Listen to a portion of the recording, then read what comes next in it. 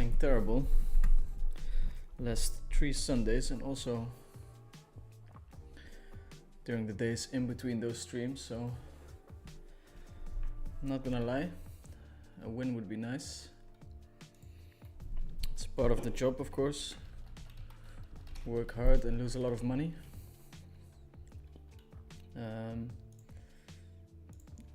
you do get used to it. But I would lie if I said that my confidence is not taking a small hit. Sometimes it's kind of tough to lose for a month straight and still believe in your poker capabilities. You start thinking that the other players passed you by and stuff. It's probably not true, but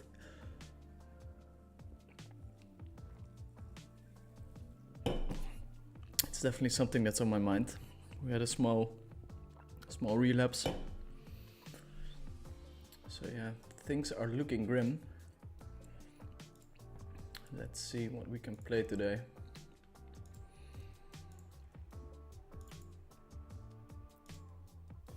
Since I'm super no limit hold'em star, I'll fire up a 1k. We have the 1k PLO. And I think the 2k is starting soon. Nope. Loud sounds, loud sounds.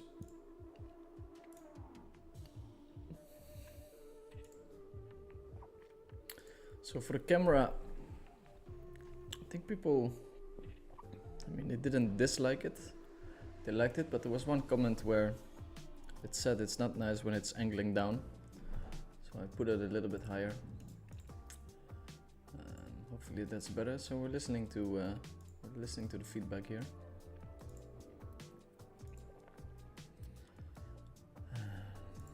Okay. A bit big.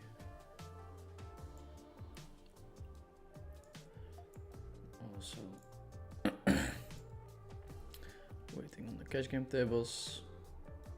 Wouldn't mind mixing in some cash. For the fun of it, just gonna open these aces. Since we do have a limping range at 50 big blinds, we want to limp re-raise every now and then to protect our range.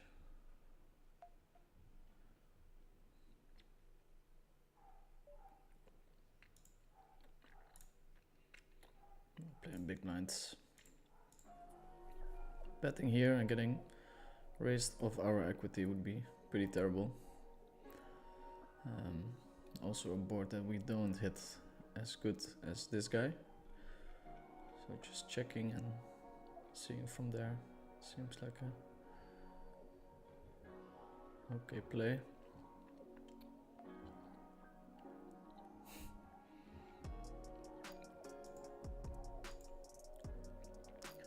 Bit annoying. People don't use the sizes that they're supposed to multi-way.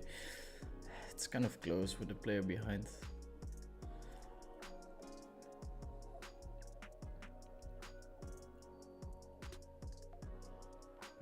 Yeah, we're blocking the queen high flush, which sucks because it's one of the hands that we're getting paid by.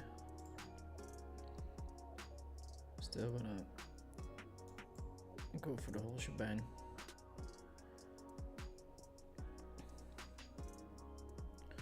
Sizing down could be an option. We're on a 3-minute delay. Maximilian saying good luck in the chat. Let's turn it around. Of course, I had my best year last year. You kind of get used to firing up your computer and winning every day.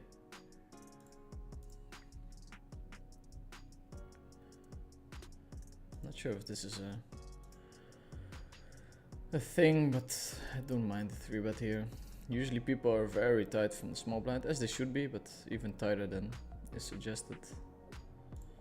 So for that reason, probably not a great move, but we have to do it sometimes. We don't get there.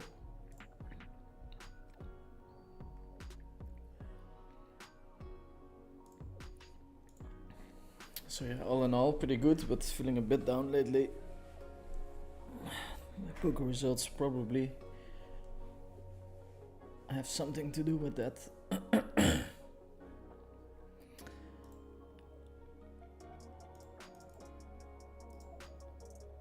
Let's see.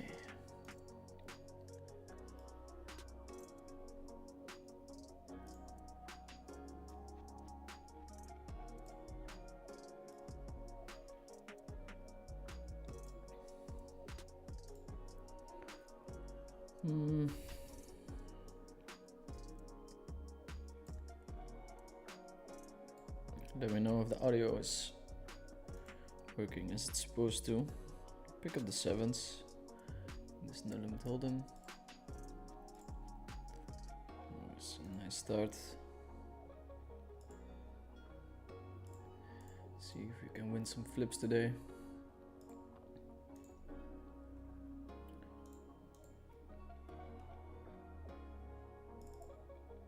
Overcall. We're not dominated, which is nice. A lot of the time we are there. Okay. That's not what we hoped for.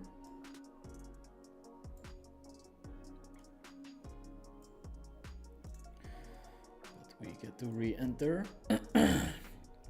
It's a bit wide. The ace for 7 deuce, but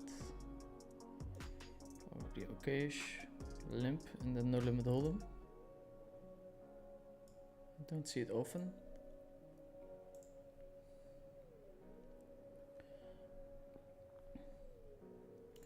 I think we can take a stab here. Give up on the river.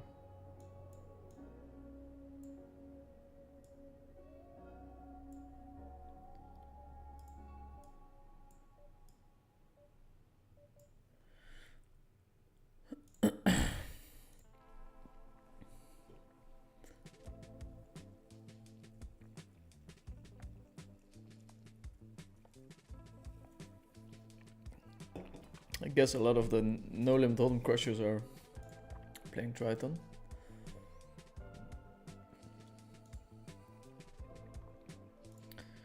Get another limp from this player, so potentially another strong player. Kristen Foxen. I thought she was playing the Triton, but maybe those guys just play the Sunday. Would be pretty sick. That's definitely possible. For the top set, somebody leads.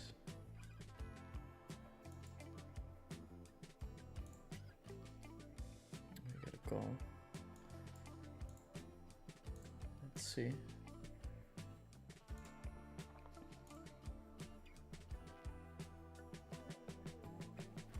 We're all in. 75%, it's not too bad. We don't get there, but we always have the rebuy button. Always have the rebuy button.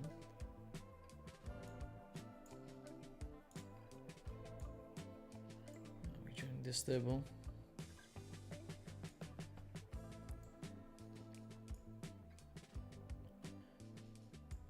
This guy absolutely crushed me 5 card not so long ago. Still have nightmares.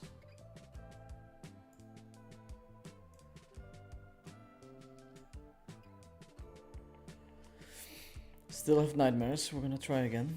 Let's see. Maximilian, Manu, good evening from France. Chaps tuning in. Good luck for any video. What's the biggest downswing you've had, both in real dollars and percentage of bankroll? Yeah, so I think percentage of bankroll is the more interesting one.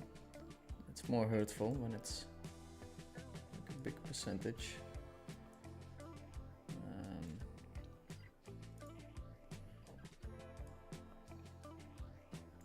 Percentage of bankroll is probably very high.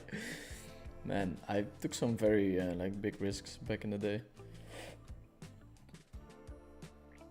I was very young, and whenever I saw a spot that was potentially profitable, I would fire pretty hard, way too hard for sure. So the result of that was that I went broke multiple times. Hey, my main, good luck for today and any cash today. I'm going to try to mix in some cash.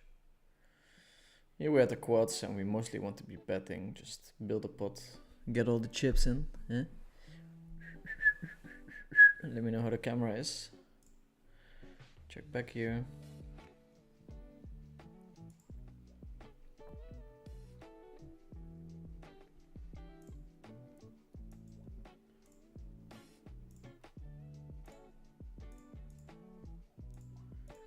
Let's see what other tournaments we might want to play.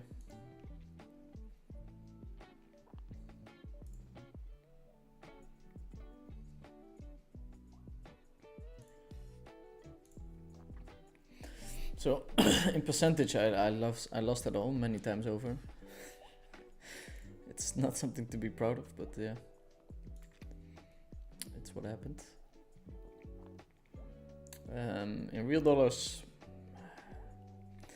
not that bad. Usually if you lose a lot of money, it's a good idea to just move down in stakes or start playing only in spots where you are really sure that you have an edge. So, I mean, at the moment I arrived in that place where I feel like I should avoid playing some of the top guys and just regain my confidence and win a couple of sessions, and then I can challenge a couple of players again. Here we're gonna raise it up from the big blind. These people should sometimes limply raise aces, but I don't see it happening that often at this stage. Alcoholic bounty main. 10k, oh boy. I guess we can only fire once because we're low on our roll. My mental game has been on the positive since I started watching you a few months back. Super chill and good balanced outlook. Thanks, man. It's coming from Vinny. Always nice. Here we're gonna go ahead and stab on the spared board.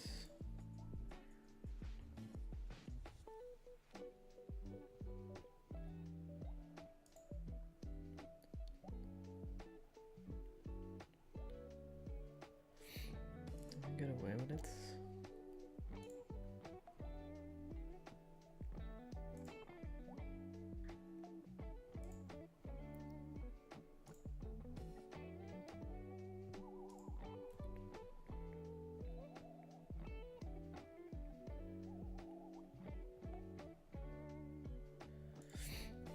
Start limp.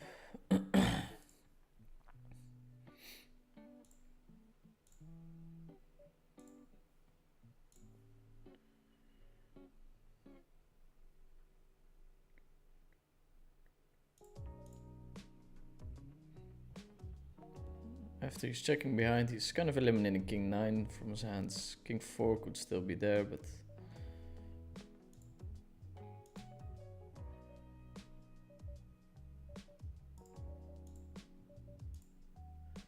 opening king 10, it's a little bit speculative.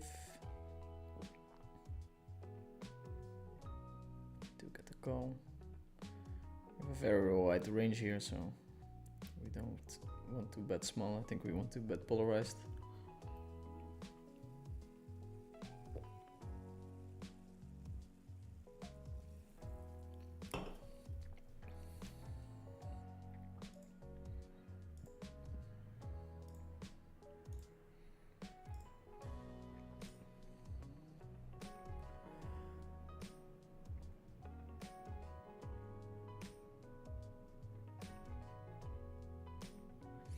Good luck from PLO Poker Coaching. She set out this last tourney after a deep run yesterday. Okay. Okay. Alexa, our final table now. Not sure what you're saying, but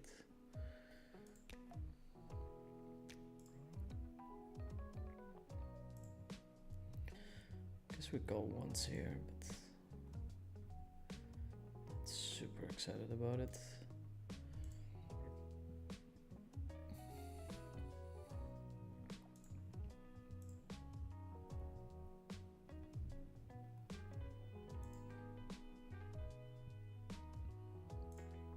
Supposed to call again here.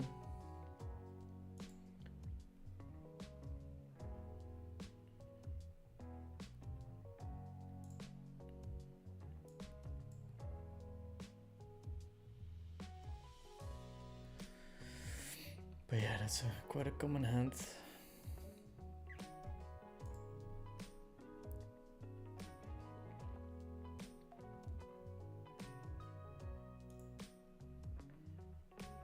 That we don't do well against.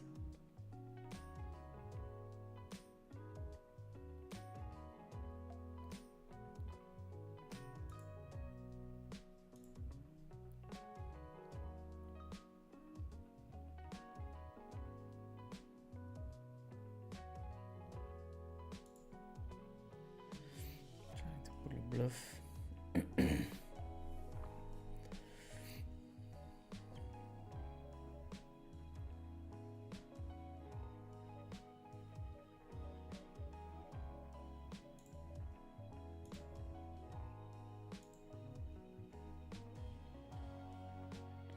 Doesn't work.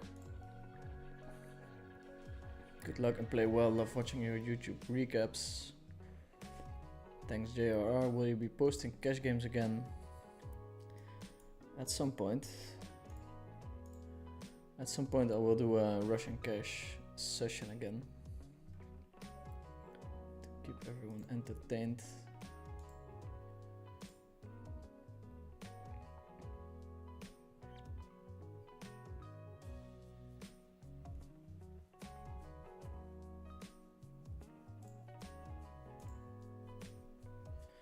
All in with the ace-9 against king-queen. Okay. No hope.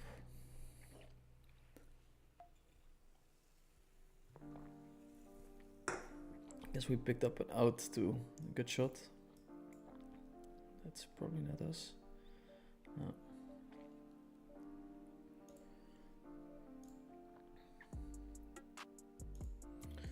Out of that one.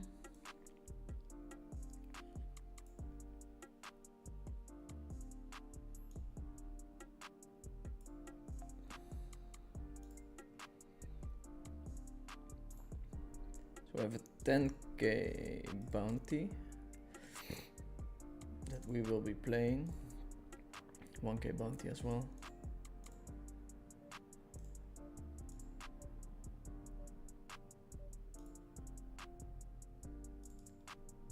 That's a big one.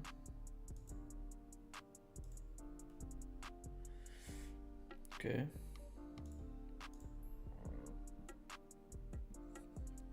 Small bet here.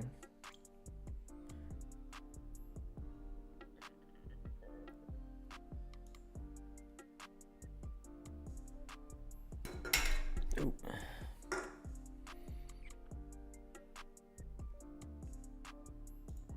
Yeah, we're calling, but not too excited.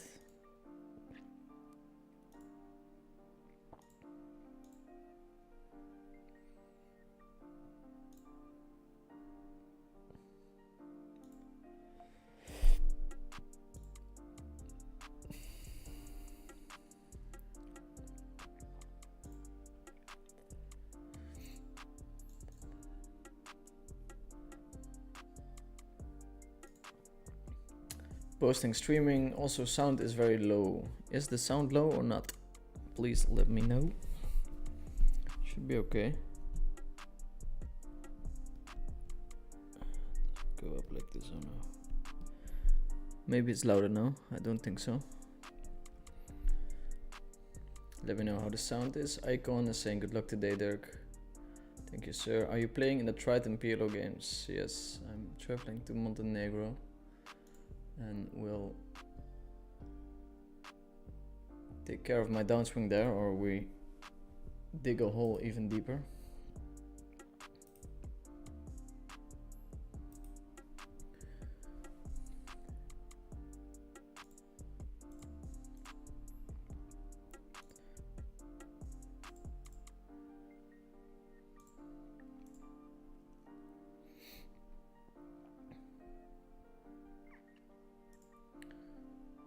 Okay.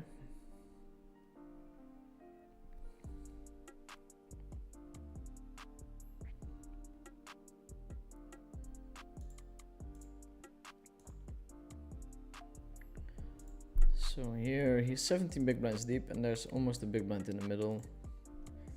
So I think we can go the aggressive route. By the way, I've been getting some shit for how I pronounce certain words.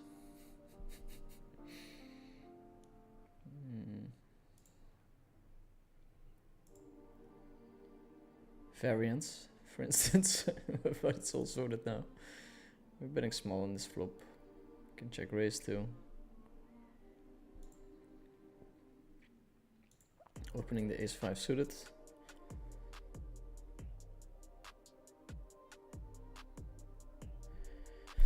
Here with the jack-8, it's a great spot to check if you don't have backup, and then bet if you do have backup. So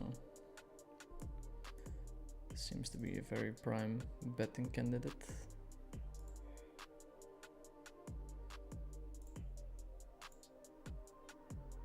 Sizing half pot.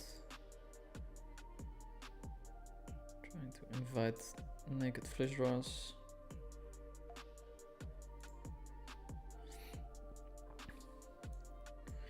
Here I'm going to barrel.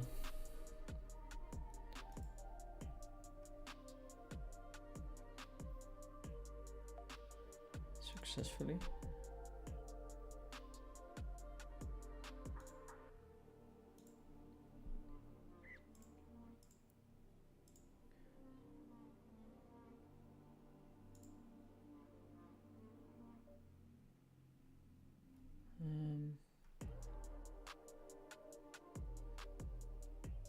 Bounty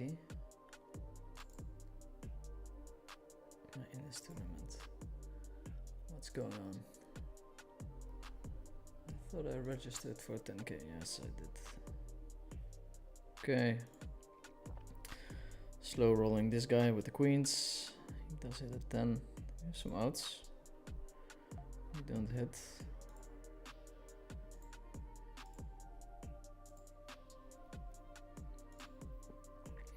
In a way, it's great to get all the bad luck out of the way before we go to Montenegro. Those tournaments, they count more heavily towards the bankroll than these ones. Sound is fine, okay. How long did it take you to reach 100, 200 NL? I never really played 100, 200 NL. Only a little bit. Mostly PLO. I mean, when I was super young, like 16 or 17, quite quickly I was there, but I went broke as well, and but I never played mid stakes for long. And I didn't do really well at 100 or 200 PLO or 400 PLO. Never had great results.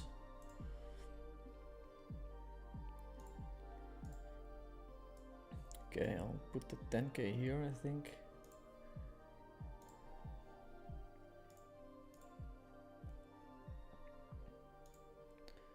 Was more at high stakes, where I did okay.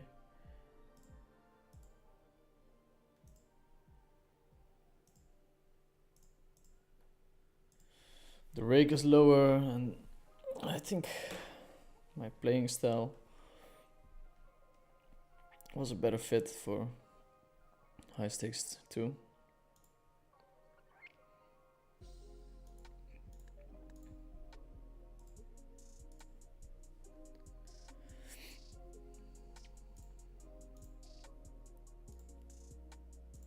Good luck from TMYSC. Okay, the 10k is coming in.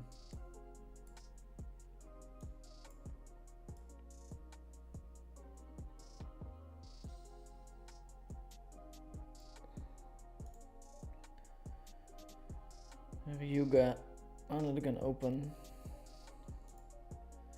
Probably close if you can 3-bet, but just calling seems to be the way to go. Easy stack off. He doesn't really think about the jam, which is funny. He does get there on the river.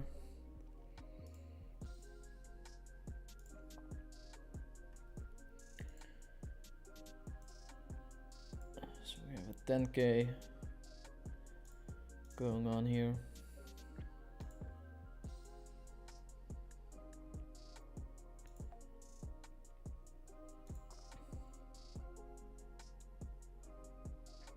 Open the first hand.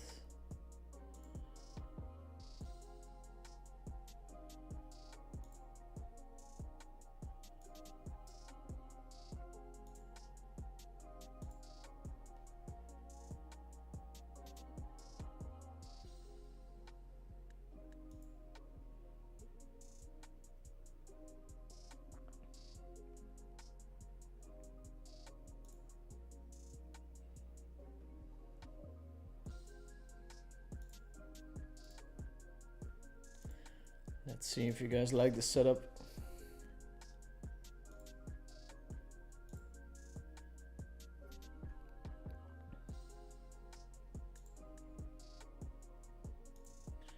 Get to squeeze with the aces. We cover both players, which is nice. It's not easy to get all the money in. To be honest, it's only gonna be 2.5 SPR if both of them call the squeeze. I think we can bet here.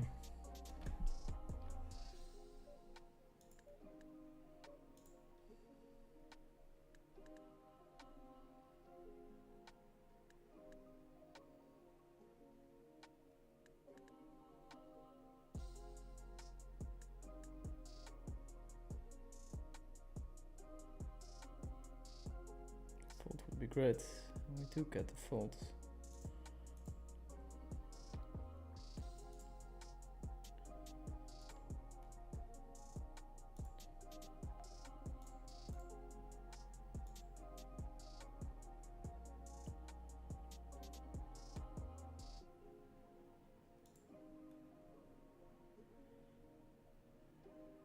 We do get to open quite wide with these stack sizes, but that's a bit too much. Will you be posting streaming cash games again? I think we had that question already, maybe. It's the same one. I will be posting a stream on Russian cash, most likely. Soon-ish.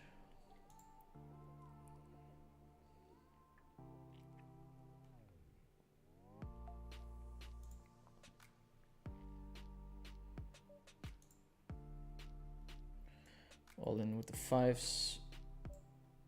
Everyone folds. This table we're gonna 3-bet the aces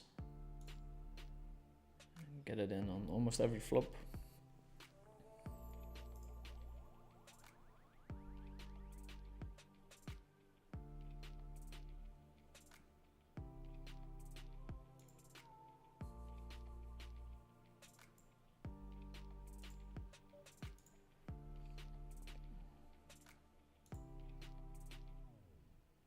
No snap call. It's probably good news.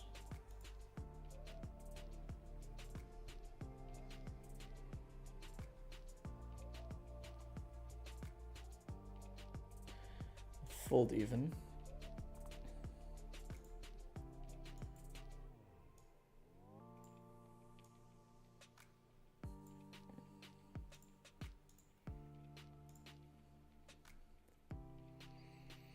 Have you always played higher stakes or did you work your way up from micro?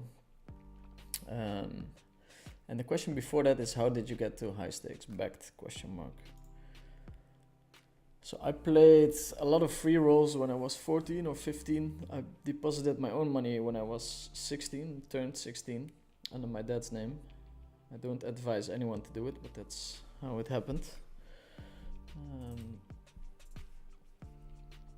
Then I lost some. I deposited a couple of times again and started winning. For me it was very apparent that poker was something that I could earn money with. I made 100k when I was 16 or 17 and lost it again. But I decided that after high school I would pursue a career as a poker player, professional poker player that is. Big spot here. Check raise on the river.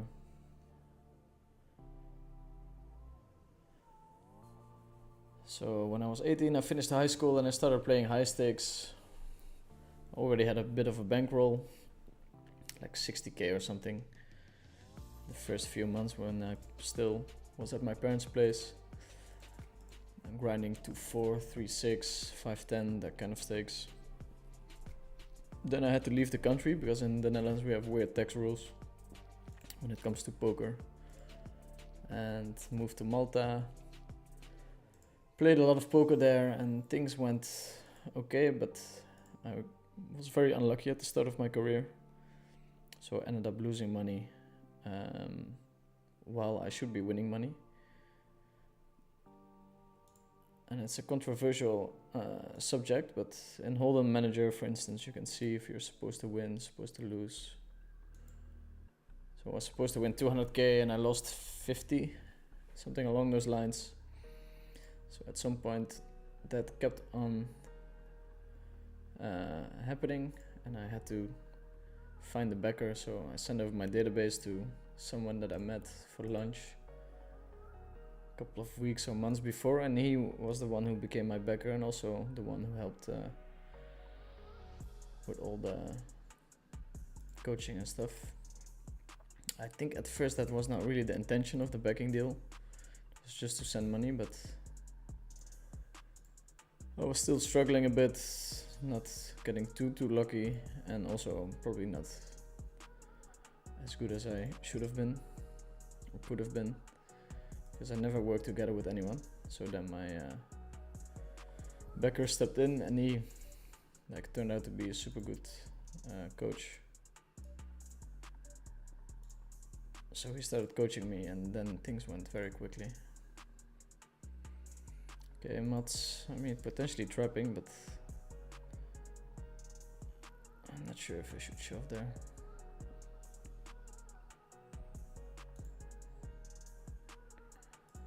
It's a bit wild. I think most of the time check is just fine. So that's the story. Okay, here, King 9-7 double suited. Wait, I'll have to grab the table for you guys. We're squeezing.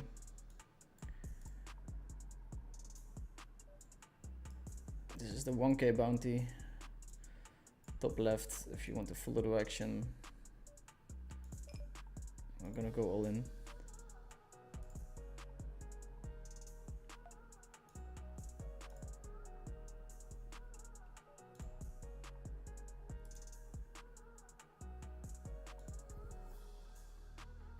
Four-way all in.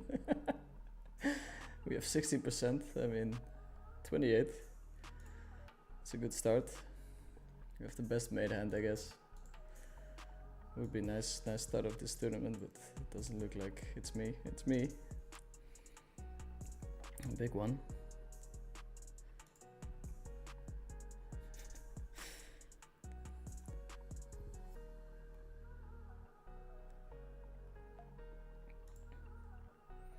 It's nice in a bounty tournament.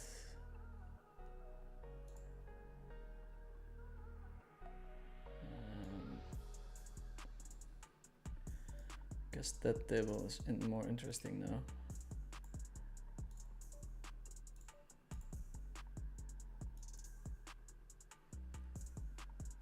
So we'll put it there.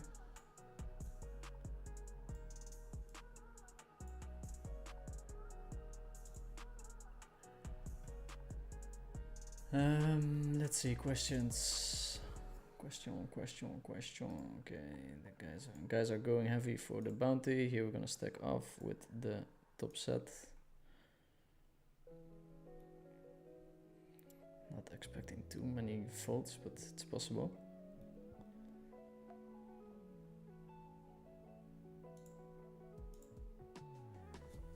Sevens would be nice, but 10-8-8-3. Super good check raising candidate. When you get shoved on, it's a bit It's a tough hand.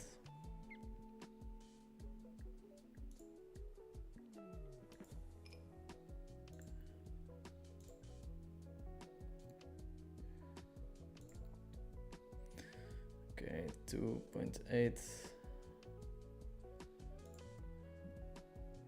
So we can bet like this, and you can still reopen the action. In the big blind we flop top, not top 2, but 2 pair. That's pretty good.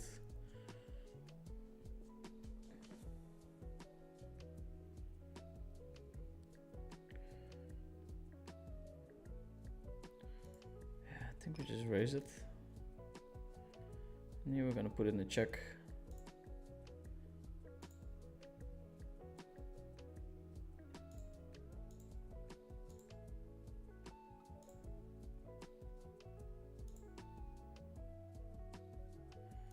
Okay, we got busted. I didn't see my hand there, but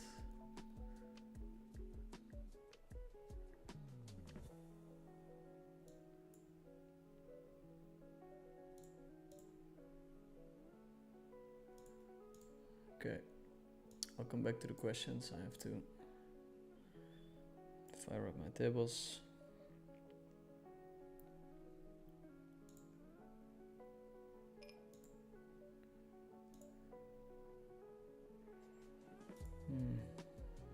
Folding.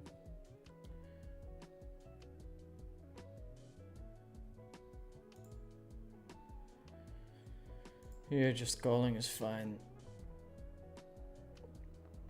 Has the flush. Didn't expect me to have a full house. When checking back.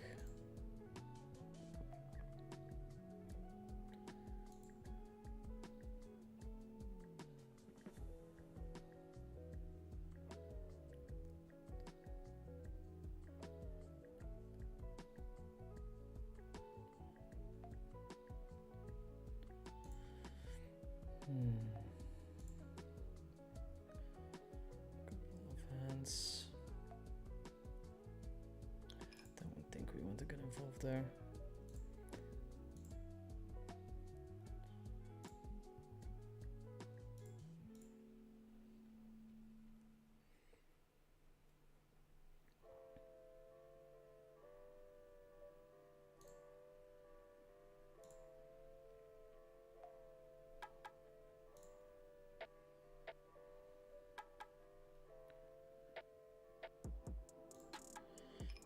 Hail Mary bluff if it's possible, but I'm not going to do it.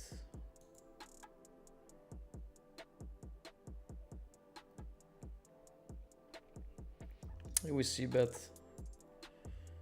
No, Taro, very capable player, but it's kind of nice if he folds, and if he calls, we still have plenty of ways to win the hand.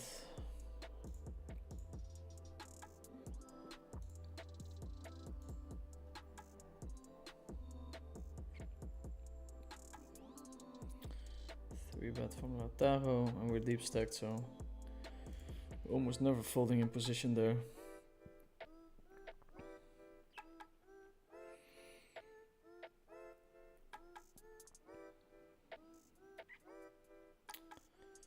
Flop 3 for kind.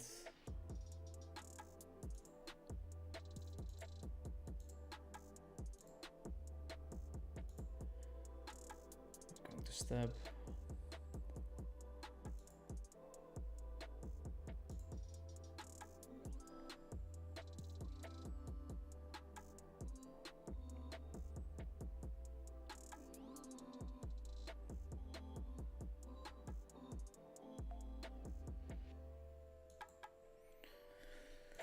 Pick up the jacks, bottom right table.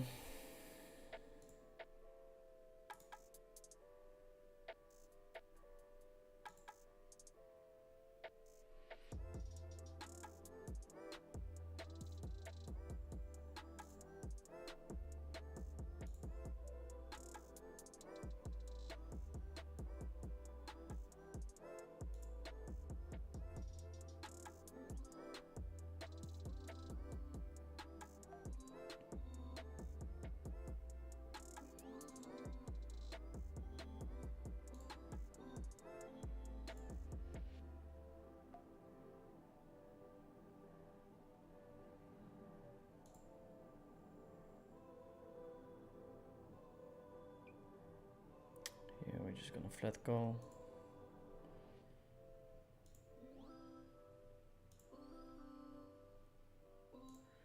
The checks I'm snap folding. Probably have to think about it, but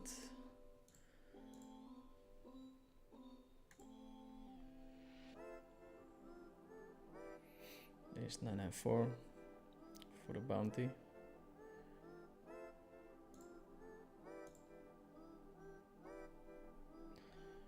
That's something.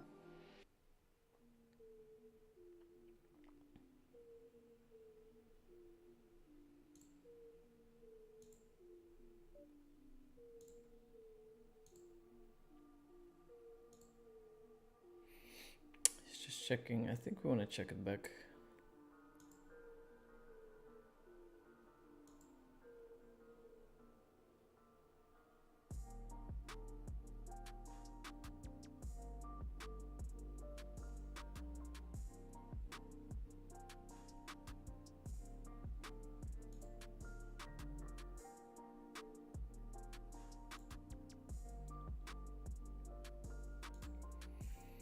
Interesting spots.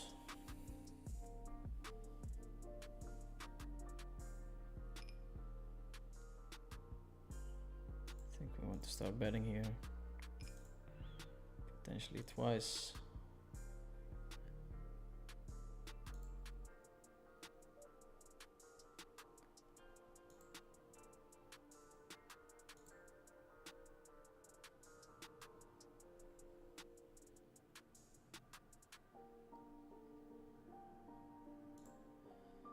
Be a bit tricky on the river, but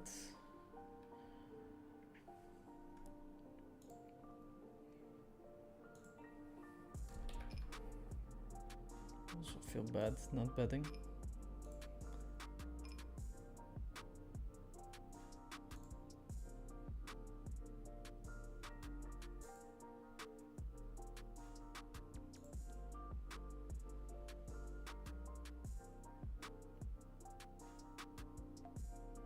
See what he has. Wow.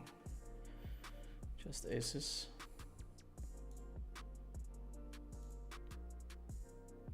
Let's move as a hero goal.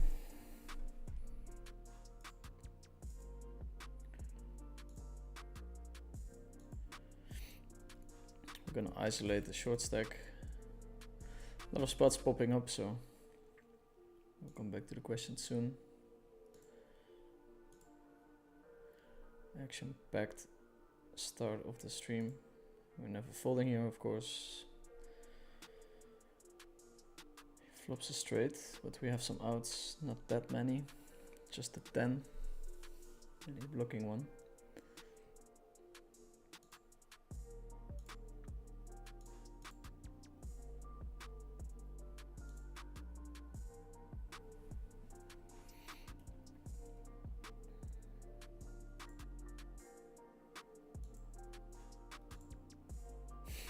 This is not an open. This is not an open.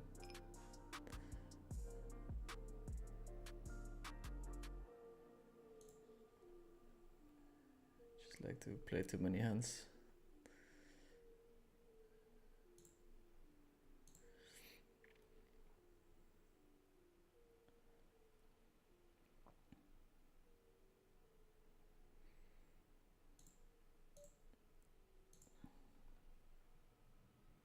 If he opens, we might have a reshove here. Also now I think shoving might be a thing.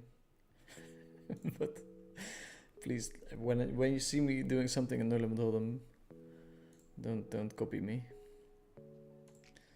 I've done very little study on the no limit hold'em tournaments.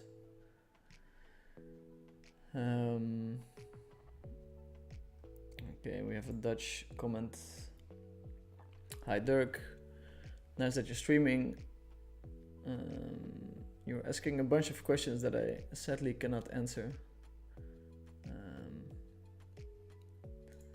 So, sorry about that, hopefully you understand.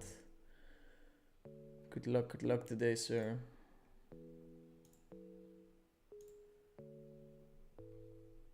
What made you pursue PLO instead of no limit hold'em? for me, it was way more fun. We can lead here, we can check race. For me, it was way more fun. Everything made way more sense. Just clicked with my personality, playing style more than No Limit Hold'em.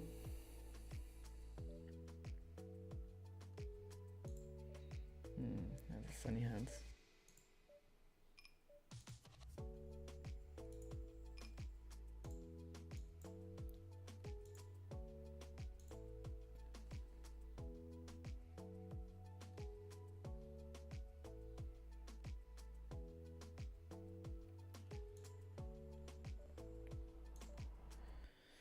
Funny hand. Jesus, so many spots. A lot happening. Also outer tables.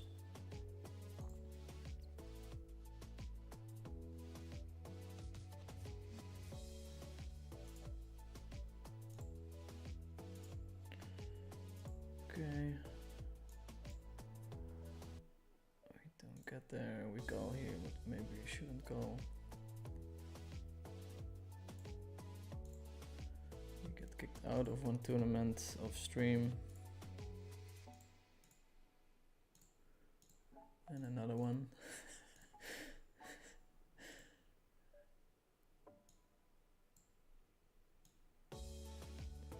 Okay.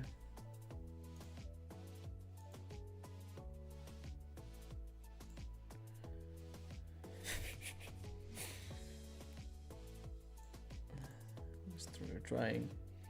At least we have a nice little stack here. That's always nice.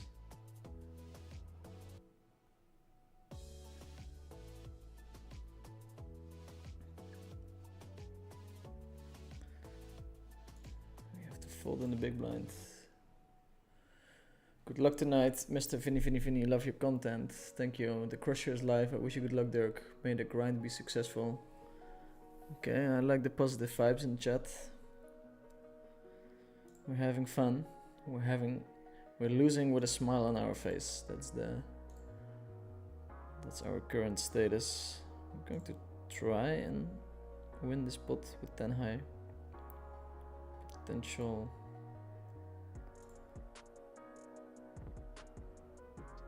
Draw as well.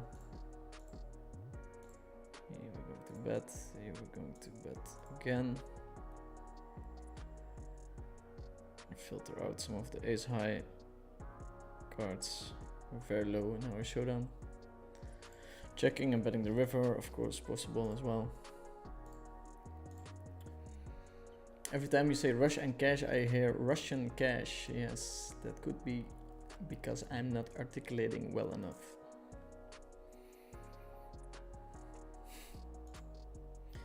We have an all-in. Fair fight. He's got a couple of extra outs. There's the split pot.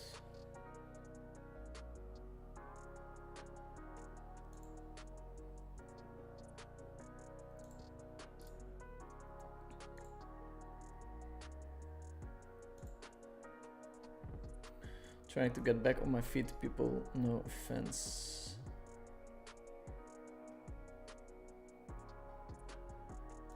Sure what you're talking about, sir, but yeah, limp is fine, I think. Opening and being 3-bet with that hand is not great.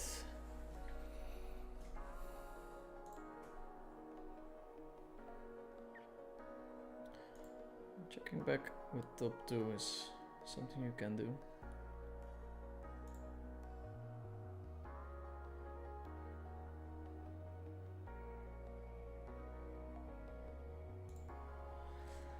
Now we're gonna bet, potentially twice for value. Easy open on the top left. And here we're going to go for a fancy raise.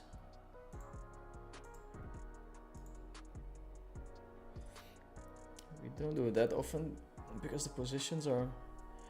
He's opening quite tight from here, but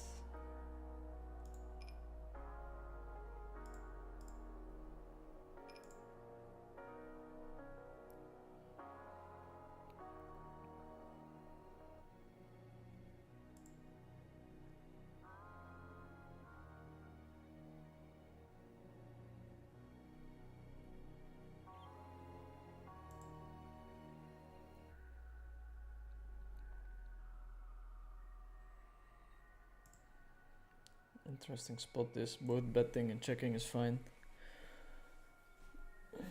This time we're gonna go for a check.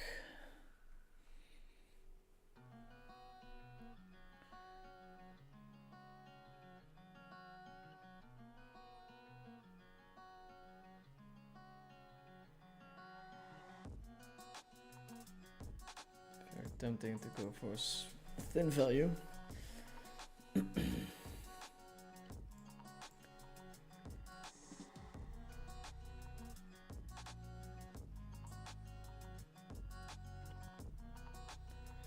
Let's see if we're too greedy.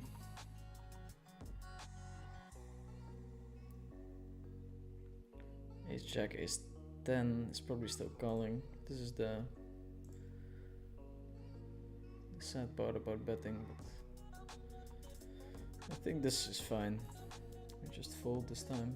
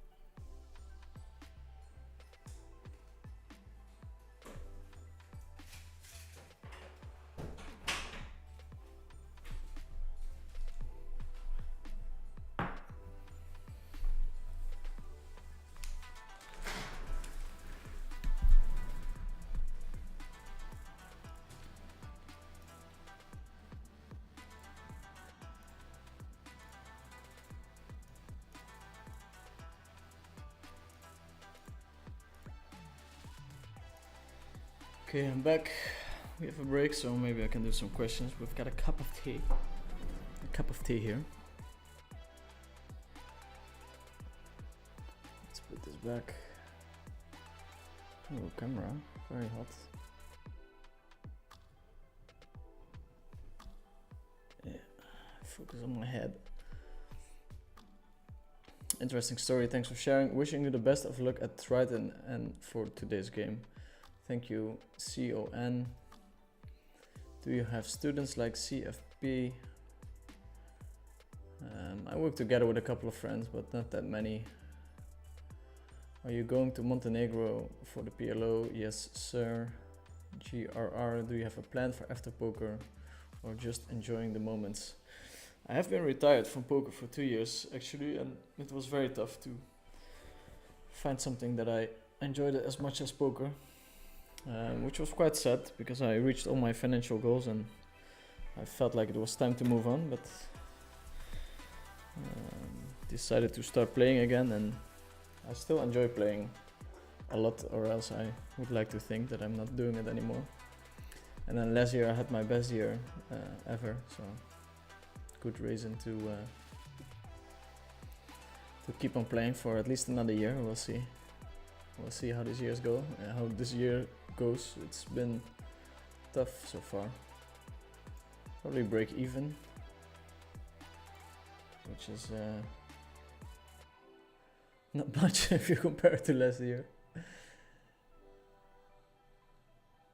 Let's see, questions. I cannot answer your question, sadly. How do you think a guy like Omaha for roles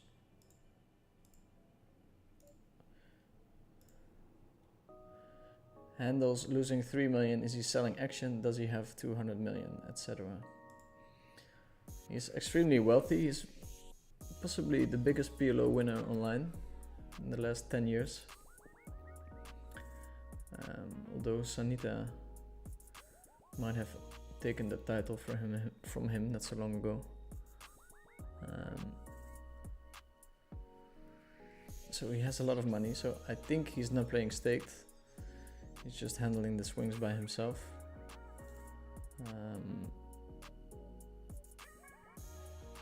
Yeah, we're just gonna jam. Like, theoretically, probably not completely approved, but I think people just throw in their stack anyway.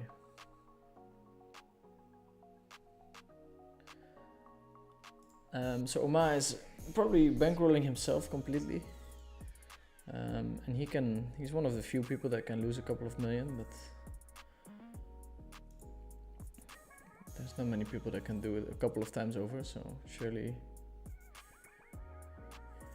he has to pick his spots a little bit from now on. It's a 3-way all-in, a set of 5s and a 9. Obviously, terrible card for us. But we should still have some outs. 44%, 100%. Wow. Wow, look at these people. Stacking up very light. Stacking up very light. We're gonna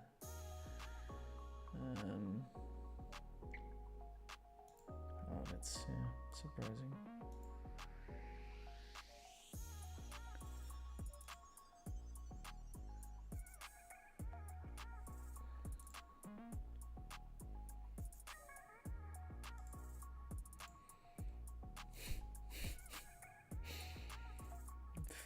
Fun.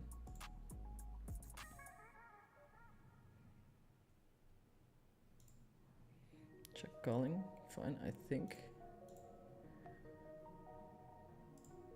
Check raising, of course, an option, but can't win every hand. I'm gonna fold this combo. Funny bet on the turn. 7's easy muck, I think. But the no limit on them crushers can let me know, huh? I know nothing. I know nothing.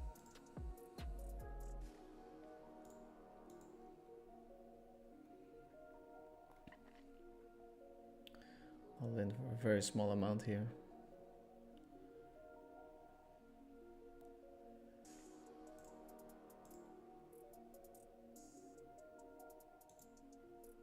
Going to complete with this hand.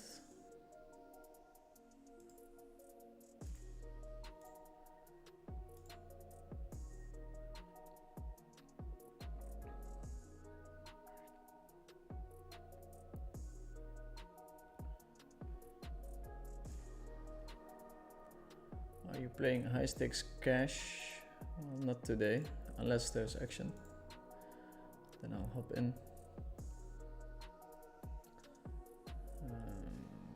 Fun hand.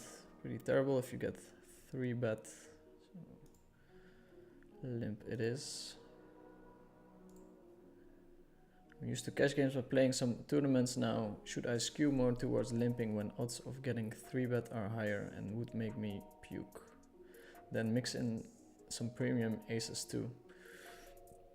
Yeah, sounds like a very good like attack plan. You probably just want to run the sim for the spot that you're talking about and then drill it a little bit, but I understand that not everyone takes it as seriously as I do. This guy's calling again. He's known to hero call. I mean, this is a standard call.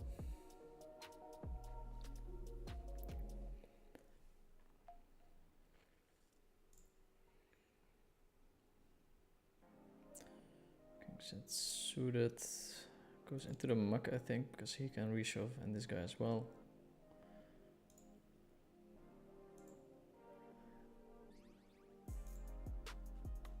This guy pulled bets.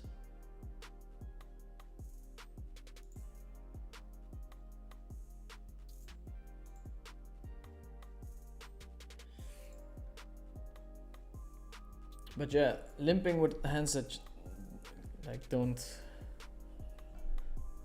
are tough to call a 3-bet with, and then limping some premium aces to limp re-raise to protect your limping range sounds very good.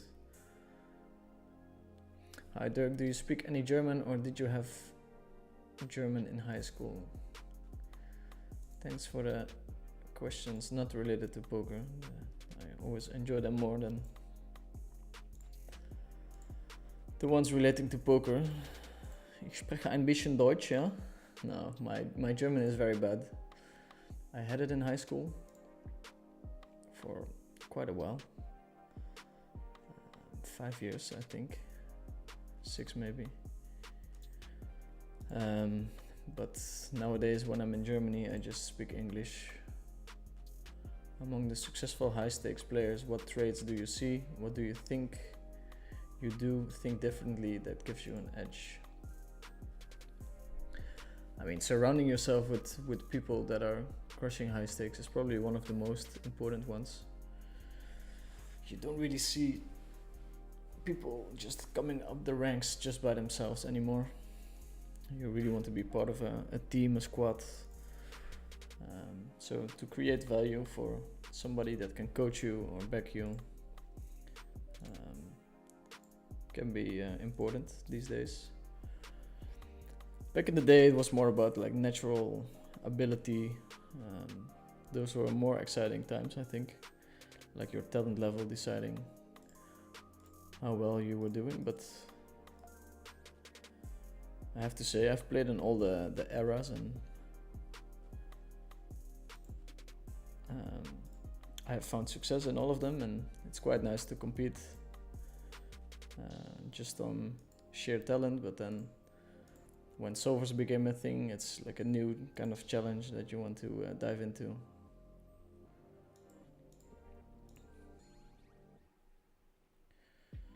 Okay, we open with the Jack, Jack, Deuce, Deuce. It's kind of close, but since we're in a bounty and he's kind of short, we have a relatively easy peel.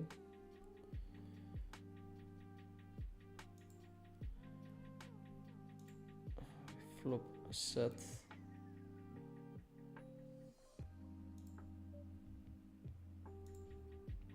Goes overbet all in, which means he's probably not the strongest. I mean, pretty strong, stronger than I expected. 70% for a bounty and some chips and change. Here against Martin.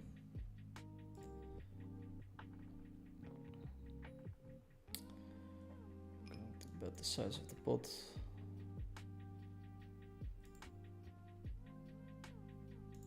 Martin calls. King 7, yeah, can't do anything else. Overbet all in on the river would have been nice, but I have no idea how to balance it out. You said in the past that PLO 5k is oftentimes not worth your time. Just curious, where do you typically find high stakes games that run regularly? I mean, on a lot of the like normal networks, there's always been a lot of action historically. It's been a bit slow this year, and especially this month. I think some of the games are moving to private plays or to a live setting, so you have to become a little bit more creative in terms of finding games, and it's becoming part of being a good poker player that you get access to good games. Like back in the day, was the most important thing was being a good poker player, but these days the politics and the action is changing, and you have to adapt. There's a lot of poker players that solely focus on being a good poker player, and I think it's becoming less and less important. I know plenty of guys who are way worse than me at playing poker, but make way more money than me. I mean, not last year, but you get what I'm saying. I think.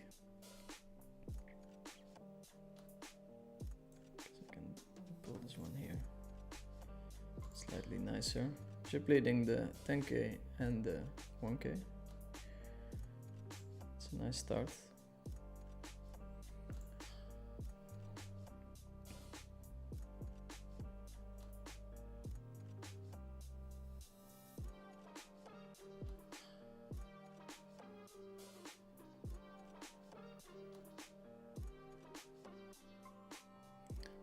River, we just have to check.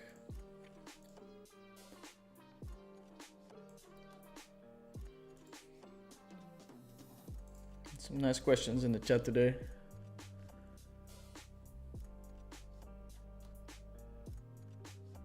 So yeah, you were asking about what kind of things give me an edge, like analytical ability, more so than being good with numbers. I think that's greatly overrated. Just playing a lot of hands really helps as well. You get a good feeling for the game.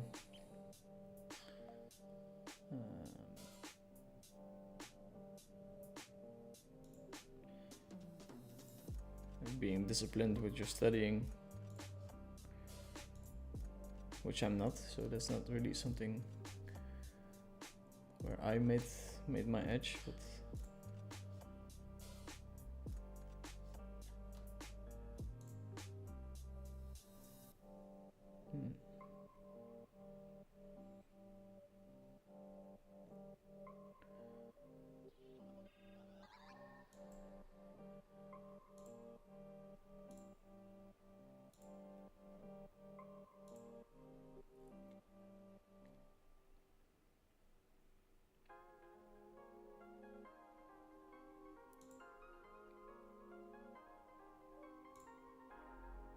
yeah, I have to think about it for a second.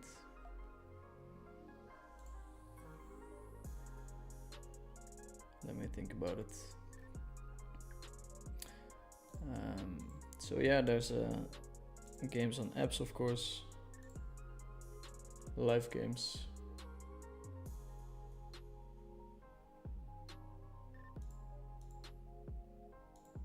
And regular networks, those are the places where you can find them.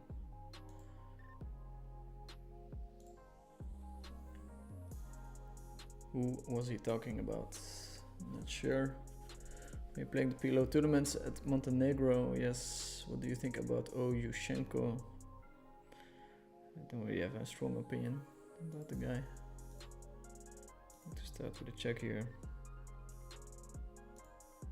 Tempting always the ace-4 suited, but against another gun open it's just a fold, I think. What is the C draw? Why do they move the chip leader to my left when I'm second in chips? Good luck, mate. From Sepster. Ah, that's this guy. Watching the stream. It's good to see that I'm not the only one watching content.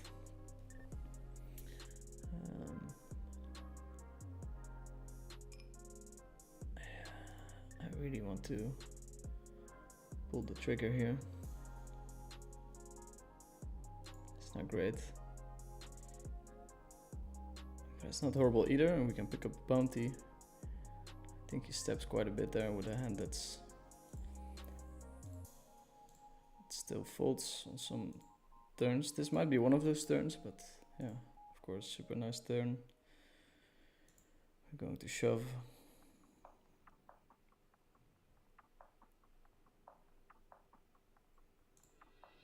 Very hard for me to have bluffs here.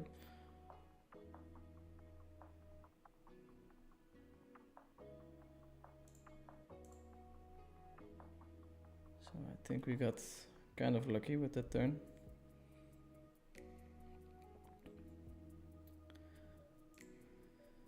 Sep with a lead, we're going to raise with the a7.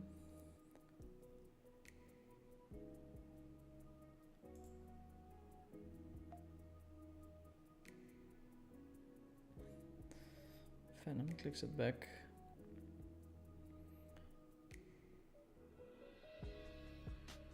Not going anywhere, but yeah, we're going for the cheeky 3-bet. Still fold against the shove.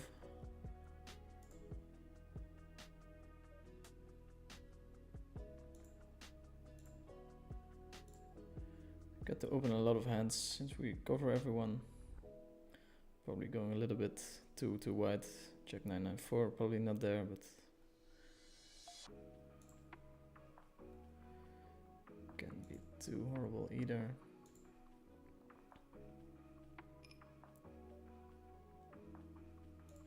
Got to call again. It's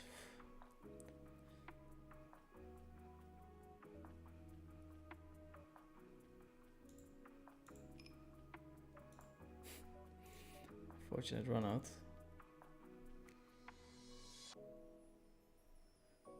We beat 7-8, but it's kind of likely that he has 8-8. We're going to call, of course, but we're not super happy about it. Can shove the same hand. Queen 7 maybe. Yeah, it makes a lot of sense. It's a shame there were a lot of chips there.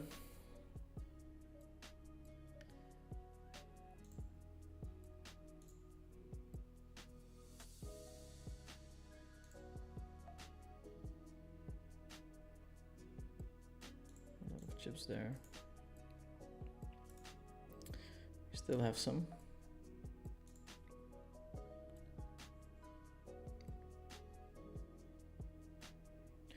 Never go broke in a limp pot, that's what they say.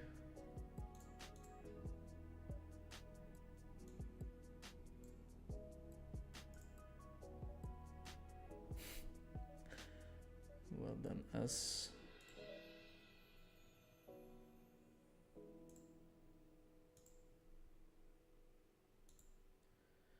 Well done, us.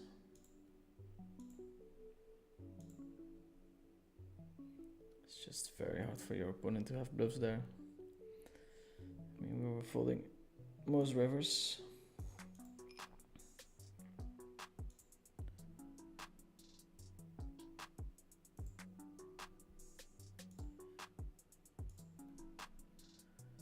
Hi guys from Dubois Momo. I'm not sure if I'm saying it right, but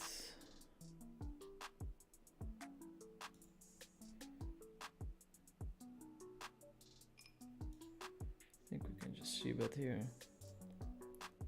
Going to try to take the 8 to showdown.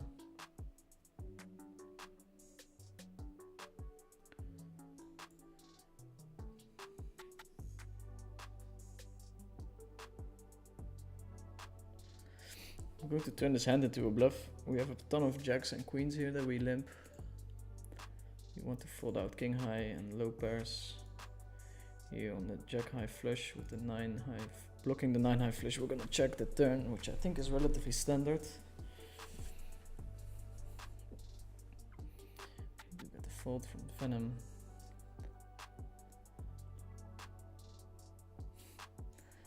Small bet. Le François. I don't think we can consider folding here, but inducing with the kings.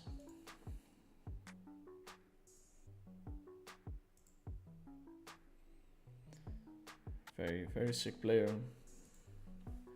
Maybe together with Ben86, the best two-way player in the world.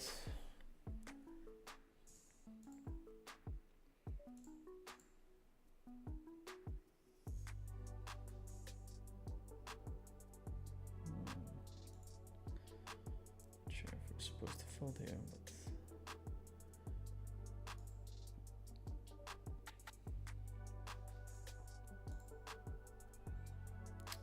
see betting and getting it in. Maybe potting is better.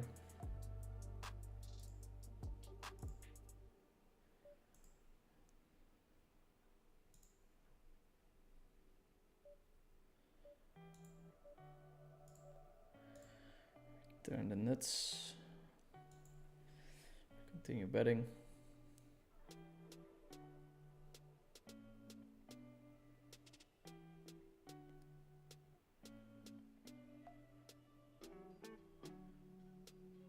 Call from Seb.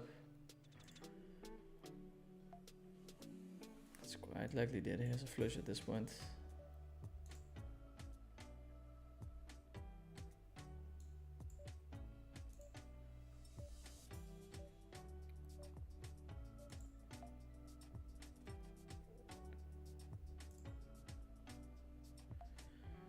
We're on delay. He's calling. King high flush. Yeah, what to do? Nice hand to shove as well on the flop, but 2.5. If we make it this much, we can reopen the action. If I'm correct.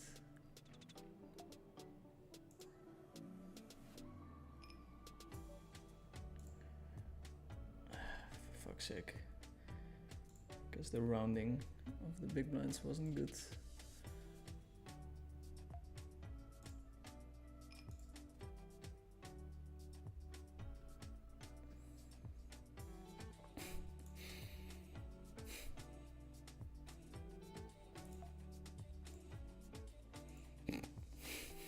God damn it. I guess I should click and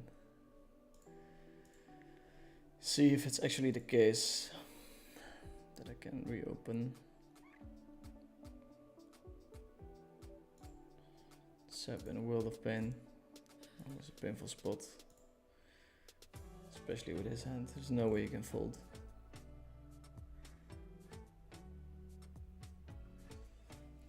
You're gonna play Montenegro? Yes, I'll be playing a Montenegro.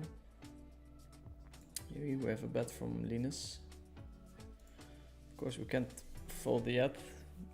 Still have some outs to the nuts and potential bounty as well.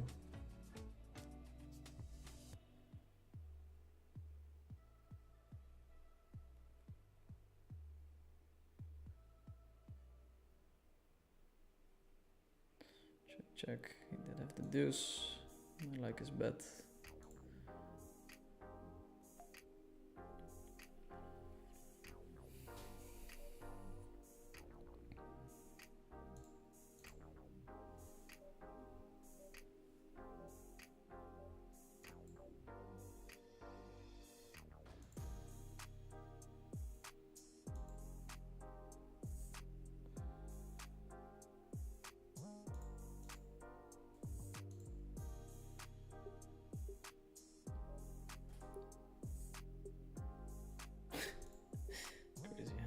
Table.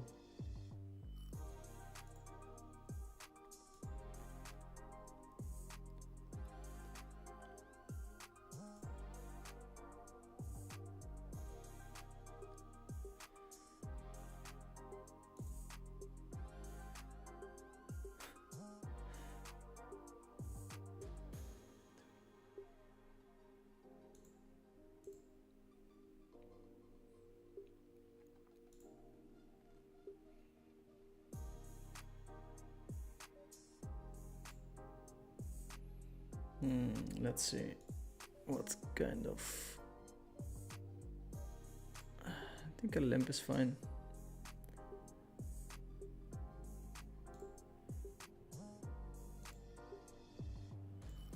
I think a limp is fine, not sure.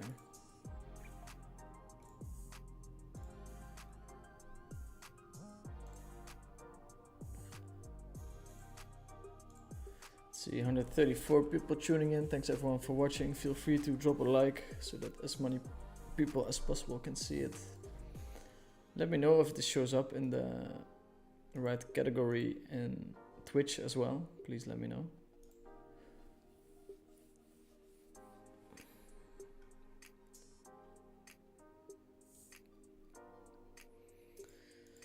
Please let me know.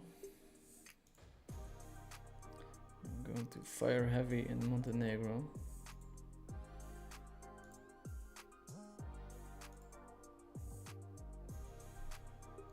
Might be the end or the start of my biggest downswing ever.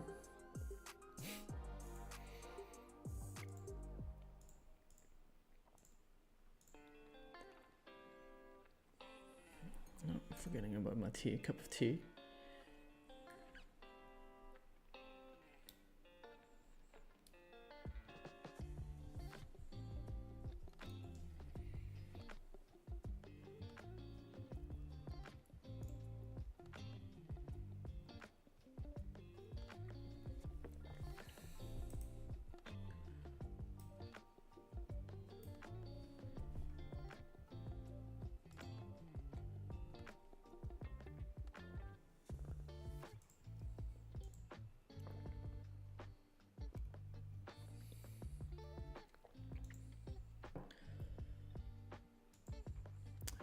Fold.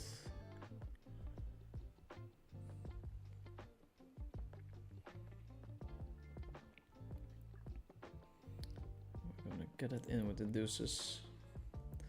Here, easy to overfold against a small size. We have a spot.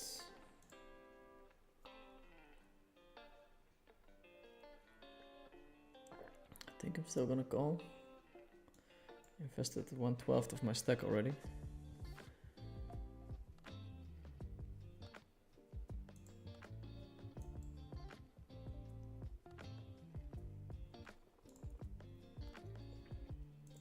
We're very far from the money bubble. Sixes and we're in terrible shape. Split pot. I'll take it. So Kessler, 3-bet the guy, very tight opening range.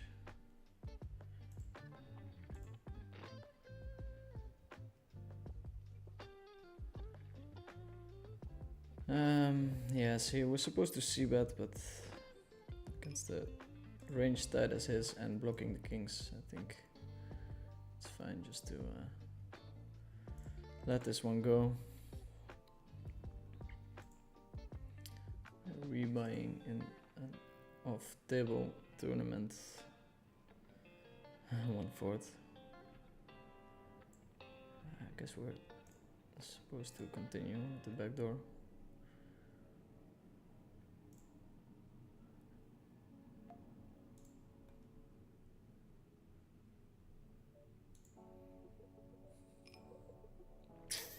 Folding this one might be controversial.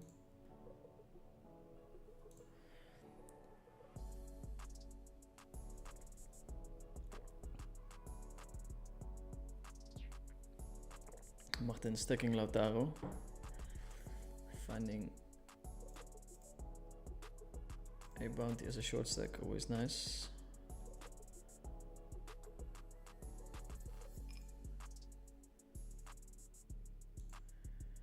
Lamprey, that's off table.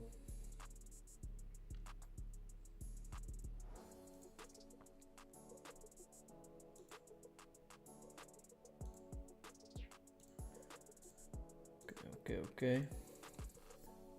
Good in Twitch, sound levels are great. Thank you chaps for the feedback.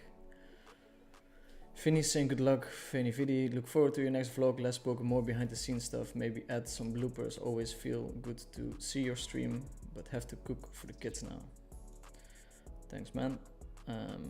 There's a vlog coming. It's going to be mostly stuff not related to poker. So that's coming. How to deal with those swings. You're not stressed about it, just a good bankroll management. In terms of percentage of my net worth, it's quite insignificant, my downswing. So in a way I should not be complaining at all. But yeah, it always sucks because even if you're doing very well in a lot of other areas, poker is the thing that I put the most time and effort in. So if things go wrong or I get crushed, it definitely fucks with your mental a little bit.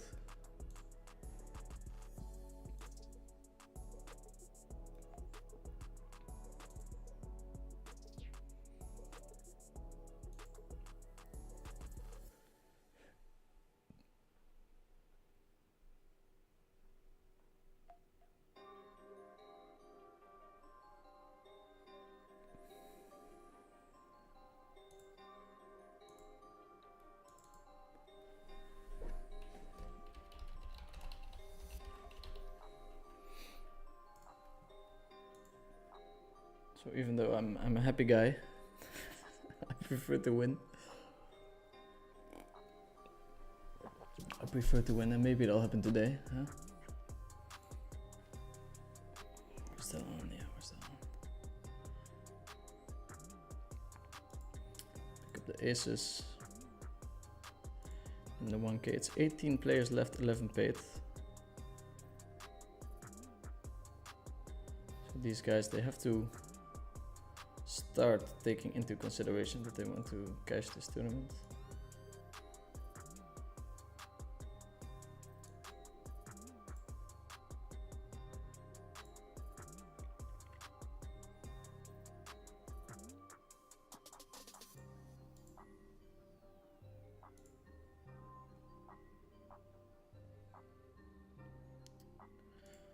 Seb is deciding to open. He's gonna find out the bad news.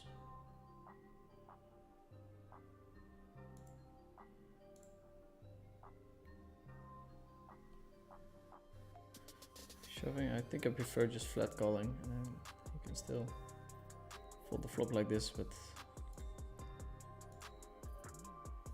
it doesn't matter too much. And it seems not that significant, but it's very nice to pick up a pot like this.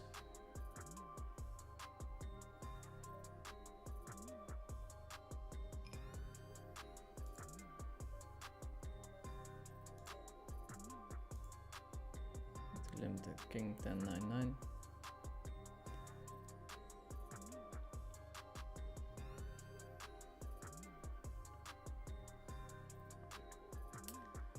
And that we could use as a bluff. But somebody leads already. So we're going to fold most of the time and sometimes maybe put in a raise. Bobby James Poker, what's up Derek? We'll shout you in the week. Bobby James Poker is making some very interesting content. You guys should check out his channel. He's been crushing me in terms of views, and I know there's some time going into those videos, but if you look at views per hour spent, he's absolutely crushing me in terms of creating content.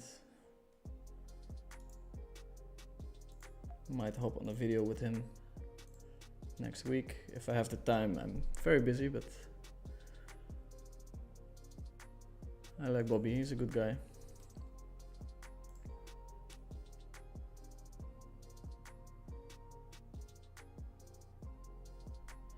Ace 5 suited is going to be a shove if my opponent's fault. Even if this guy min raises, then it might be close. There's just so many blinds to be picked up.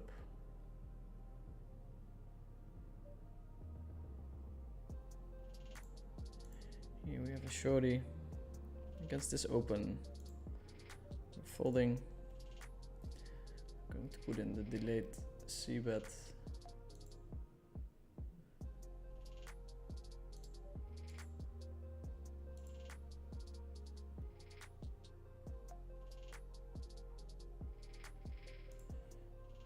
suited. That's good enough, I think.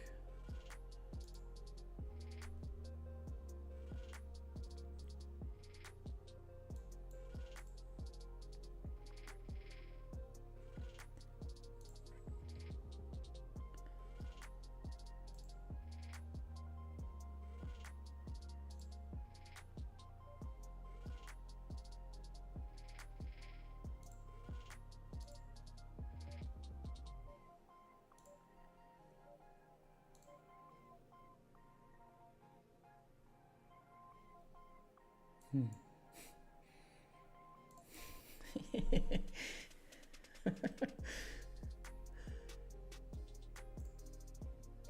think I'm going to call.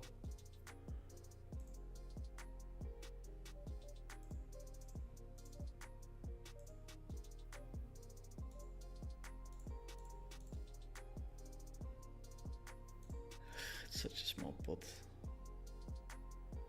I'll fold. I can be a little bit too greedy in these kind of spots.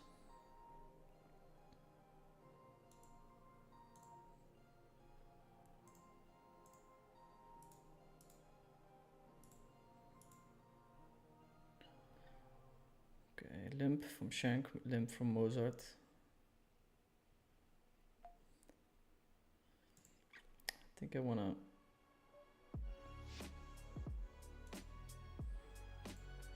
ramp it up here with chip leading. We want to put some pressure on our opponents, and this hand might be a nice one to do it with.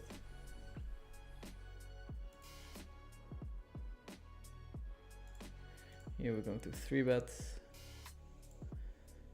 I would say that in a solver it might be 1 or close to 1 already, so considering that we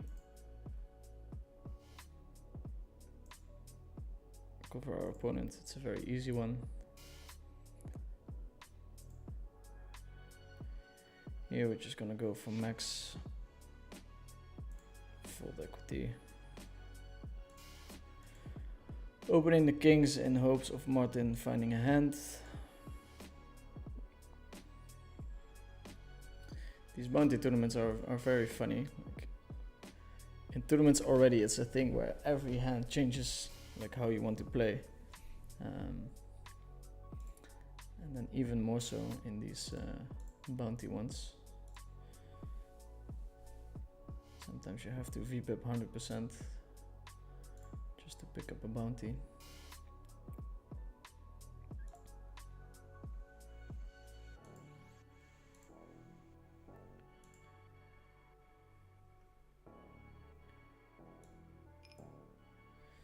Here we're going to bet for 3 streets.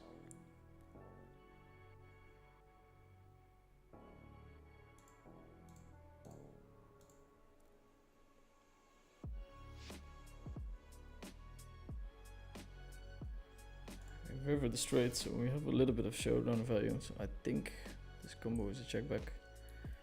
We're beating 2 pairs sets. It'd be a bit wild if we start bluffing this combo.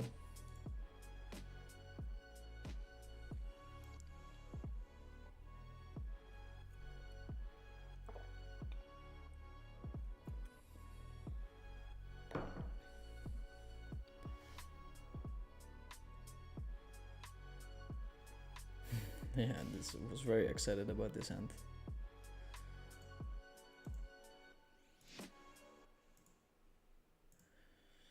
Francois opens, which is funny because he hasn't been opening much.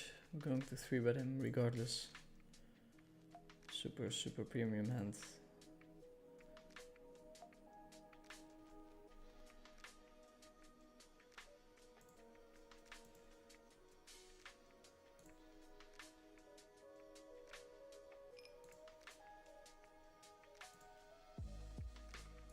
Nice hand to open.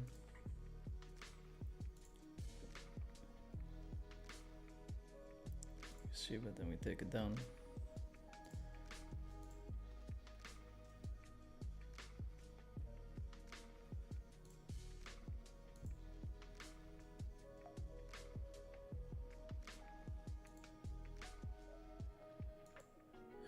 Calling, but It's not a great hero calling hand. Against the size that small, we just get out of the way. Here we're in a great position. 16 players left. 11 getting paid.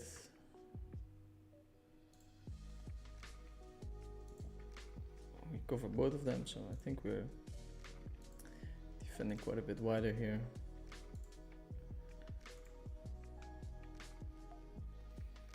Open.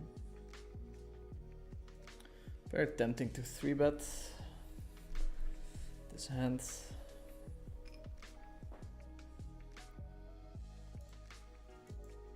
I'm gonna do it anyway.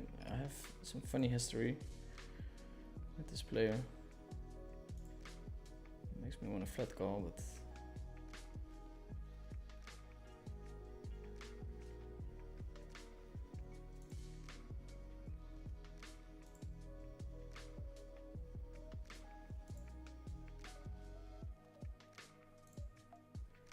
let's find the call.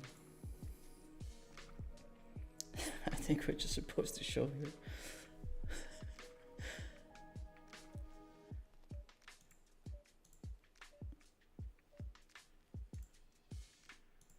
No snap call, please.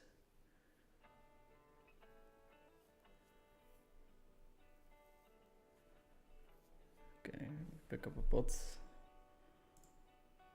Oof, okay.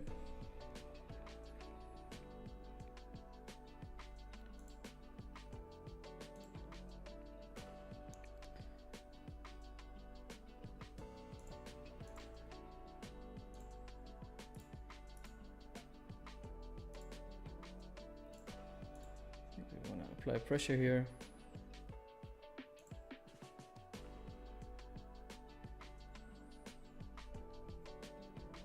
Fun hand.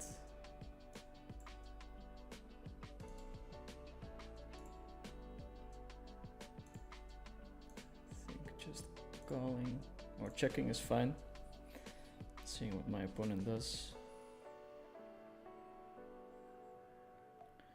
Checks it.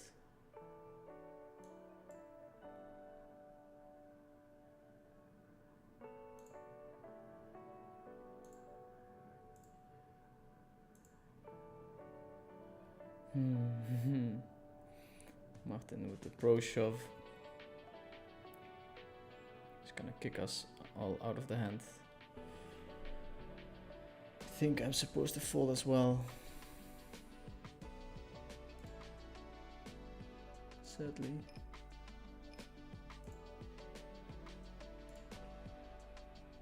And here as well. Did have the aces.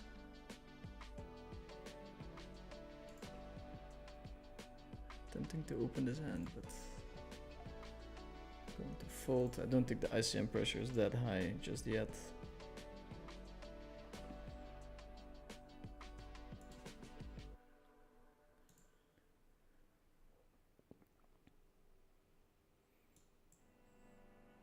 I'm going to do something wild here, lead. We really want to get the money in. He does have aces there sometimes. I'm unblocking the draws as well.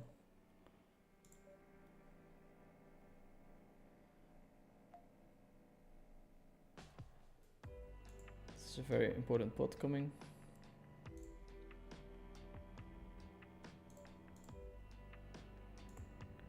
If we win this one, we cover our opponent. Does it look like us? Yeah, I could probably just call, might be slightly better anyways, put my chips to good use, good luck, good luck. Thank you, sir. Yeah, it's potato, potato. It really doesn't matter that much. All in. Outer table.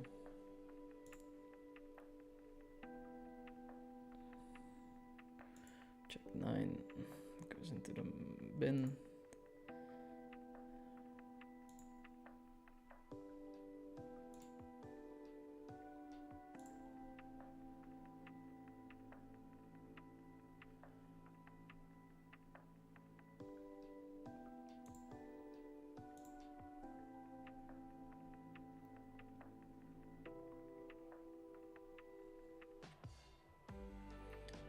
blocking any pairs on the board.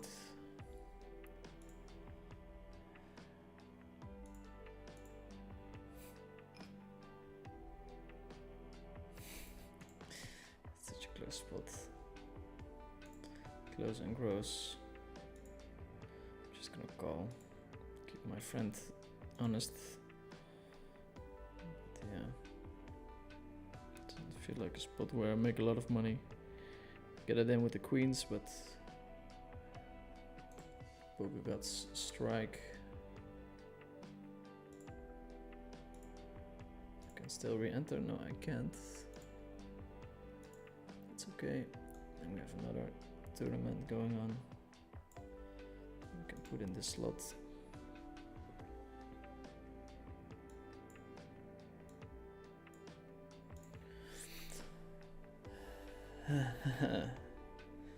Funny hand.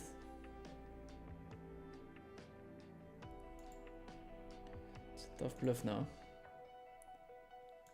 I think I'm gonna check because I know that my opponent is extremely balanced. It really sucks, but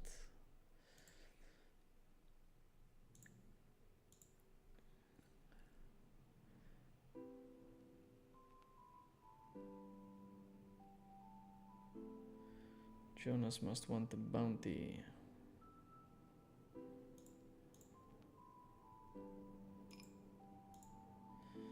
Check once more here.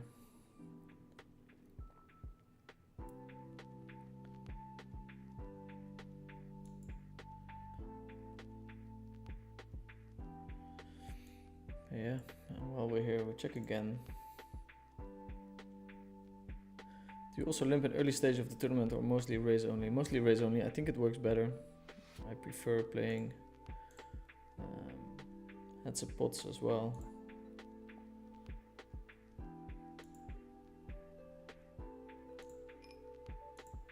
I think people react too passively against raises too.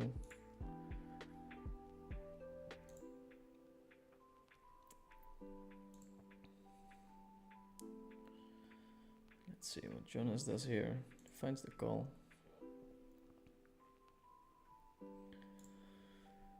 5 high flush. It's a non-believer.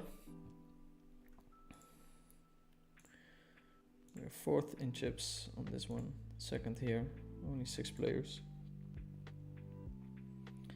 Have to keep an eye on the bounties. Maybe I want to add another table.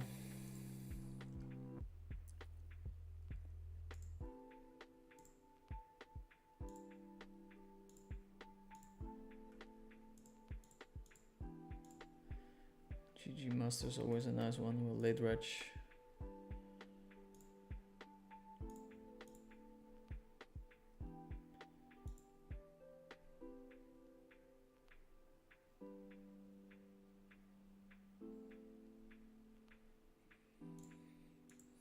Easy open this hand.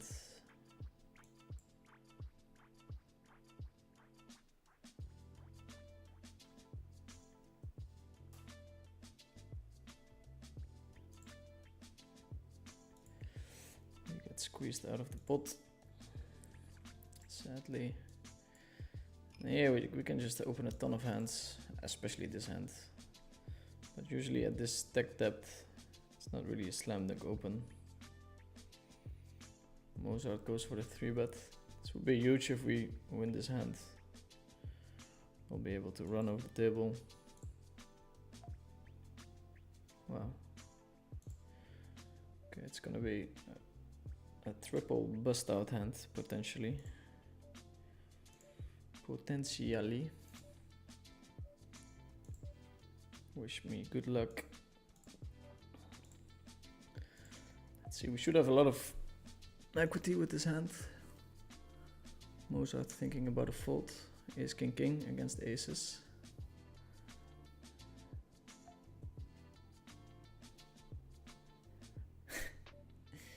Yeah. We dead. Too bad. Going to call again with the flush.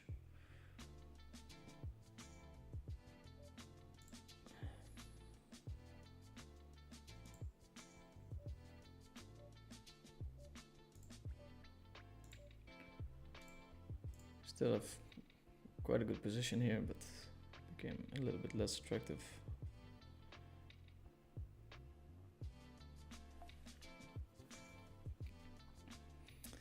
Here we have a funny spot. I think we just call and make up our mind.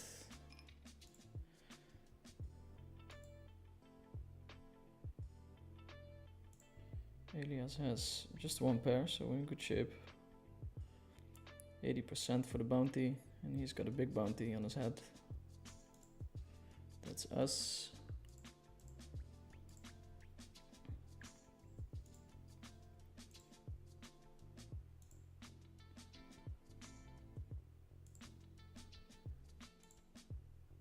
PLO Hertz saying thumbs up. Okay. I think Bia with the limp.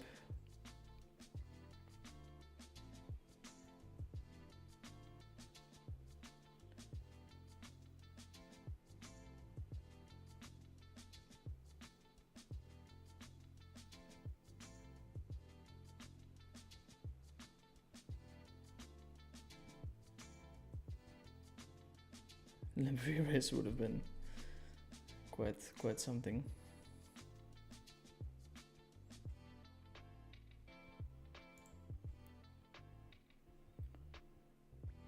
Not taking his time. Comes out with a bet.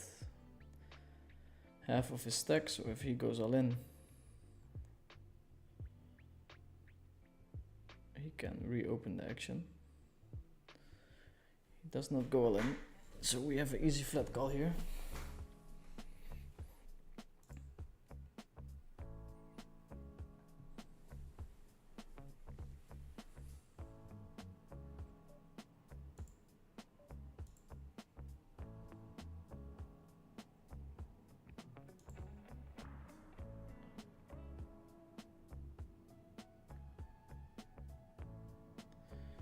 Was thinking he might come with the overbet.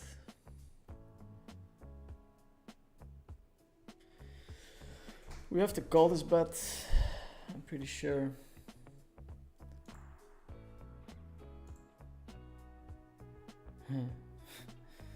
Trouble river.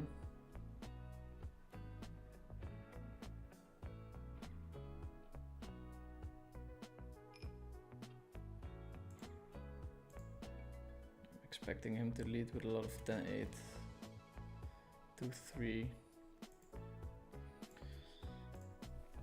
A lot of sets, of course, as well.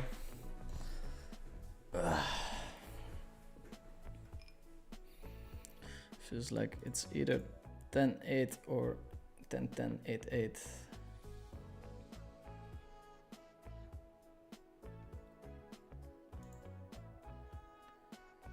I think I'm just gonna fold this one.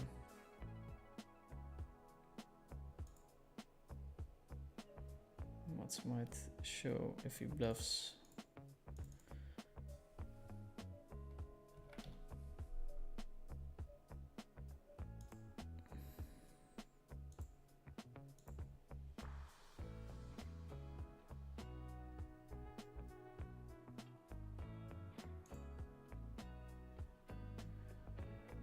Yeah, we're going to continue telling the story of having the aces.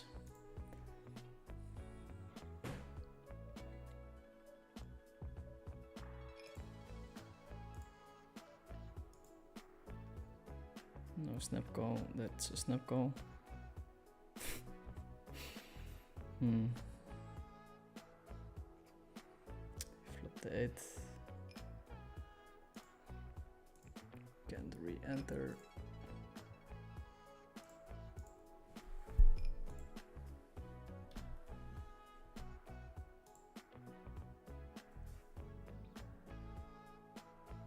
We're betting 5 so that this guy can reopen the action. They are supposed to flat call all their strong hands, as far as I know.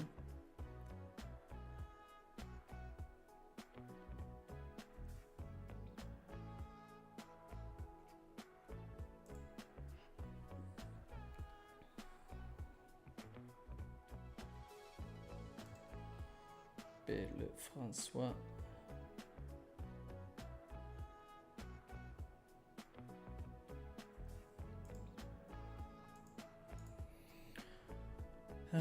I don't mind checking back here.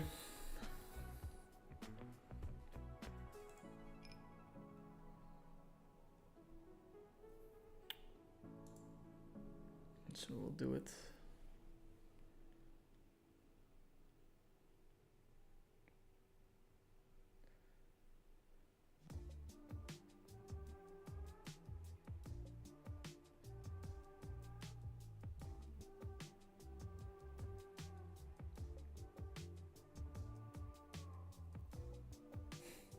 Goes all in.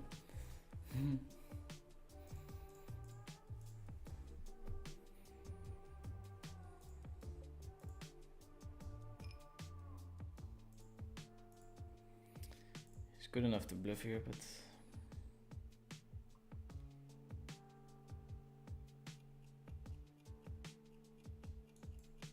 I think we just fold here. I think he's calling all his super strong hands as well, like 8s, 5s, kings, just to get him in. So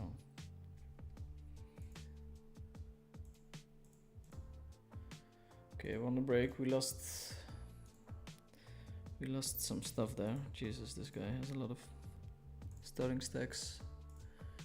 We still have this tournament going on. Got a bounty here, which is nice. Little break ski. Is today or day? We don't know yet. Not so far, not really. I've fired pretty heavily, but if you do well in that 10k, it doesn't really matter. Here we have a decent stack. 5 times starting. Got lucky at the start. Here we have a very nice stack, 8 times starting. But we have a big stack on the table now. Stone Cold Bubble. We have the number 1, probably 3 or 4 on the table. I'm gonna take a quick little break.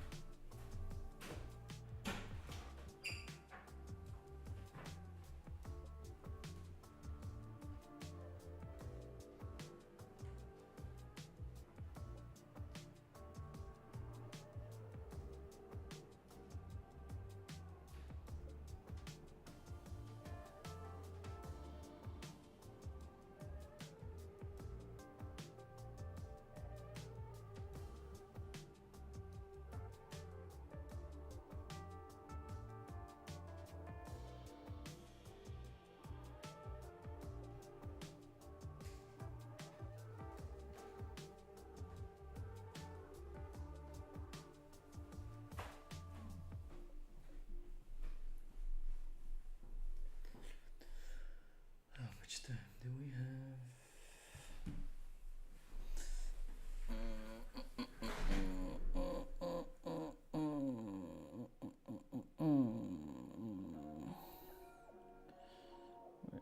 We're back. We're back with the aces.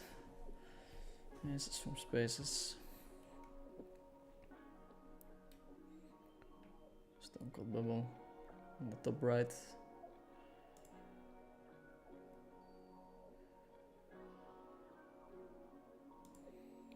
Limp raised the other aces, but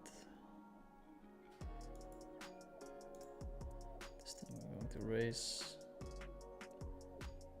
We can call, I think. Still relatively deep.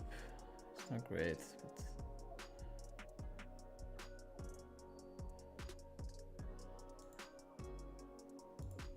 the shank is thinking about it, or just too late for his seat.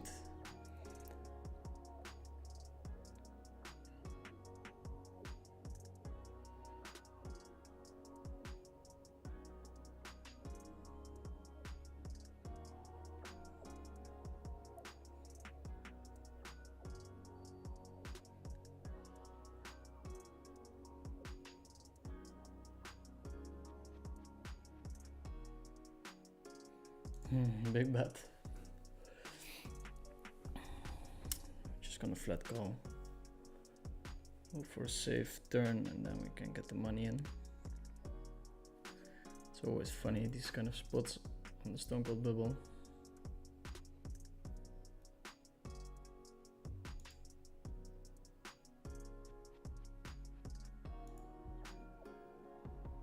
Should be quite scared of this card.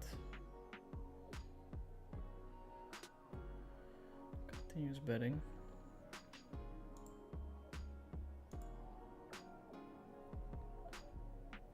Going to call.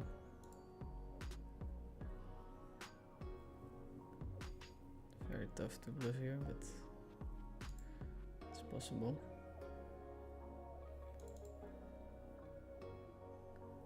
It's too wide. Final stage is MTT.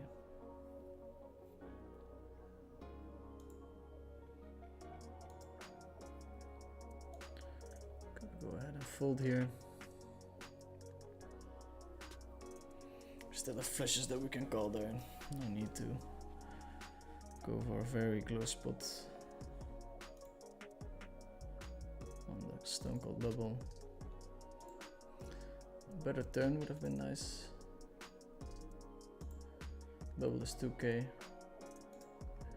We're fourth in chip still.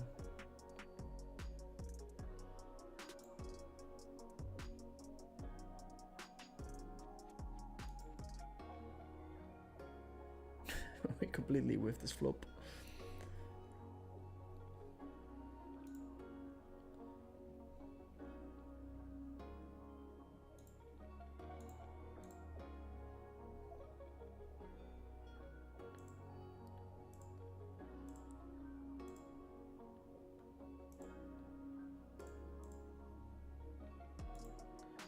So fold.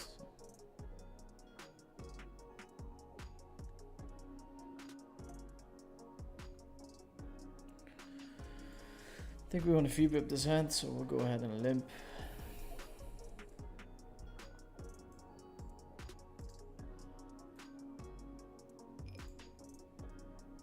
This might be a bit wide. Unnecessary.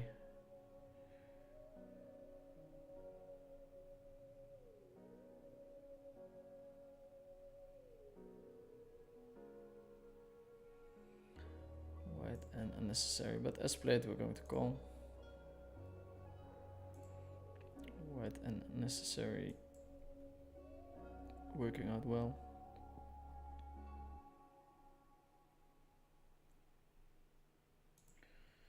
We flop the nuts.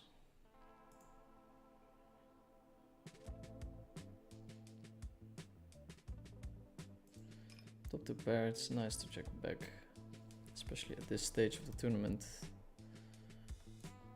No need to grow the pot bigger than it has to be. We're going to go ahead and call.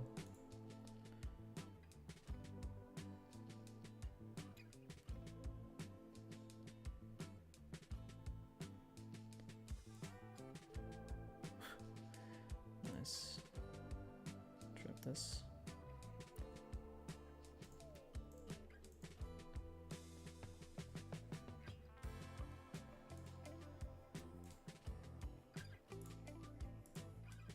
Playing dangerously here on the Stone Cold Bubble. Now we have to be relatively well behaved. Yes, with the limp re-raise, we're going to call. And here we're just folding the 10. 2 pair and a flush draw against the top set. No good. Unfortunate.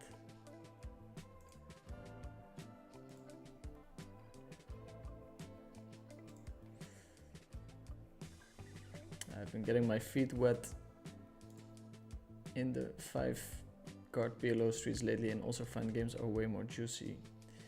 Playing PLO 50 mainly. How is the trend at your stakes? Good luck at turning it around. Yeah, I think it's similar.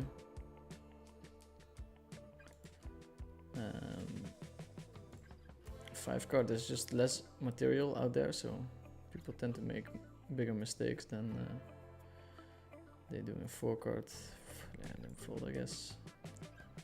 Maybe should be fold anyway.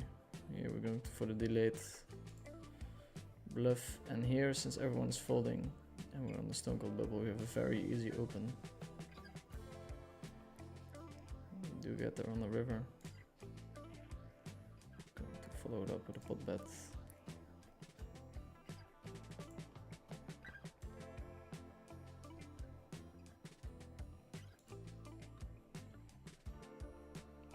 Expecting a lot of folds.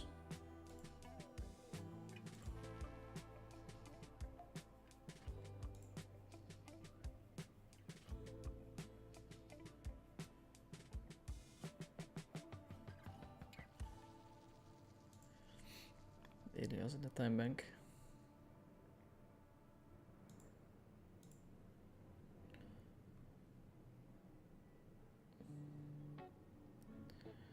Is he thinking about the hero call or shove?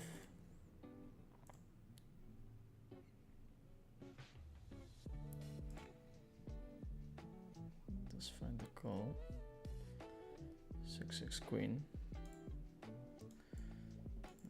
Offensive, slow roll. Of course I have bluffs there, and it's kind of a perfect candidate to call with. We face another top set. Unfortunately, going to open this hand. Going to go ahead and fold the kings. That looks very tight probably, but there's just not that much to gain.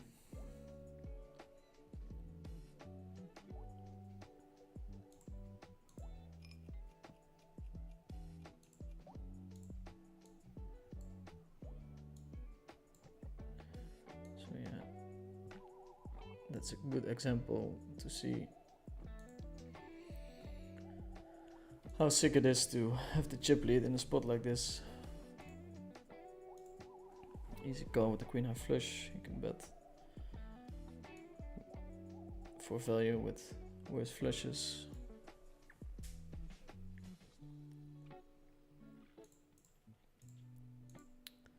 Still on the bubble.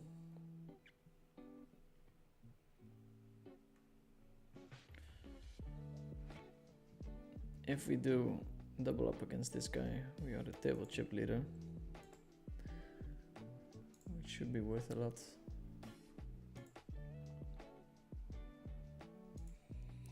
If we have a chance, we will take it, but it would have to be with a very premium hand.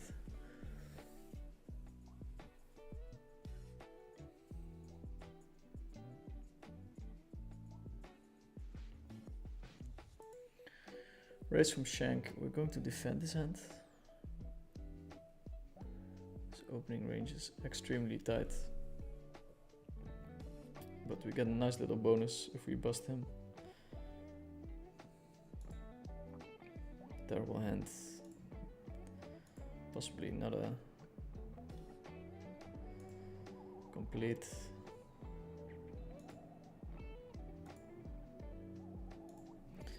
$18.28. We have 30% here.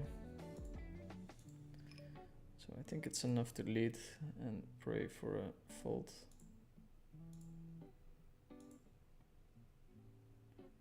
We do have added fold equity here.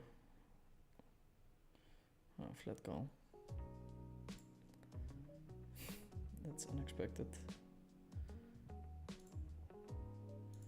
Yeah, we don't have fold equity anymore. Let's see what we're up against. Okay.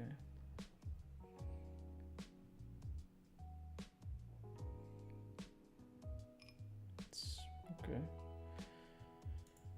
Interesting open.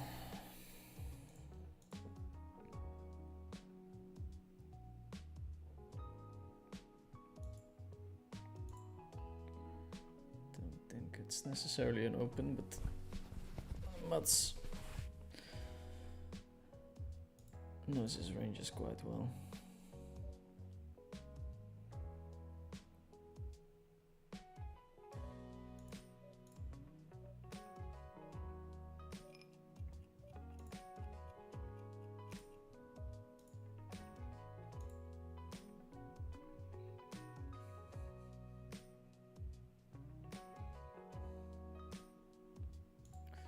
Wrapping the aces or the kings.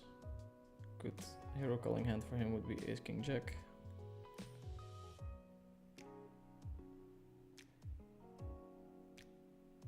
We have an all in here.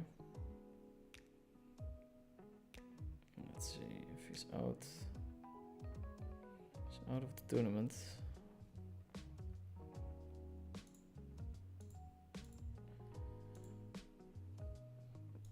We're in the money. Top right. Open, and we get 3-bet by Novak, who knows that he does not have much fold equities for in the bounty tournament.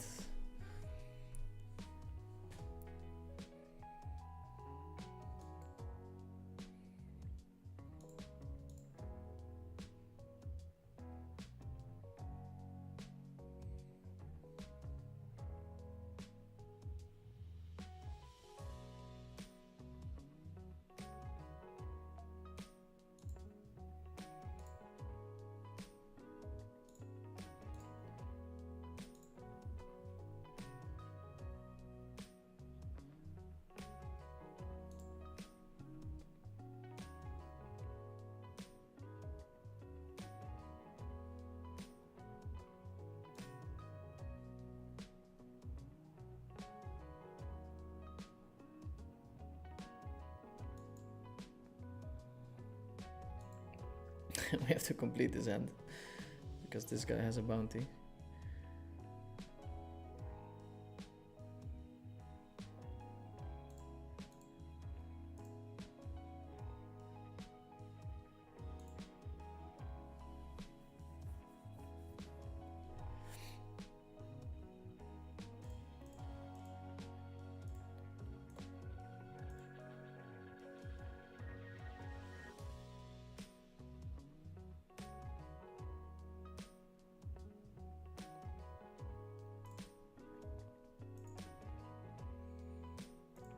Alias with the limp.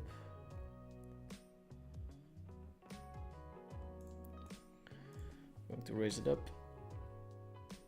Variants should be something that we look for. Trying to bust these short stacks. Guess we just shove.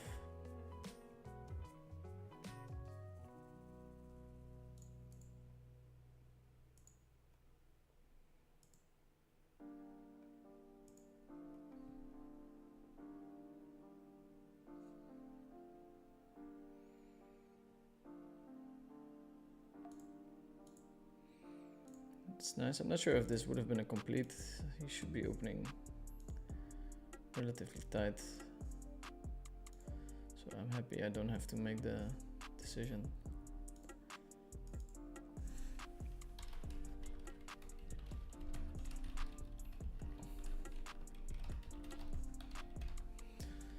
Somebody being able to fold against a 3-bet is quite important information. So here this complete is extremely close. Since we gain money from folding, I think That's the way to go.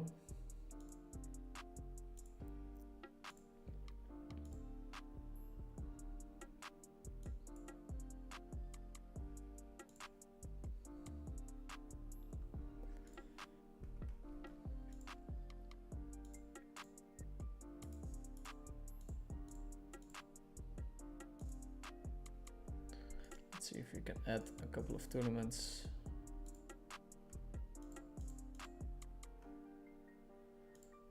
The GG Masters, which might be nice instead of this one. Kind of boring.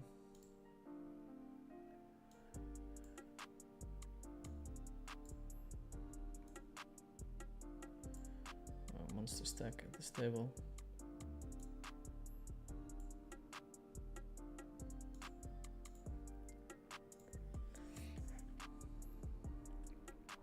Probably take it down with the tens.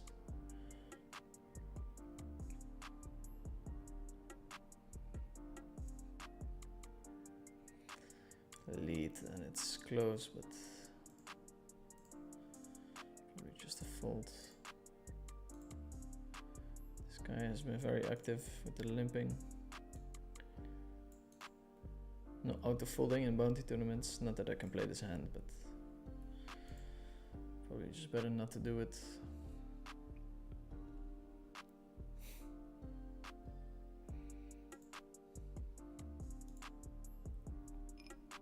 You might be able to play this hand.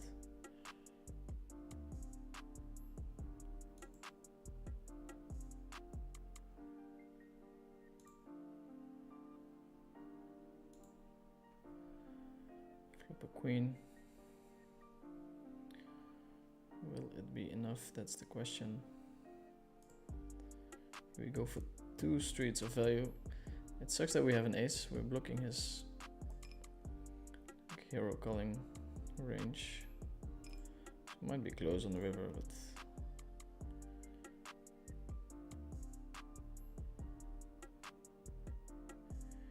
here I think we want to size up.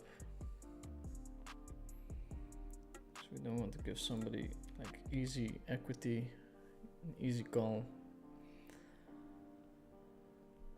for the bounty. If Mats has a 7, he still has an easy call against a bet like this.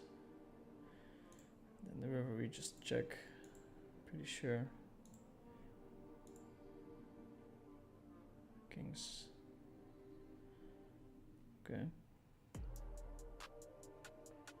Pick up a bounty.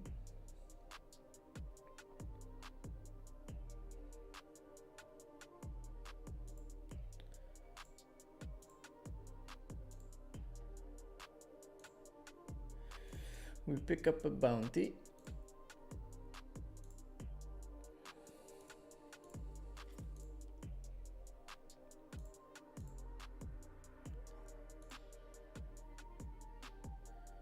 Real bounty hunter. Super top heavy this one.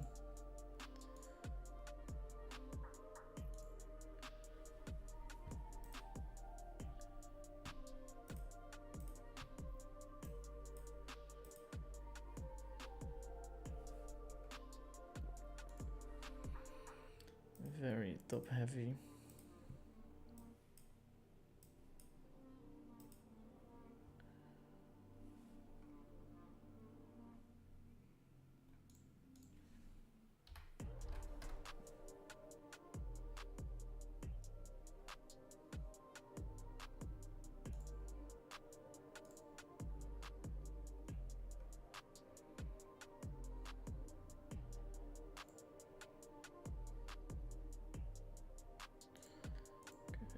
Check the stacks here.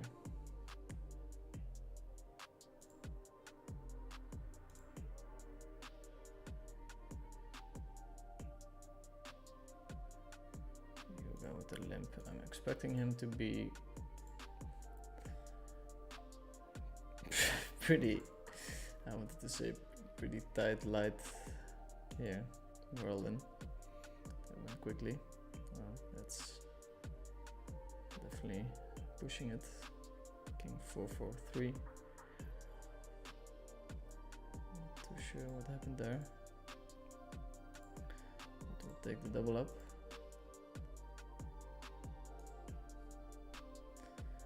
Take the double up.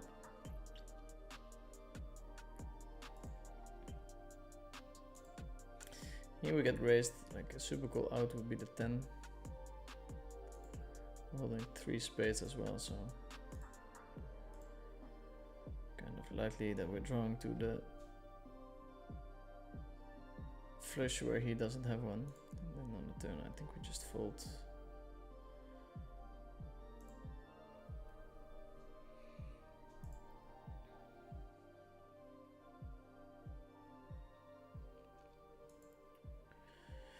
Yeah, I'll start with the open. I think we get to 3-bet his hand. Normally it would most of the time be flat, but since we're in a bounty tournament, if you get 4-bet, it's a very terrible spot. Definitely a spot where people go overboard in order to get the bounty.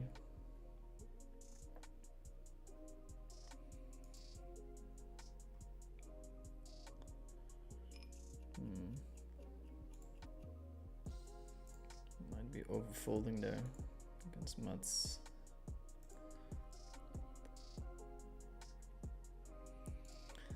I'll start with the lead. We're going to jam, of course.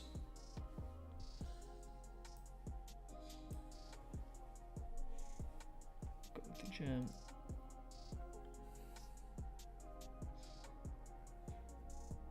Well, he's actually free rolling us. It's a 9. That's fine. That's okay.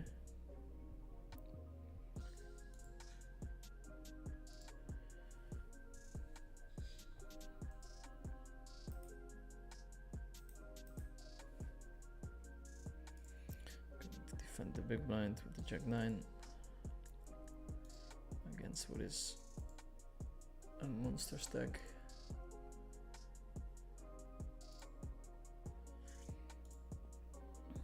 We just have a pretty easy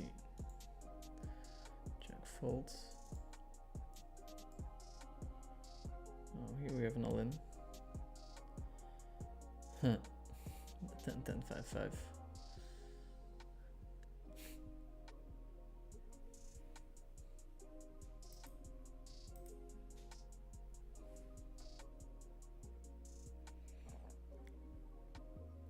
Elias out of the tournament.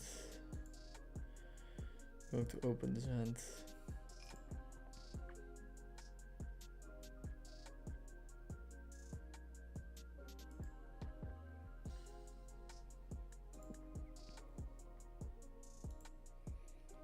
I think we just see bet here with the 3 hearts. Sucks if we get jammed on, but we can call, I think.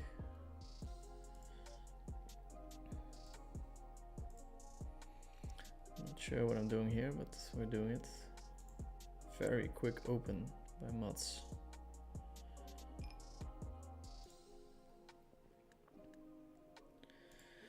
Go to 3-bet anyway. I don't have much fold equity pre, so he has to make a couple of terrible calls.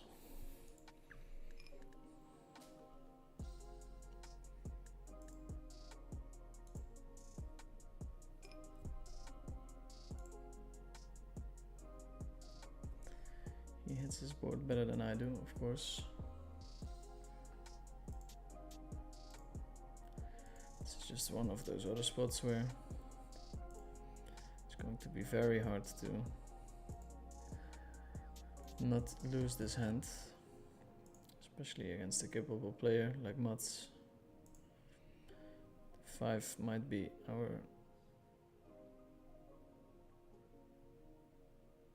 the card that saves us. Here we bet for value, I guess.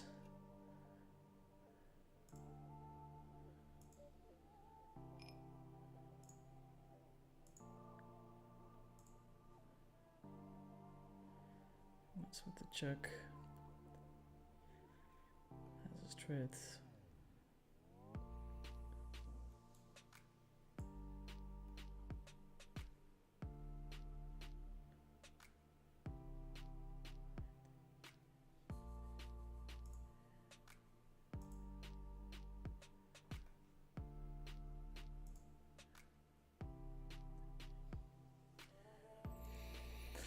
Here we have the double over, and we're also blocking 10-8, which is a very big part of his jamming range here. We need 40% equity roughly, and I think we have it. Should we flat call or not? That's the question.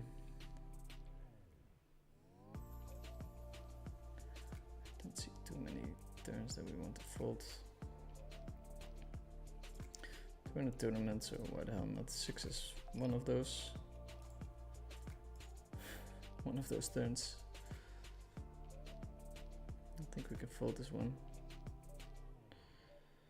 So we'll go ahead and do it.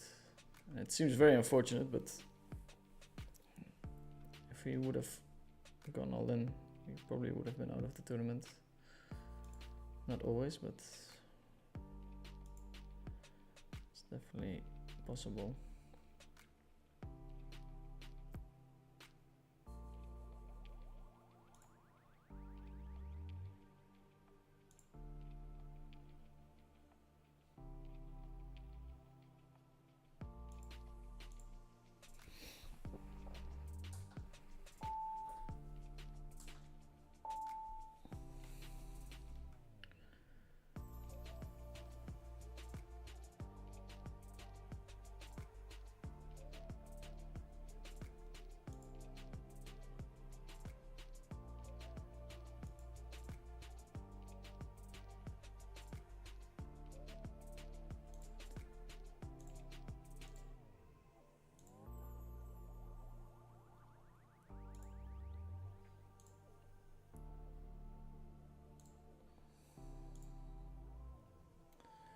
See if we have some questions.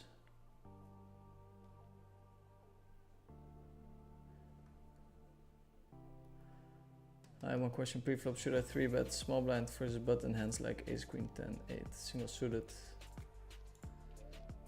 Yeah, you should just probably check out one of the the training sites.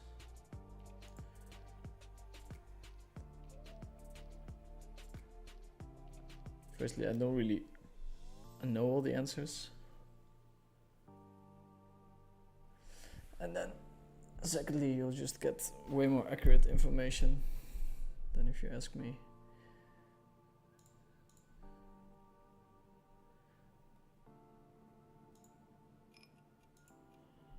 I'm going to continue the story that we were telling here.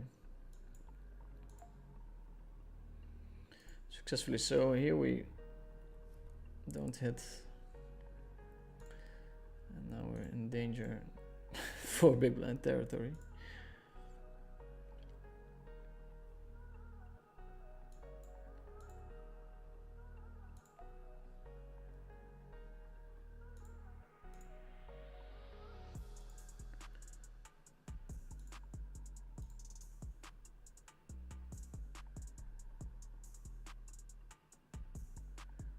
Ten, 6, 7 seems a bit wide. No stack sizes.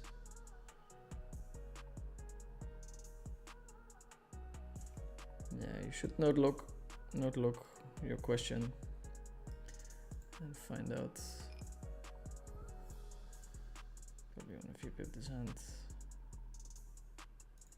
Here I'm going to call. Potentially getting a bounty. So we want to widen our ranges quite a bit. This is for cash 100 big blinds.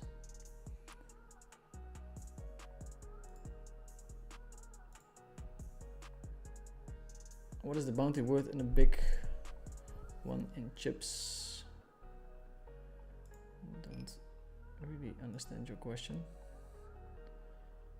Here we're going to call. It's a wide float, but we do have a pair and a good shot to the nuts. My opponent could potentially have air. Not super likely, but if he checks here, I think we're going to rip it. He does the ripping for us.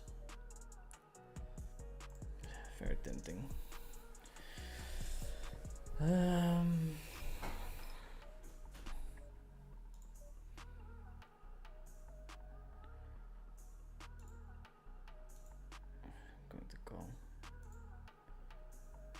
27, it's not enough, but there were some spots where we would have more equity. We do get there.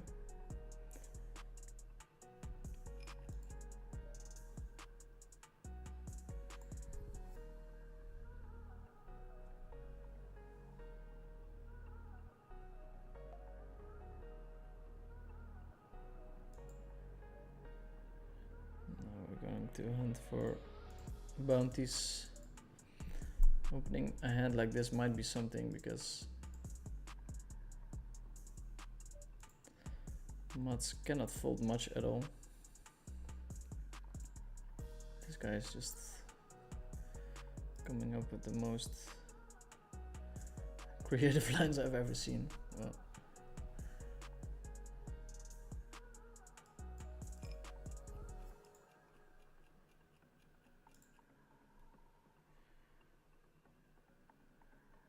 I think we want to see about range here, but it might be a mistake on my part.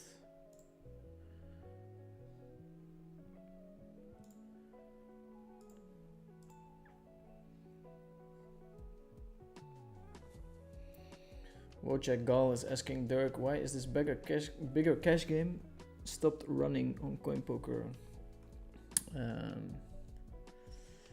Yeah, they decided not to do it anymore. I guess they were not getting enough viewers, or they were not exactly getting out of it what they wanted to get out of it. So Mats has a very easy check back with the flush here on the turn, which really sucks, but we're also like super low in our range.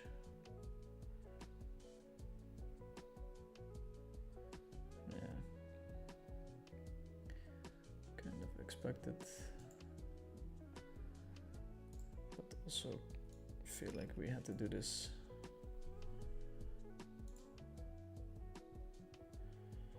Maybe smaller size also fine, I don't know.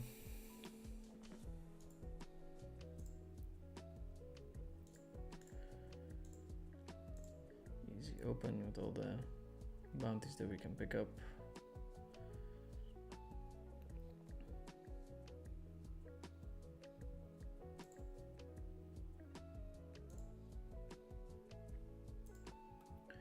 Ça va bien, are you going to Montenegro? I am going to play all the Podlim Doma events, and we'll make a couple of videos as well.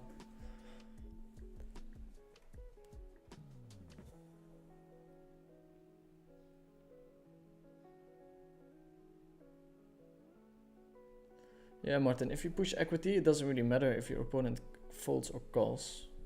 So if he's calling everything, he's also making mistakes, so you should probably just keep your ranges roughly the same, but you can make them a little bit more linear, so you can try to bet stronger hands a little bit more.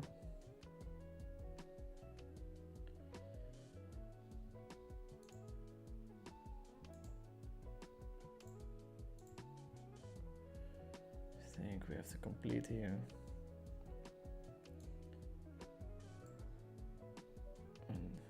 Pray for our tournament life.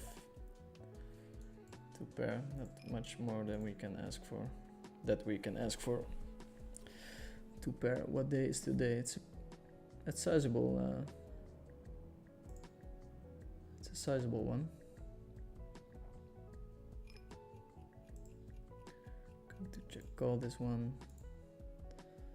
Let's see, 75%. Oh, we get on the river. We get there on the river. Why not? Why not? We could bet small. He doesn't bluff the 4-4 deuce.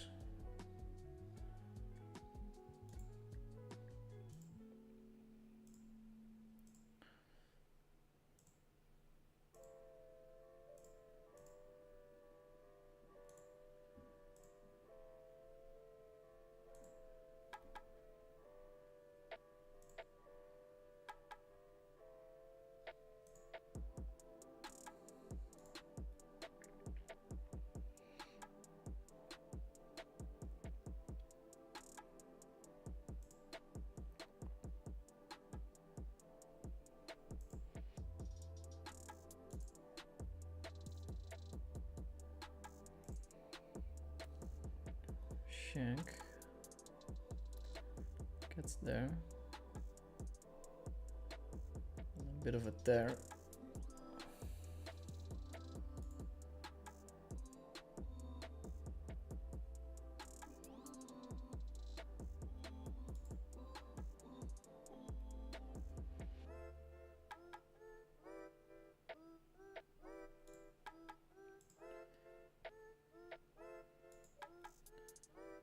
folding.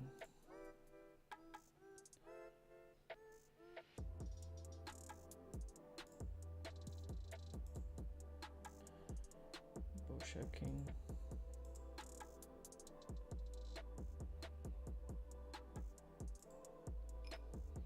Can make big plus 3-way with pot bet.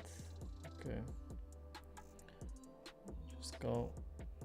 See if that's true.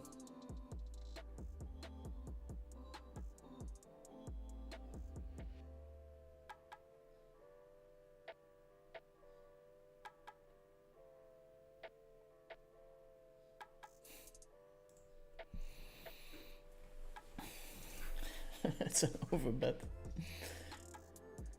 I think I'm just gonna call. Might be ace 8 though. I don't know, maybe check back is 8s, I have no idea. Force, wow.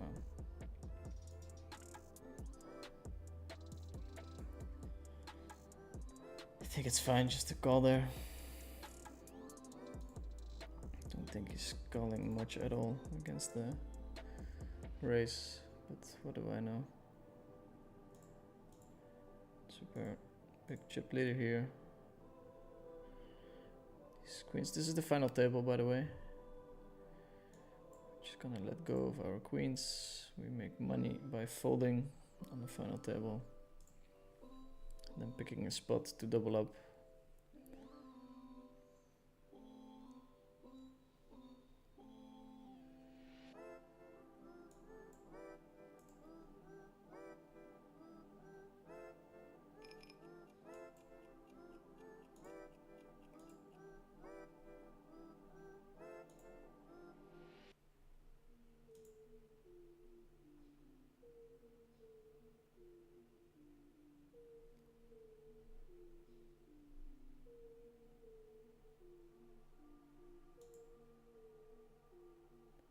Couple of spots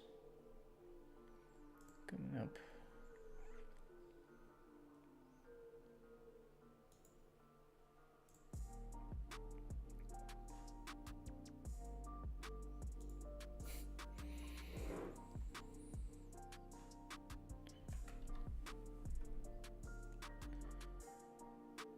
Hopeful c-bet here.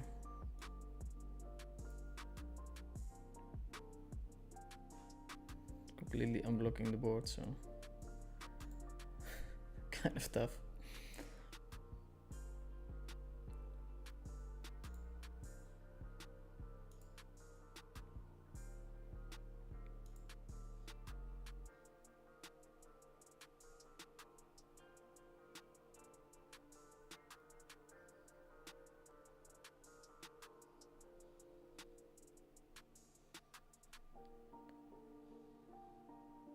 Open from Yellow Karma, Ryuga Hideki.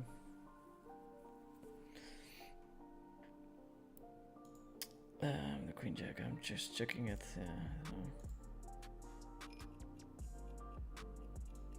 Here we're going to shove. We give Lefrancois the chance to push Mats out of the pot. Let's see. Oh, we're in terrible shape. Flip a straight though. We have to fade a jack, a 9, or a king.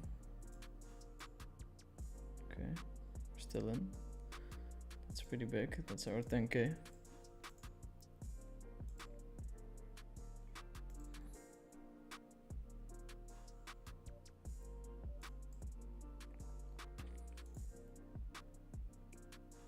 Limping here, limp folding. This guy really wants to bust. We are 7 left. 7th getting. Wait, I can do the payouts here, but we're going to bust soon with the kings against this semi-maniac.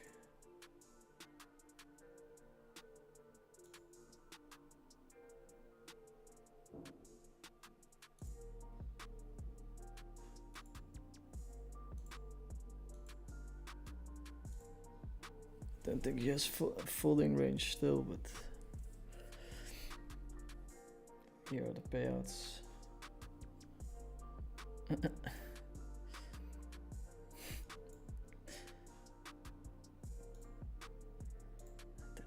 check this back. Probably just an all-in, but interesting spot. He has a lot of aces there. Yeah. That's how the cookie crumbles. Still in, I guess.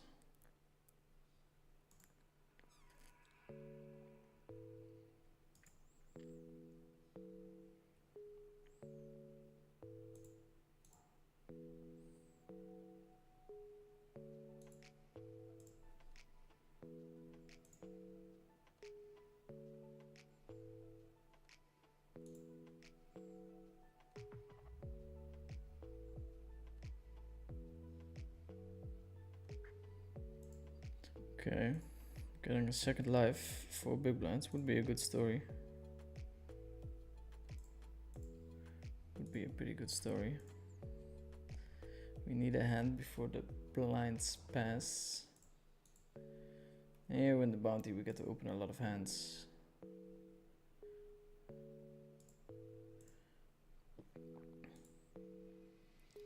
Pay jumps are... they are there. 500.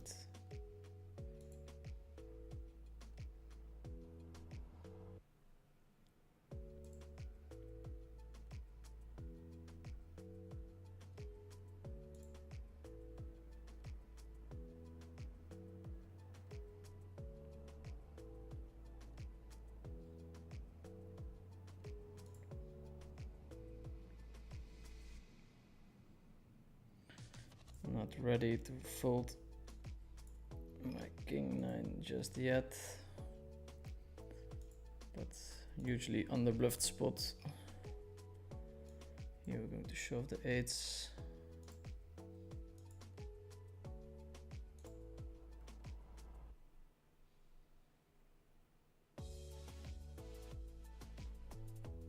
Comes the mats. We have a nice bounty for him.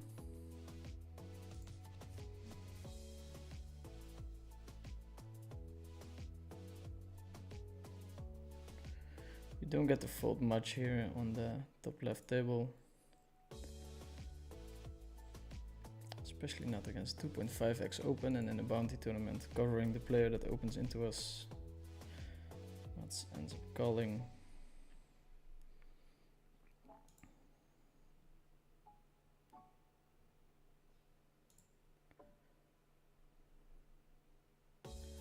Smart man open means he can reopen the action. This guy should, if he had a very good hand, maybe flat call for me to go all in. And now we want to shove our hand here so that they can push each other out of the pot.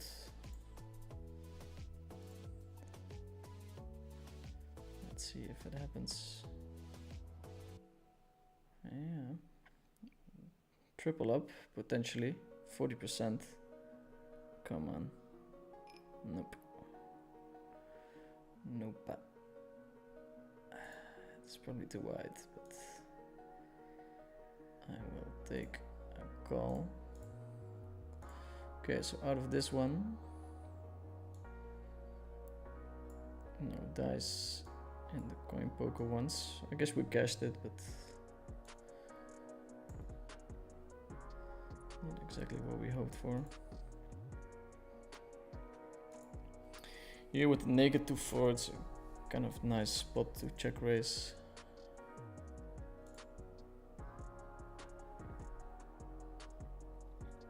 The opponent's potentially not aggressive enough, but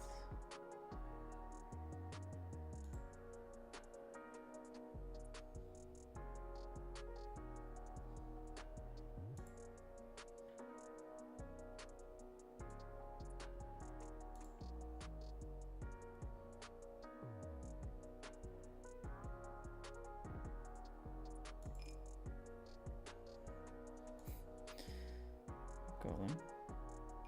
King 9-9. Nice try.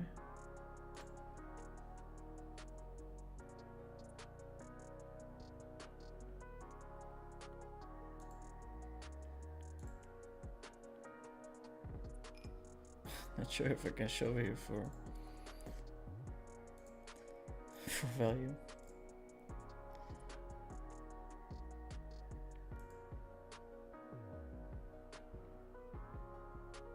Check, we probably win. 4, 4, 5,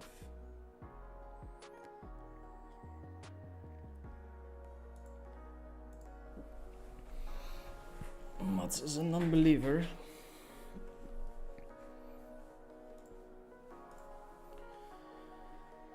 Mats is a non-believer, that's for sure.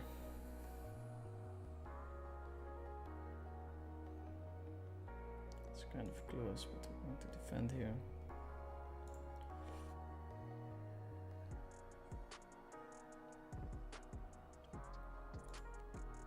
Defend and lead.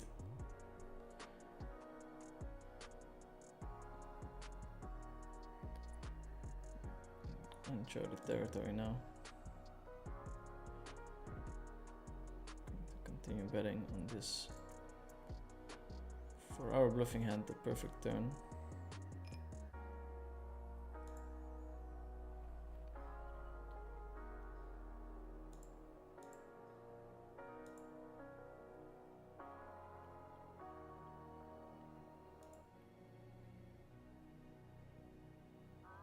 Getting in there with the trips. Much shoves on us, that's unfortunate.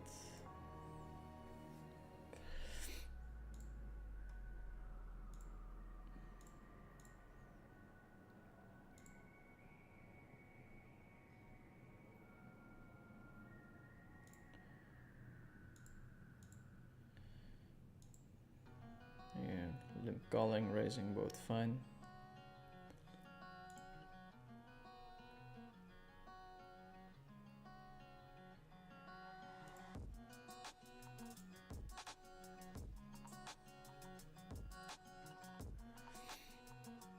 I have a question. What is the range what coaching should cost if you play PLO 500 1k and you're buying it from a reg who plays high stakes? Depends on how good of a coach he is. I think for $500 or for 1k an hour you should get a very, very capable coach.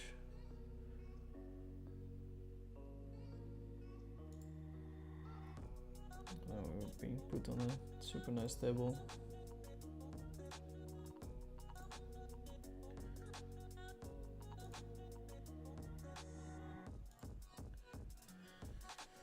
Jeans was charging 5k an hour in 2019. I think Jeans was charging $1,600, which I remember a lot of people laughing at, but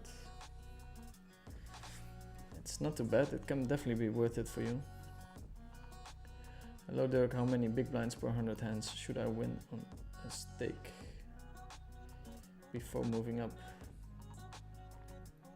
6 or 7 should be a nice one to aim for. Moving up sometimes means paying less rake, which can be very good, so I would advise to just move up whenever you feel comfortable, whenever you feel like you're outplaying the regs in your pool. That's when you're ready to move up. It's hard to base a lot of things on your win rate, because it's not a perfect predictor of how good you are. For instance, me this year, I'm probably losing in BB100. And I like to think that I'm a winning player. Open. Get 3-bet by Machitos.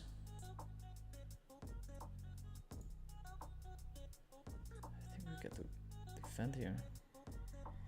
He's got a ton of outs. I was expecting or hoping for a better battle, but we do get the full house on the river. Nice little run we're having here in the bounty.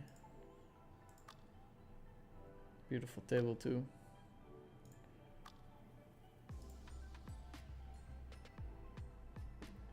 We still have some chips in the 10k, so our hope is alive of cashing or making money on this Sunday. No scoop. Nope. Hi Dirk. Good luck today. Live watching from Civil Durini Vargas.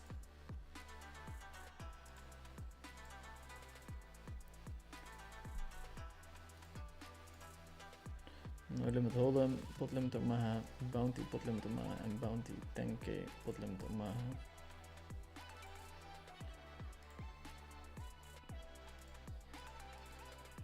This is a big one. Super big first place. Still with a late reg.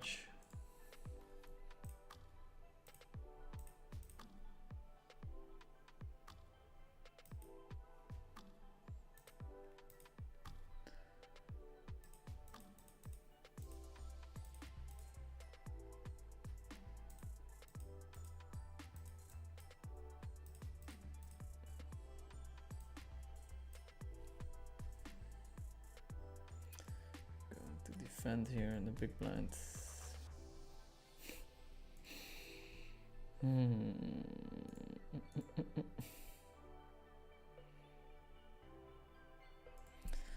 think we have to get it in, pair with a double backdoor. Okay. Oh, to have super bad equity.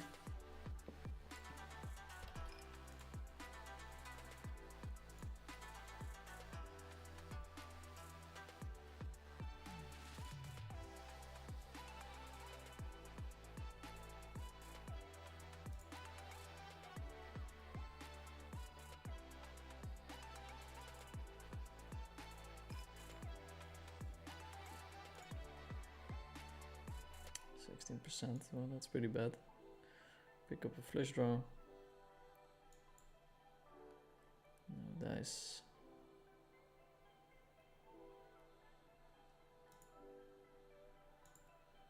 It's a close spot. It's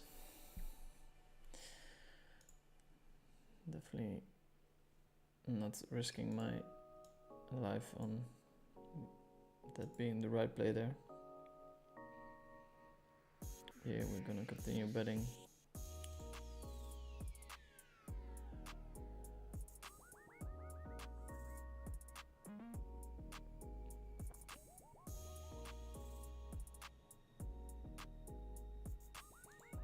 Bluffs are working. And 10k. A little break. Might have to find a couple of tournaments. Sunday main event 25k. Seems like a very bad idea. Jesus, the sickos that play this one.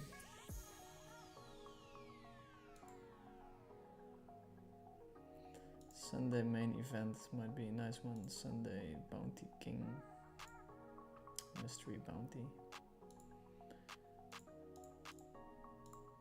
They won't take very long though.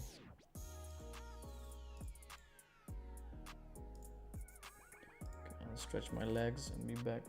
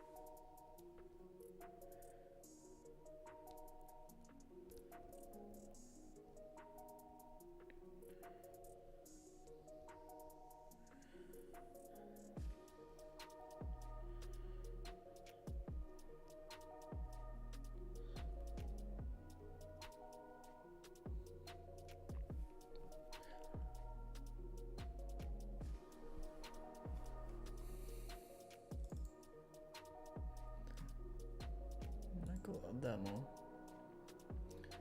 Chip leading.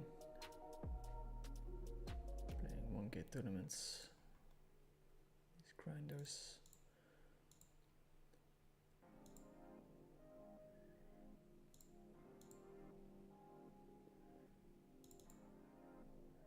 Guess I'll hop into this one. Show my deep stack no limit hold'em skills. It's only 25 big blinds. Seems okay. Seems to be okay.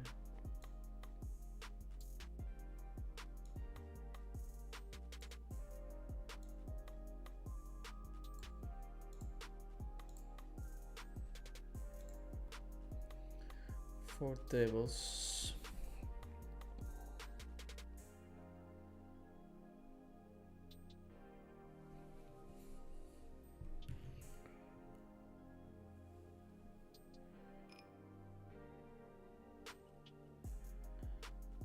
Limp.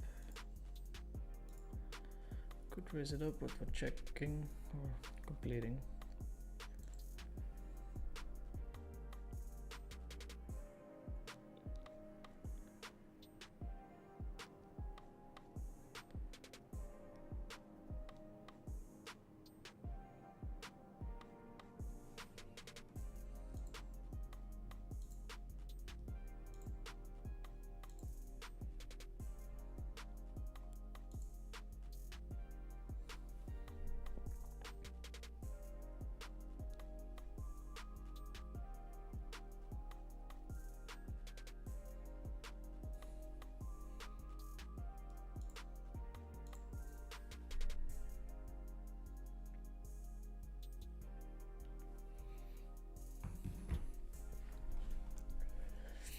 Cool check by Mutz.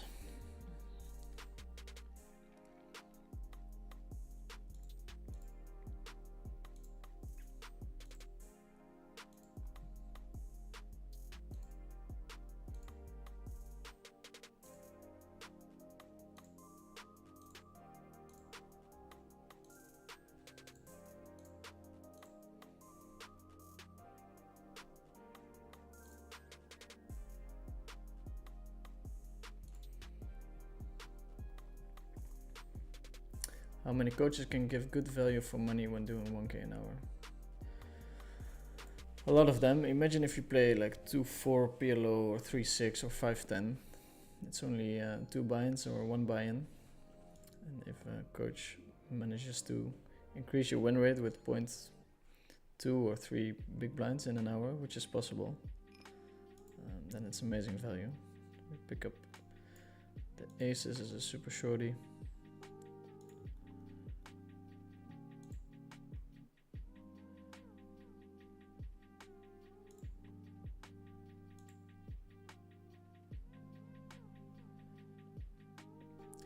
All in, which is nice, I guess.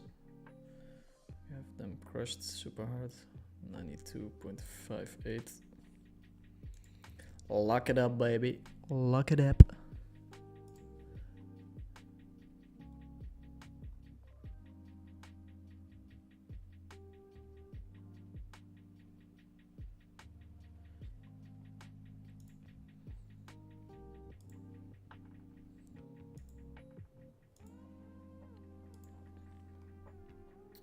Is there merit for raising 2.5x on PLO tournaments? What's your opinion on that? Thanks.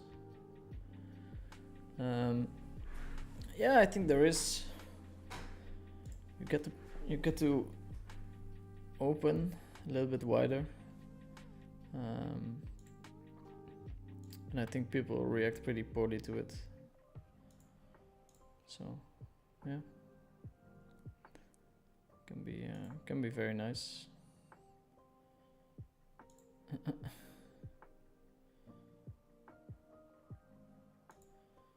too sure how to bet here, or just bet small. With ace jack suited against an undergun open, I think we can complete.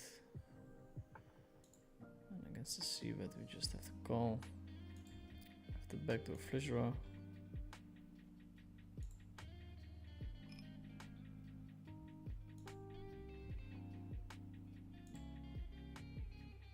Let's see what happens.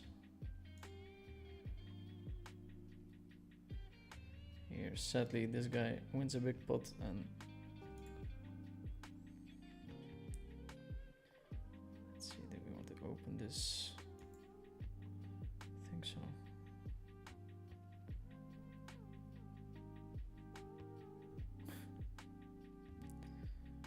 Pretty low in our range. It's the only hand we have showdown against is ace 10.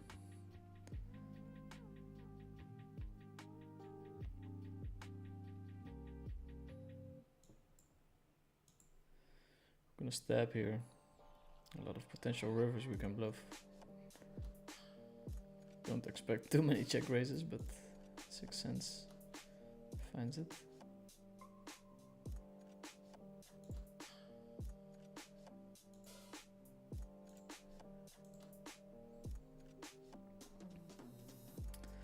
Well done, sir.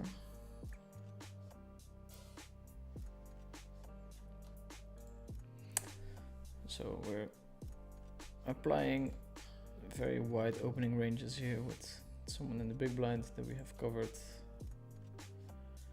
Have I done the exact research on how wide we can open? I have not.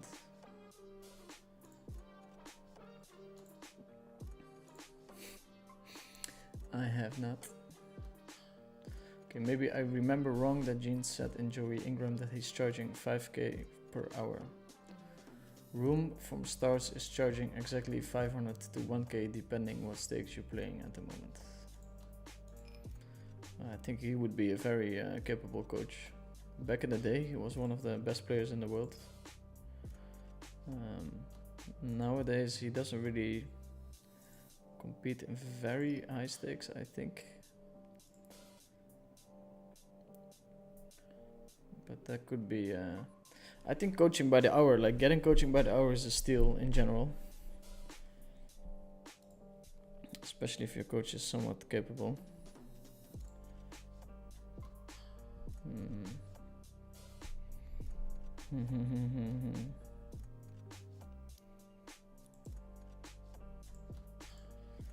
6 cents.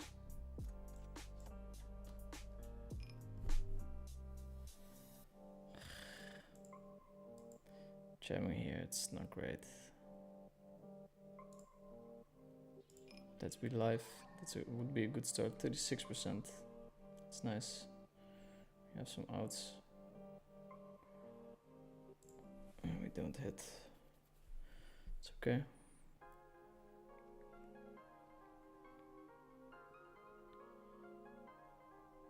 Getting a fold, that would be amazing. It's quite unlikely, but could happen. Could definitely happen.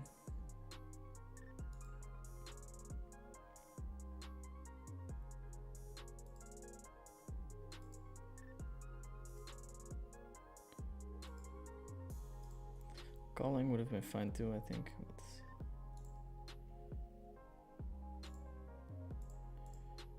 he had one bounty, so he had 5% bonus equity.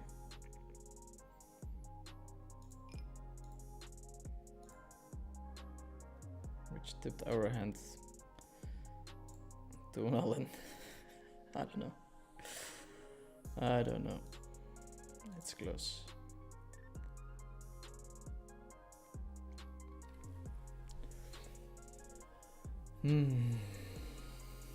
Against half pot. Pair and a backdoor nut flush draw. There's a call, I think.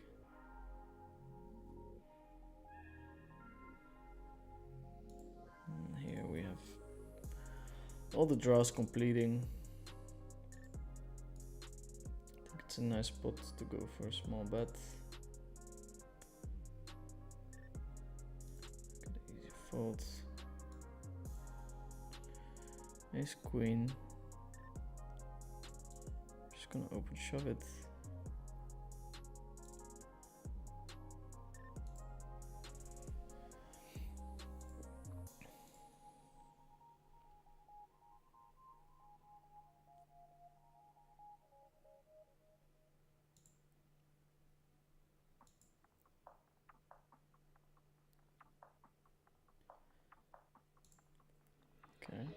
blocking a lot of hero calls, so just a small bet.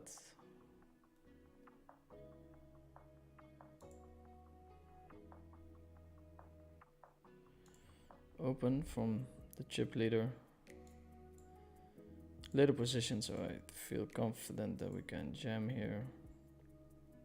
No snap call would be nice.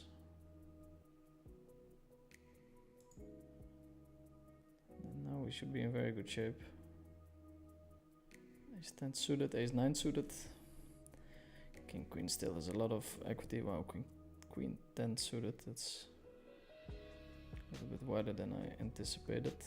Picks up a couple of outs. And it's an ace. Bring it home for us. Opening the king 3-3 from the button. I'm Mr. Ubin from Stars coached Elias Harala basically for free, and so it seems to vary a lot. Yeah, okay, but that's not really... They're probably friends or whatever, or they like working with each other, or... There's not many people who don't have any interest in other person that coach for free, I can tell you that.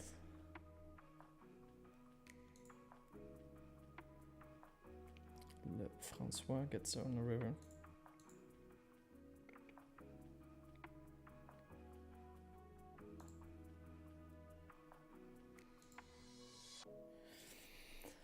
Bet and a call. We're drawing to the lowest full house, which is not great.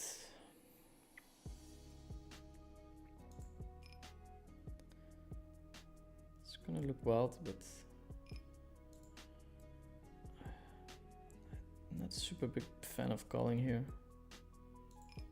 So I'm going to raise it up.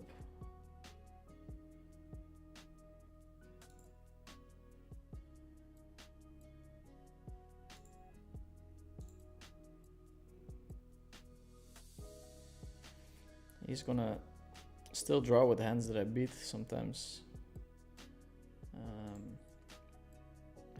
River, we're just gonna check. Maybe he has us beat, he does. I like it more. I like it more than flat calling. Can do it always, but sometimes you have to mix it up. Stay creative.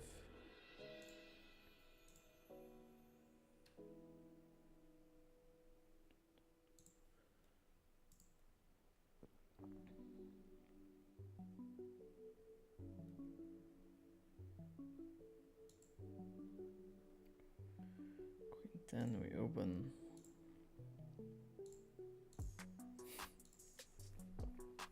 I think we call. This guy was calling the queen 10 suited. Of course suited, but it was deeper.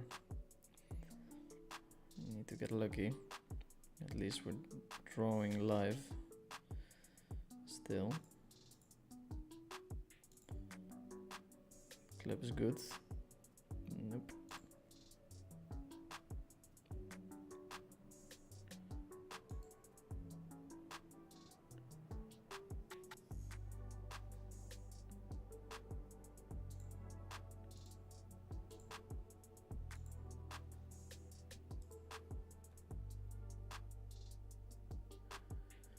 Hell, no giveaway on X. No, I've stopped with the giveaways for a while now.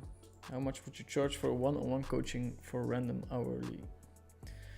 2K is the price. 2K per hour, but that's mostly because I don't want to do it. And I know most people are gonna say no unless you're like super serious about it, and then 2K an hour I'll sit down. So far there's been one person who wanted to take me up on it.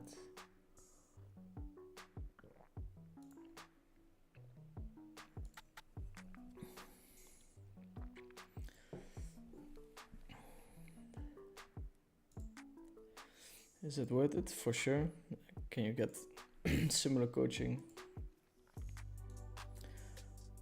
for a cheaper hourly? Also for sure.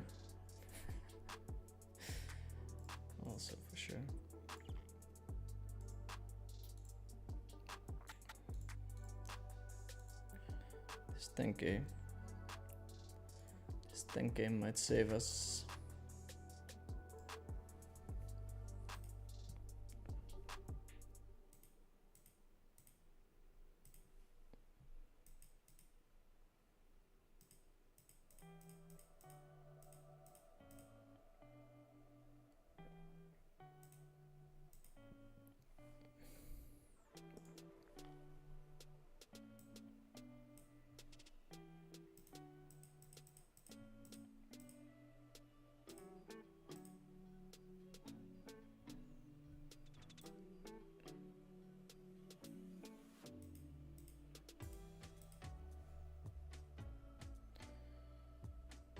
Okay. To limp or to raise? We're just gonna limp.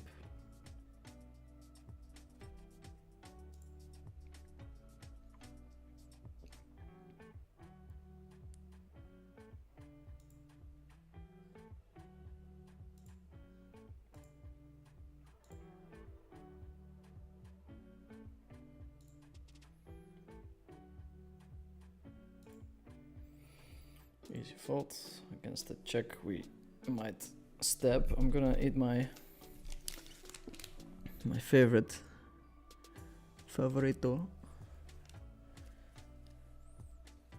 So I will shut off the mic for a little second.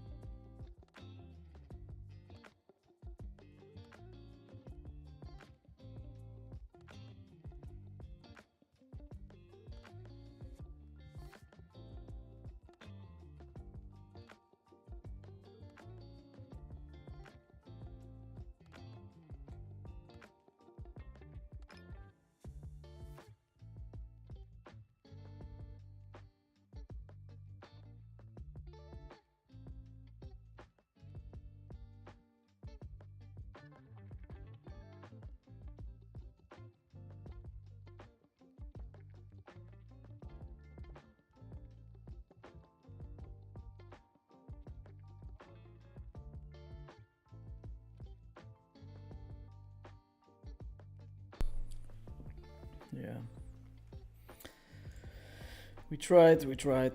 I wonder how much I can read into like a snap opening timing.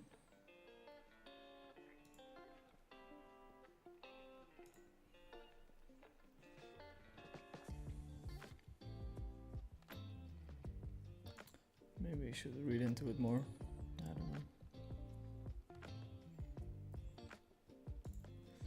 Opening here, it's super whatever with two people covering me.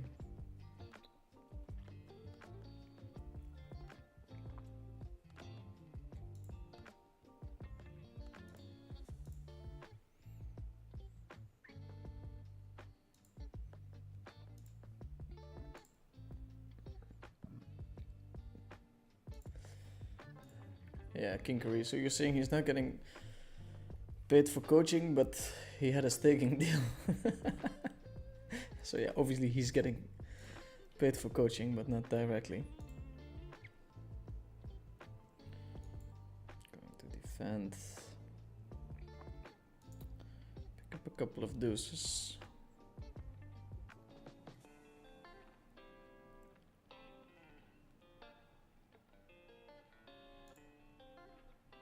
Going to raise it up.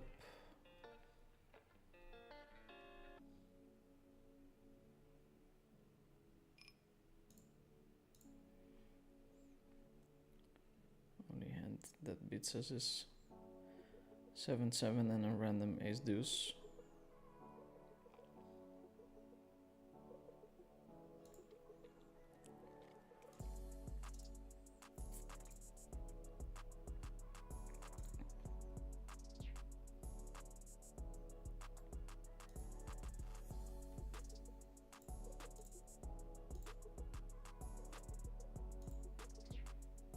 Slowly going closer to Mats' stack. But then Elias was playing max PLO 100 or something, so he was a pretty good student. Yeah, I have like staking coaching deals with people as well. I say people, it's only one person. But he happens to be a very good friend of mine too. Or else I don't think I would have done it.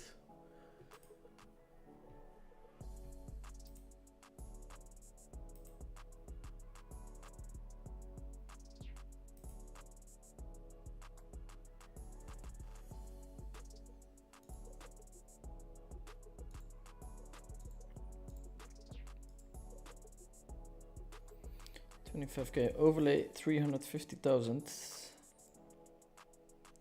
I hope they get it.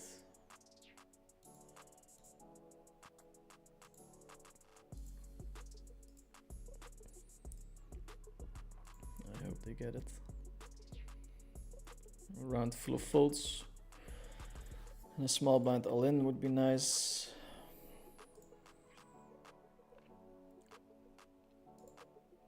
Okay. We're getting what we're asking for. Tough one. 50-50, fair fight. Not so fair fight. Now we're drawing pretty thin.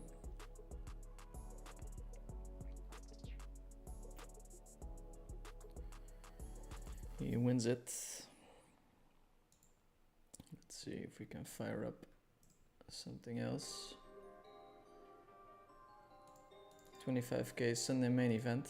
Holy Shemion. Heads up with Vladimir Minko.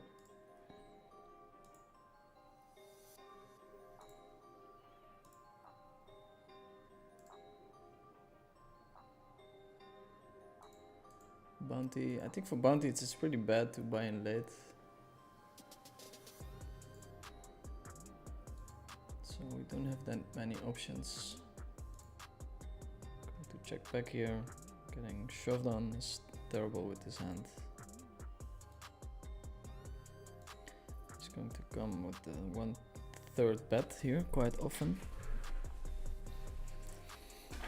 We're not blocking any diamonds, but we have an easy call on the turn. Now it's kind of tough for him to bluff.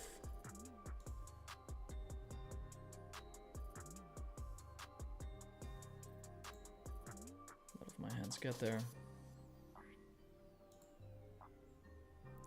with the 6. That's unfortunate, but would have been tough to win that hand anyway.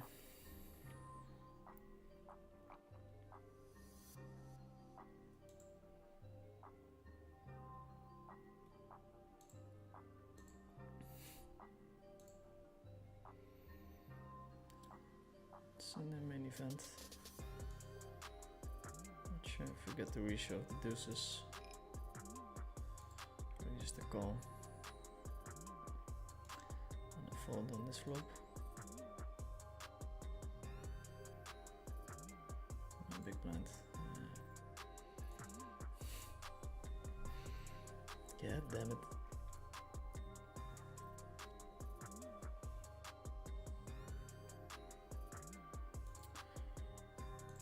Check behind here. Also on the turn, it's a good hand to check behind. This guy has shown to protect his checking ranges. So pretty easy check. Then on the river we have a nice like calling candidate. If not, we just check it.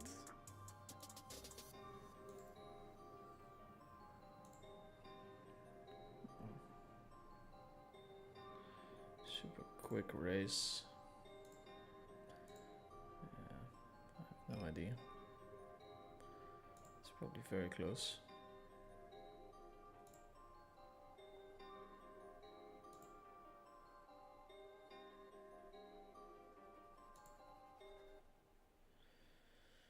Here, I think I like checking more.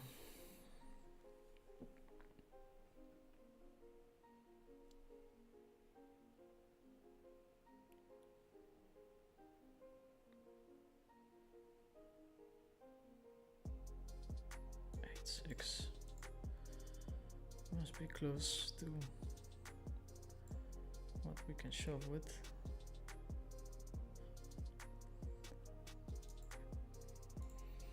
Okay, ace 8 and a bet.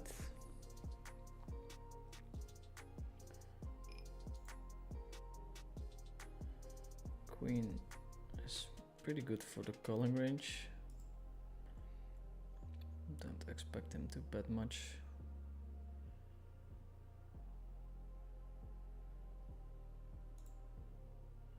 Check, check. He did have a nice little draw ski.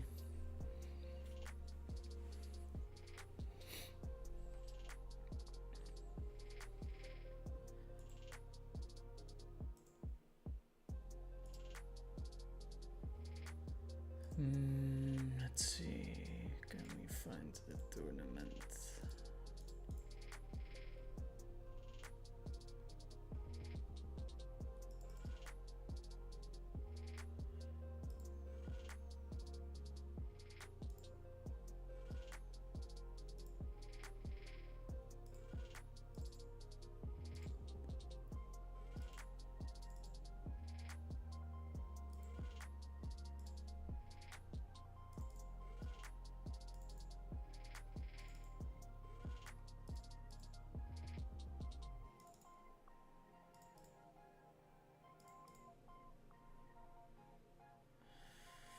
Ding BL, hops in.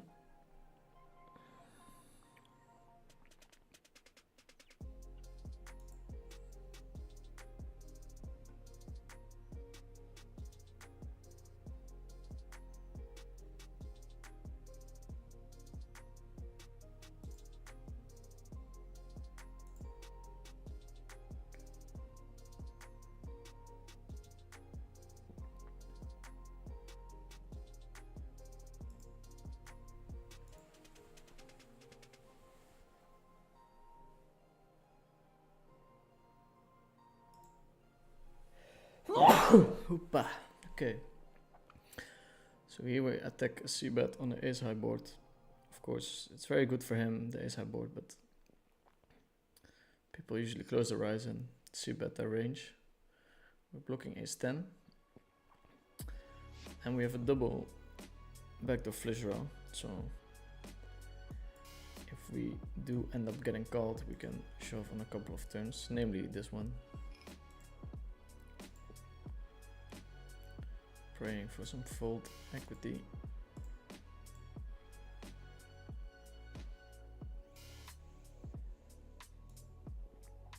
Here we wanna stay close to Ding Biao's bounty. He's got a starting stack, so we have 5% quote unquote bonus equity.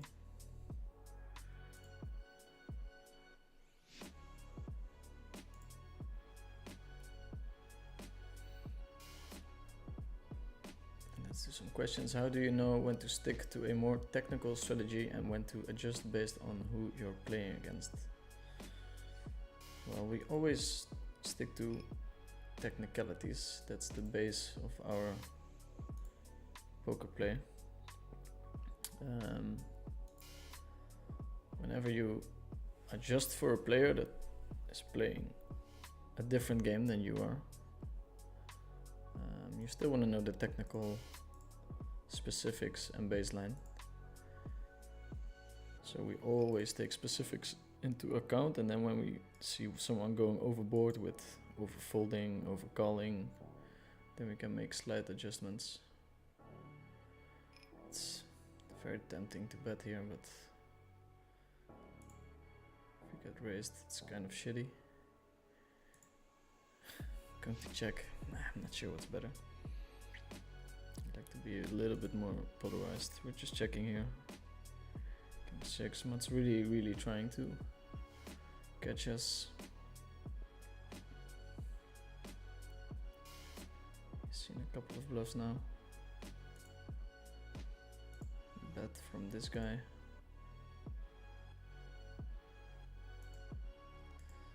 To be honest, I'm not sure what's better, to call or to rip it.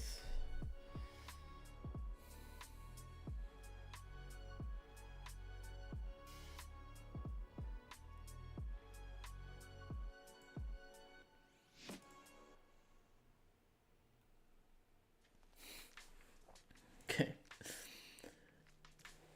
That's nice.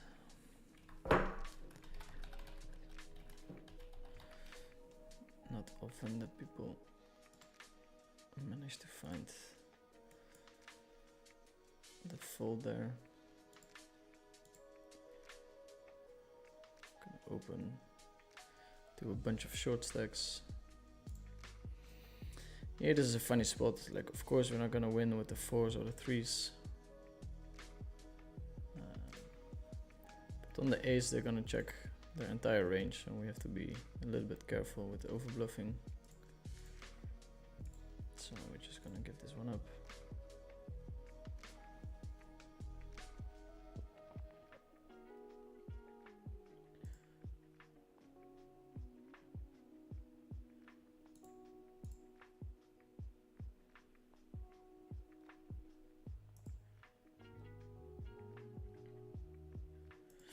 Thing with the overcall, sadly we don't have a strong hand, so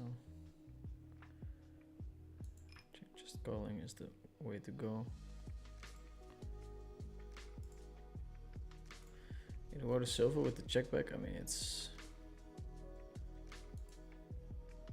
super suspicious, but I also feel like we can bet for value, but let's hold them. I have no idea. Please fade the snap call.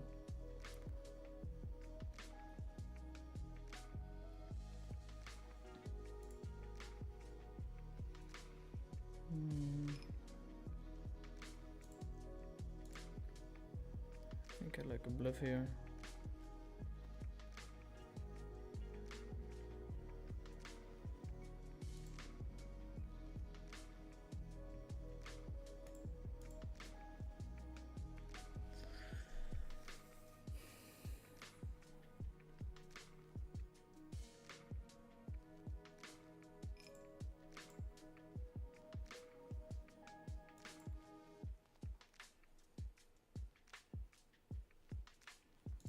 Okay. The bluffs are working. We have to continue bluffing. Was it a good bluff? I'm not sure, but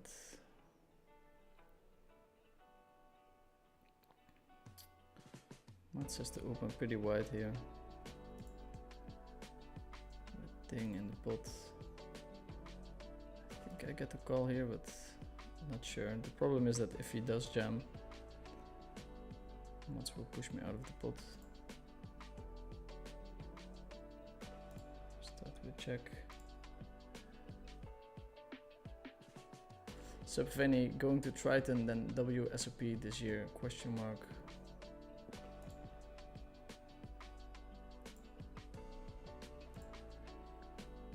I will be. Would you ever play the 510 or 1020 cash game on GG for the stream? I have to say that you're the 6th or 7th person who's asking it, so I'll definitely consider it.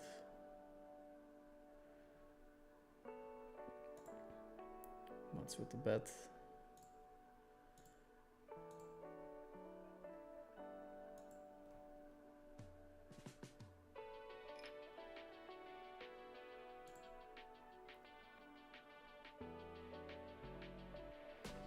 It's so tempting to call this hand, but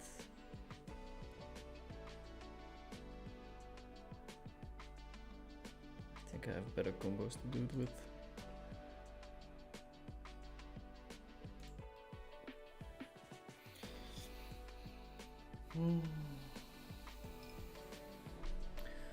Hitting that river would have been super cool.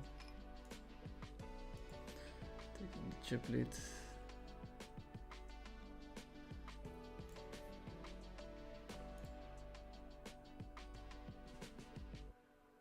Super nice bluffing spot for him. It does hit my range, but yeah. Would you say spending 15% on your winnings per month too much? Could save 5% of it per month, but have a better life and more fun while grinding. Do you think it's worth it? Historically, I've spent like 10% of my winnings, but I guess I was winning quite a bit and I was living a very modest life. One trick to become rich quickly is to start compounding your winnings in a very early stage of your life. So if you manage to put away 100k when you're 21, that money is gonna be worth so much 40 years later. So I think it's a very good idea to like be careful with what you spend the first couple of years, and then once you have a nice steady flow of income, passive income, you can start spending more. Then again, 15% seems very reasonable. I think people go a little bit overboard, but it's definitely something that really helped me in achieving the financial goals that I had. Since when do you play? Since 14, so it's 17 years now with a small hiatus. Unlikely that I win this one, but we do it. It's nice to check if people are bluffing.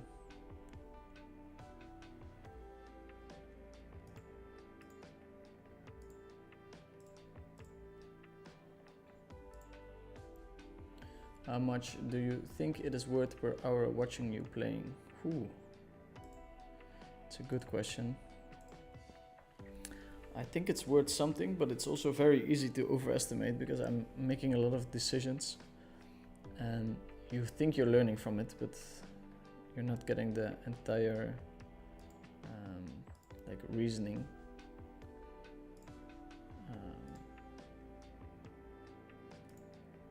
For all the moves that I'm making, so it's kind of like making a math exam with the answers next to it. Like you feel like you understand everything, but in reality, you don't, or you're having a hard time. This hand, I don't know. Probably close. Probably close anyway. King Queen suited, it's so strong. We do well against so many holdings, but it is the big blind he's shoving from, so he definitely is blocking or way tighter than the small blind, for instance. I think it's just a fine hand to call. Probably close or closer than I think. 5. Wow. Seems also a bit close to better, but fine. 3-way. Second nuts. I think Biao is really nitty so far. Getting a walk with his hand would be great. Don't count on it with Le François in the small blind.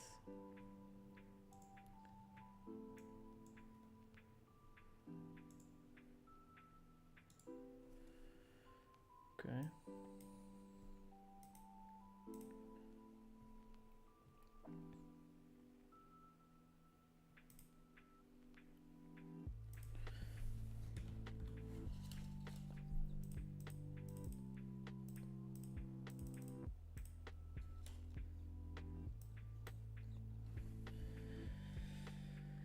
Mats probably opening very wide here. Super tempting for him. Pick up the aces. Kind of rooting for Ding to hit this flop. We block a bunch.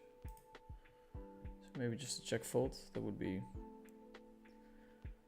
the best for us. Okay.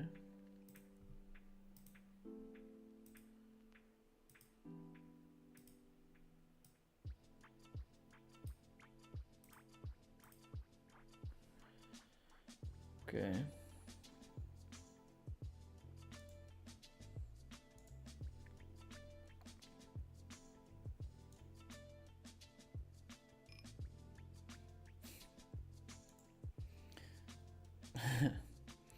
This doesn't make much sense on this kind of board, but we want to get us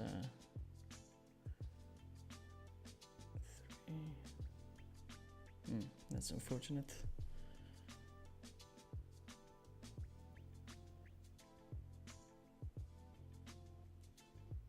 I guess he's just c-betting 100% here. Pretty big as well.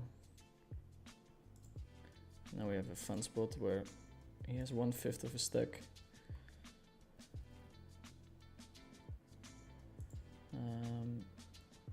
Oh, he folds. God damn it.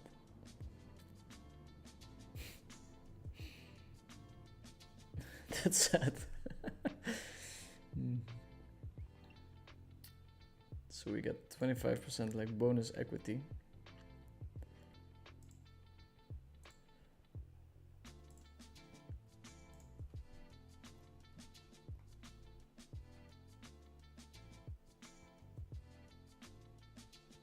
Chris is asking what is Ding's goal by max late regging, try to sneak to second. Maybe.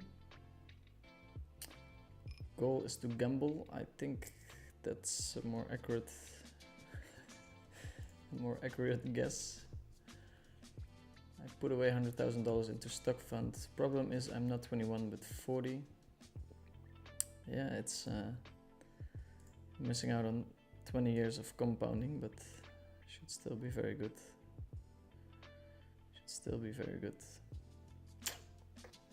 Following the check here. I don't like it, but okay, 2 shorties. No hope. Unbelievable. Martin's probably here to snipe. I would expect him to jump in. So maybe he's learned from, I wouldn't call mistakes, but he's learned from his moves. I think we can raise it. Jesus Christ, these fucking chips. Get them away. Okay. And fold. I'll take it.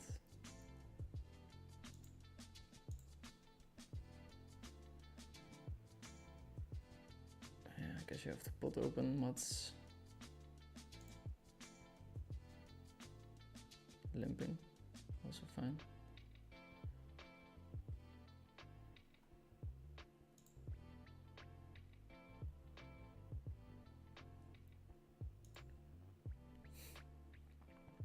I think BO shoves, we're not gonna see a flop.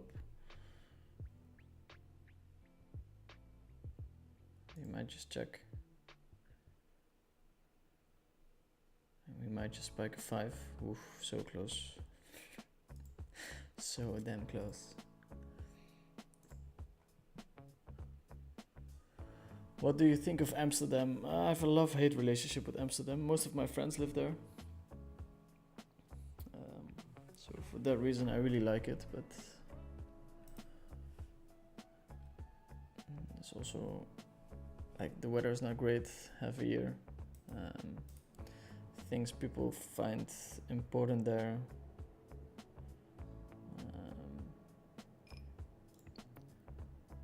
are not the same values or things that I find important. Sometimes I feel like people care more about how they look than what they do, for instance. I probably should have calling. It's very hard to hit something there for me.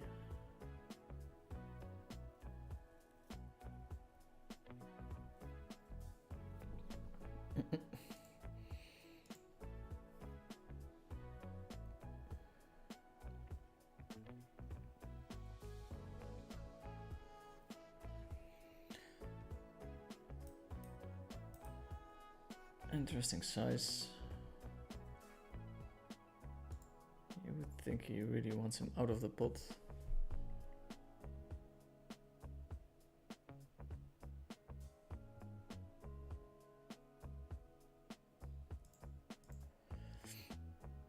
Leading 6.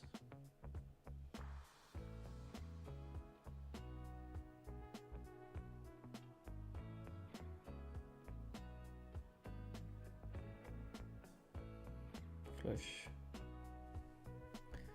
Mats takes it home.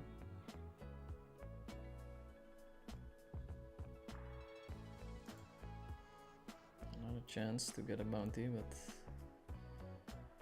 it's been tough.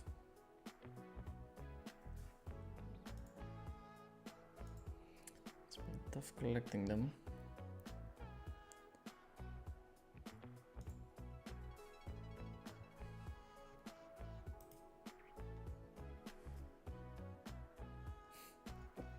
King high. I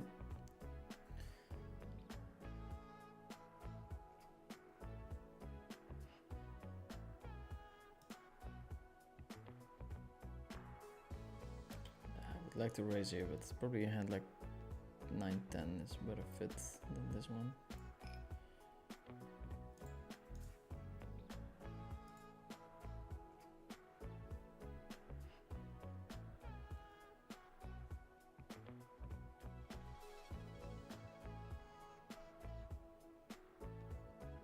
What's the minimum bankroll you would use to grind 1k PLO tournaments? I mean, if you max fire and stuff,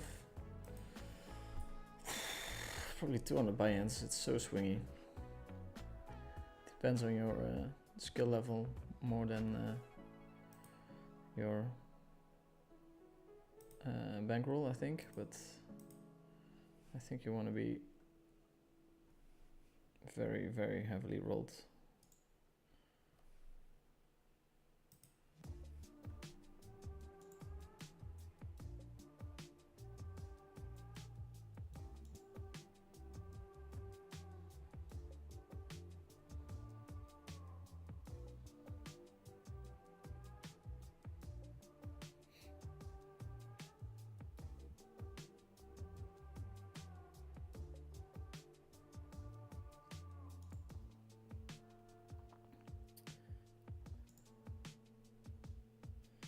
Mats has a very nice position now. We're gonna try to become a second. It's not that important though.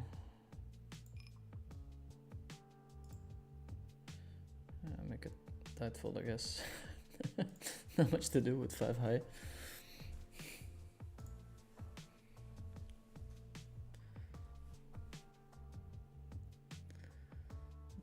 To do.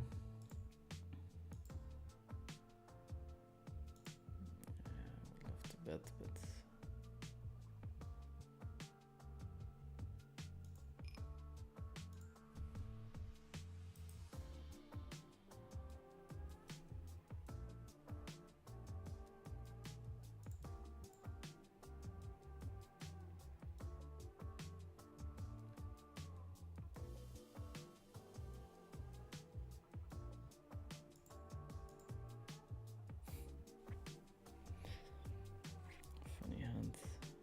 table. I think I wanna VPip this one because we're covering Pascal.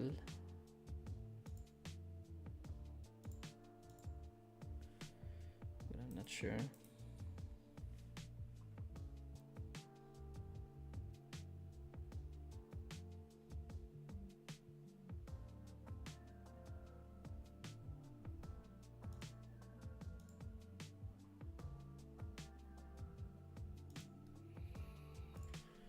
See, betting on the ace-high board, we generate quite a bit of folds usually.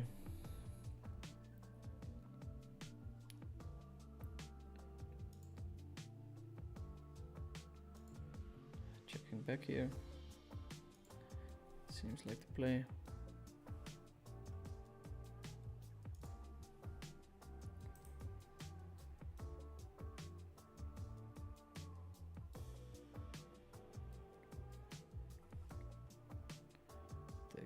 Showdown,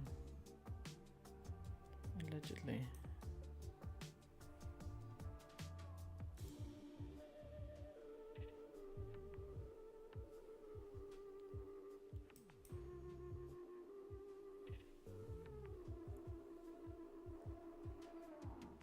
Queen Jack 9-8. We can defend.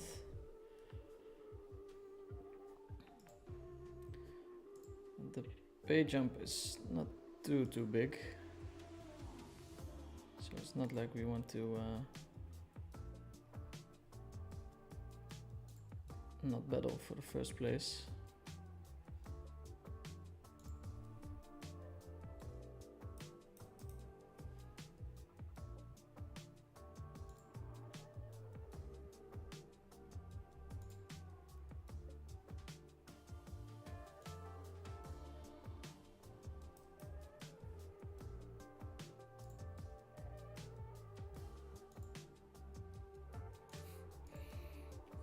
Bad run out.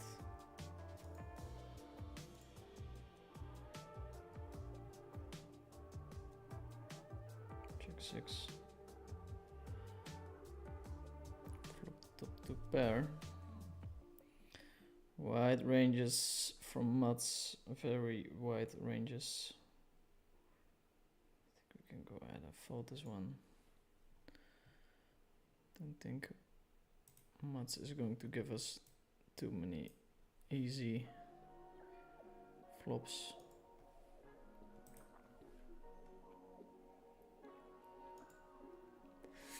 That's wider than I expected them to be. Check 9-6-3.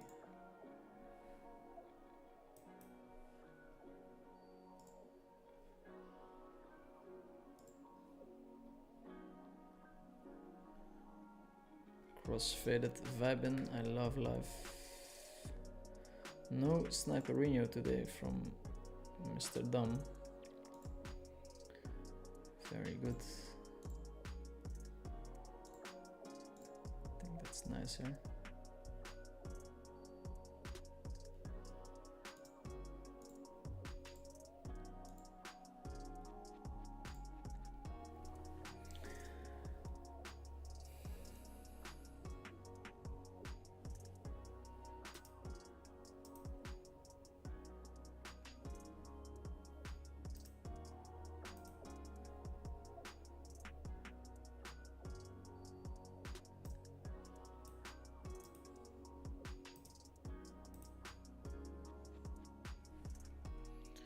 Little break.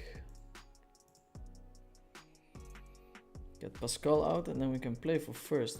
First is huge in this tournament. For like 70k or something. It would be a welcome cash infusion to my bankroll. Have a little break.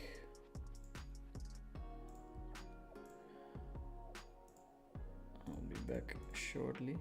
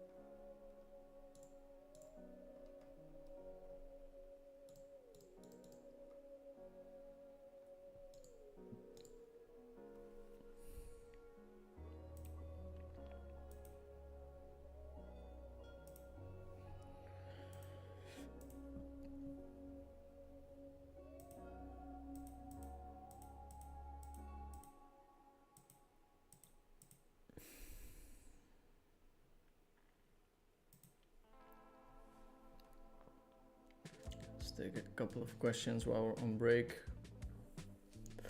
How did you step up from one stake to the next? Did you have some sort of bankroll management plan, or did you just speedrun to high stakes?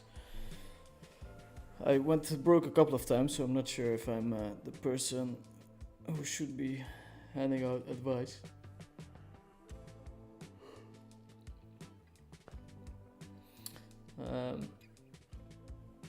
I took a lot of shots. Whenever I saw a table that was very soft, I would play it. Sometimes a bit too much.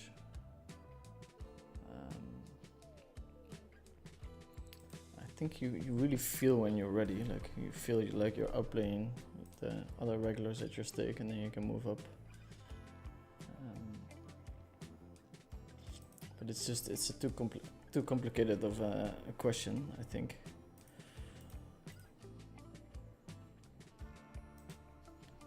Like there's so many moving factors when you consider moving up.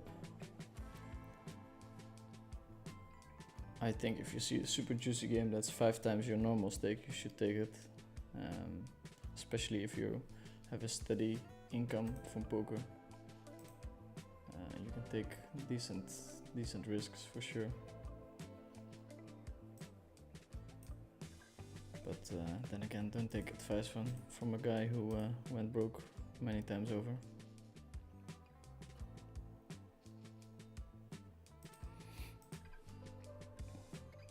Let's see if we can find a third tournament.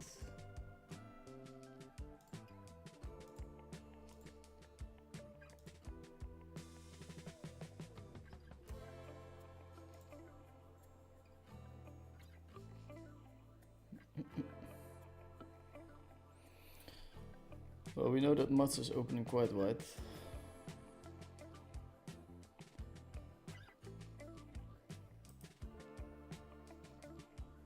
Francois is taking a stand. I think we're always supposed to fold here in order to get the pay jump. He's got a nice little bounty.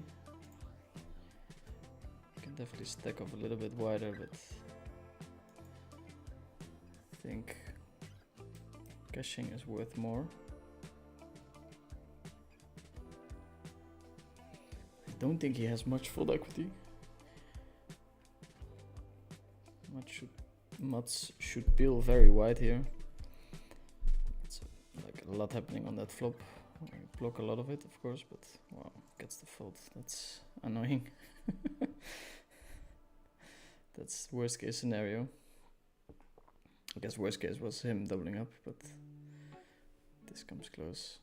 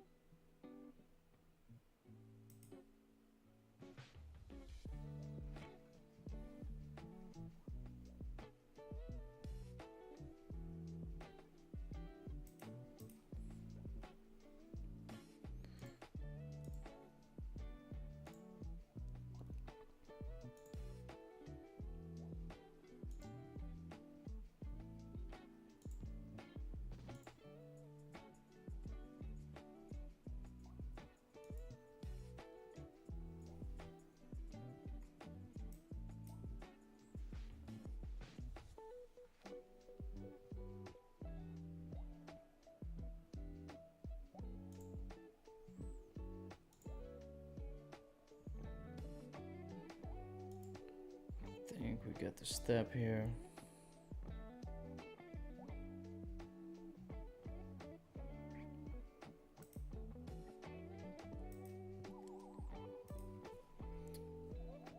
Yeah, we're limping the queens. We really want to play this hand. Opening and facing a 3-bet is not super attractive, so just limp calling seems fine.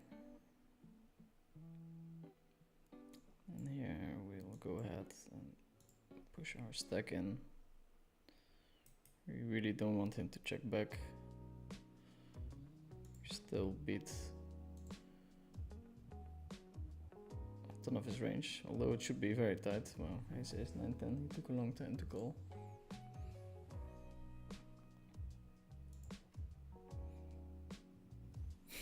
It took a long time to call. The super nuts. Of course, he doesn't always have aces. We get raised, yeah. Nuts. Can be dangerous to bet for thin value against muts. I think I get the open hands because of his bounty, but am I sure about it? No way, Jose.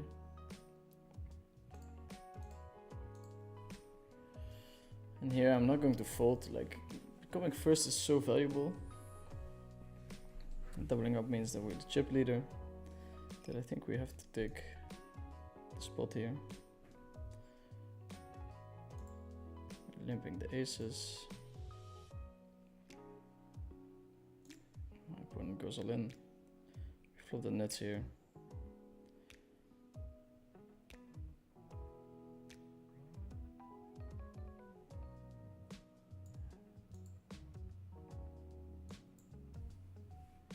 Mats is thinking about it.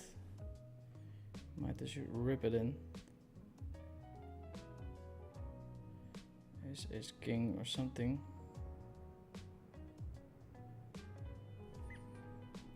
Time bank check. Here we go in with the nines. I think we want to bet quarter pot here, maybe even smaller. Since it's a bounty, you could still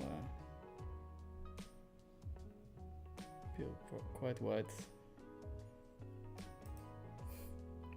7. Interesting card. I think we're just going to shove here. It's hard for him to have a strong hand. Could be the case. Fade the snap call.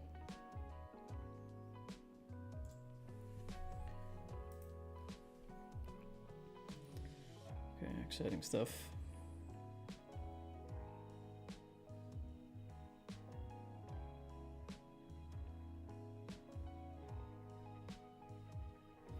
Maybe we want to use another sizing there, I don't know.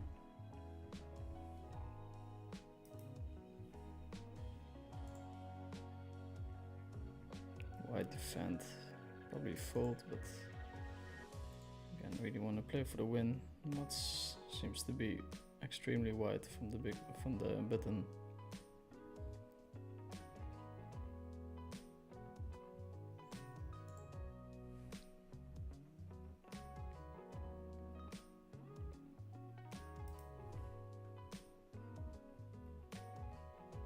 Going to step small here.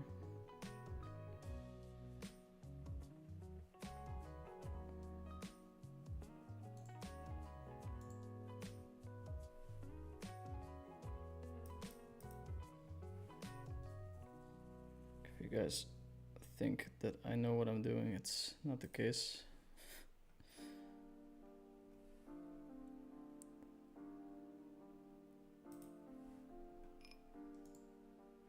I'm gonna give up on this one. Pretty terrible run out. Not sure what we're representing if we bet.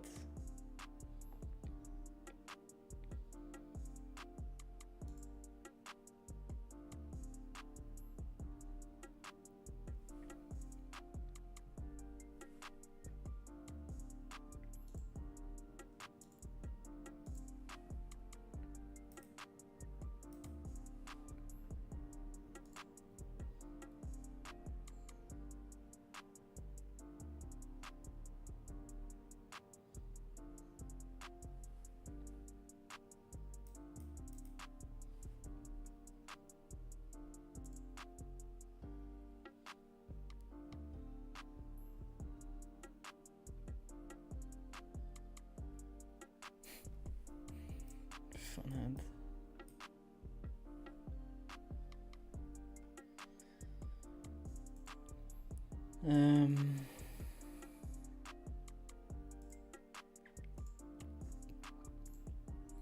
winning this one would be pretty big.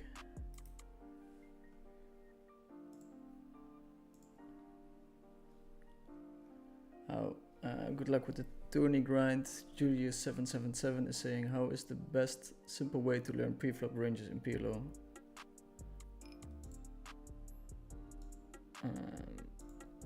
The easiest way is to go to Mastermind or to Vision, and you'll get roughly an idea of how you are supposed to be playing. How much of the game is it? It's the super important part of the game, and a lot of people get it wrong, so you need to know all the stack sizes, NT, non-NT. It's quite hard to know all of it, but it's also something that you learn relatively easily. So yeah, Mastermind probably better than Vision.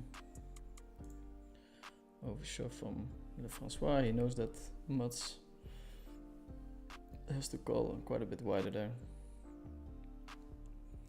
Trips in the big blind.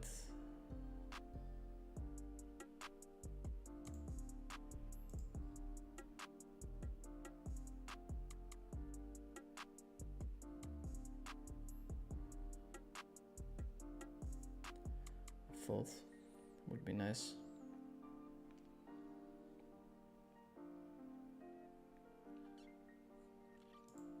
Nope.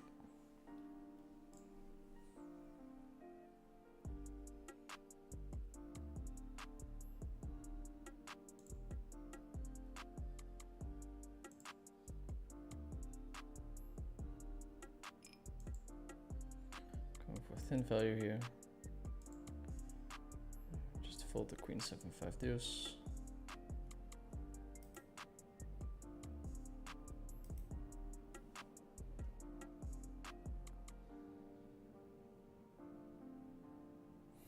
I'm such a bad poker player.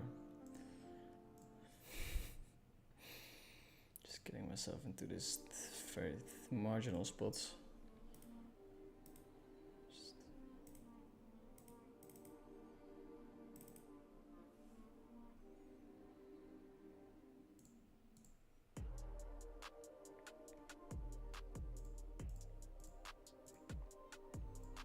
At one point we were the chip leader here, long time ago. Nico should defend very wide for that reason. We really want to open this hand.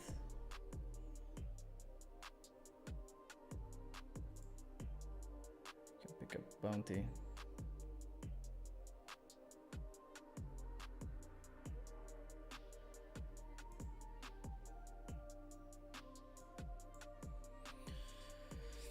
And here I'm over betting.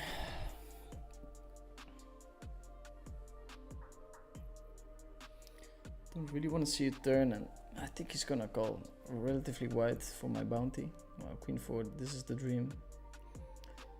So 7 and a 4 we have to fade. Yeah, that's the absolute dream. And he can't fold, and he should not fold.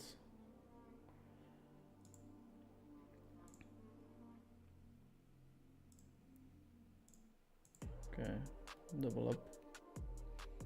That's nice.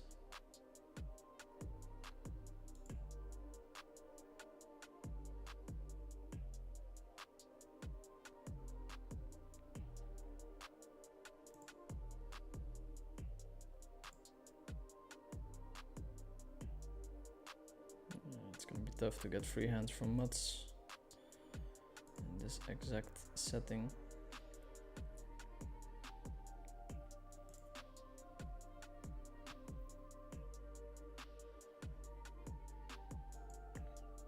To limp this hand.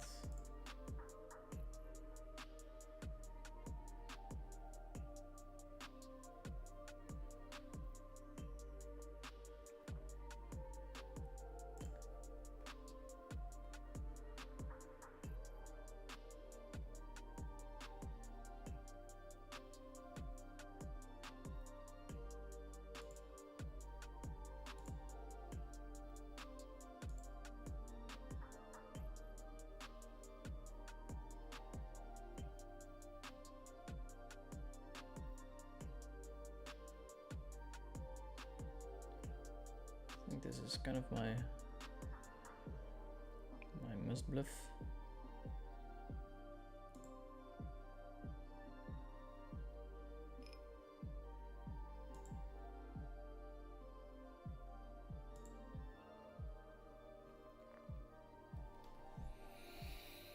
Calling maybe an option too, but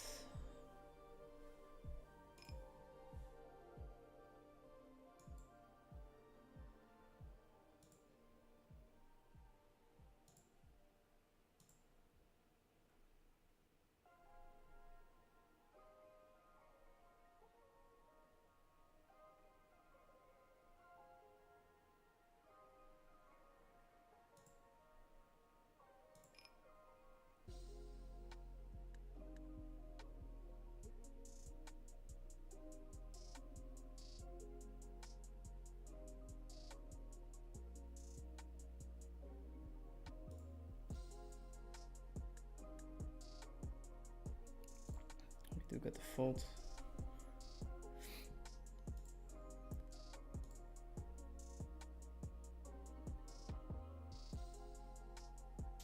Yeah, relatively easy fold, I think.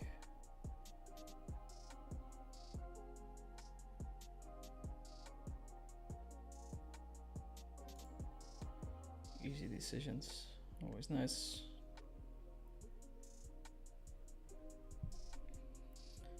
Pascal with the open.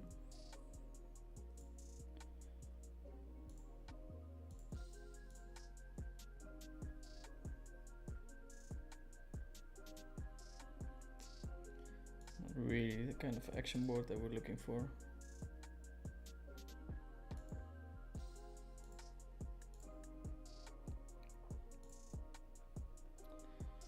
But who knows?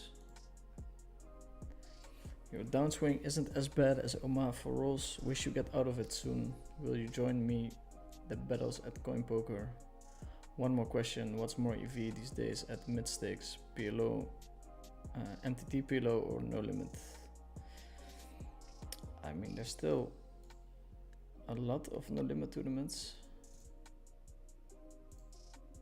So you can make more in the no limit hold'em ones, I think. But the PLO ones are softer. Hopefully that answers your question. Open this hand. Skull shouldn't really call here. Just fold and try to have me busto. Here we're gonna call because of the bounties, but no dice. We've missed a couple of these spots.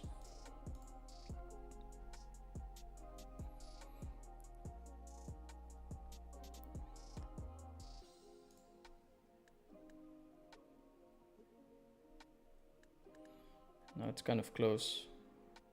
If we double, I think Mats is still chip leading. Not sure.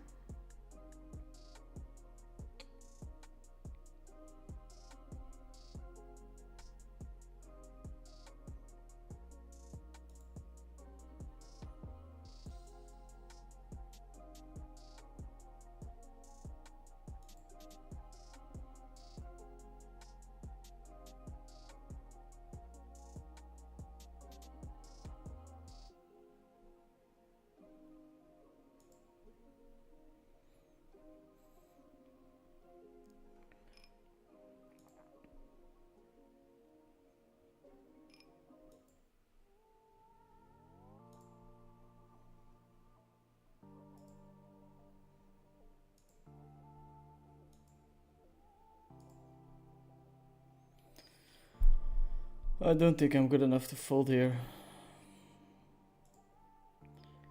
He might show up with the overbet all in on the river. Keeps it small. It's really interesting. No need to raise.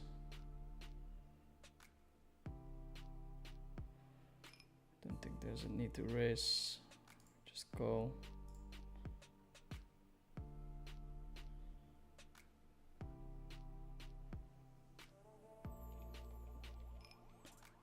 I like his play.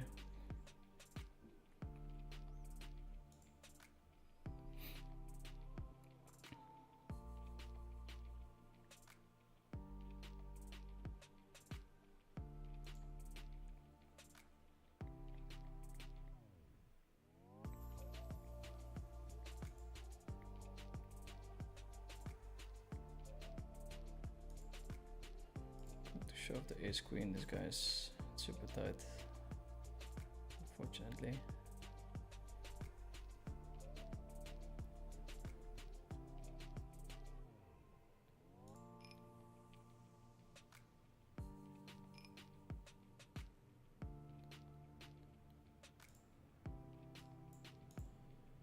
But we're gonna do it anyway.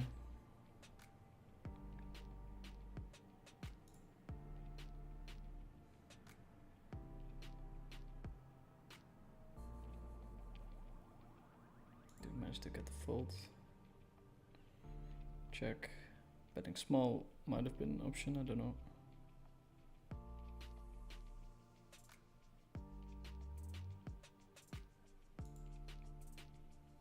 Check back from Mats. No value bet. Interesting. I was expecting one there.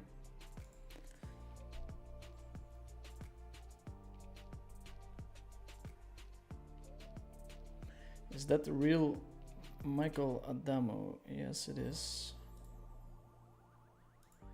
It is. Gangster Bluff. Not sure which one you're talking about.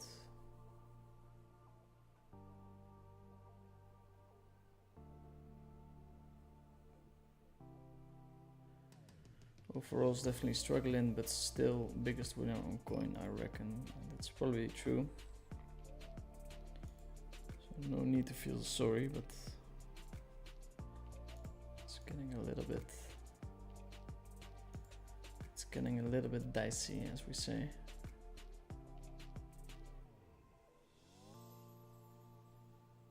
This guy.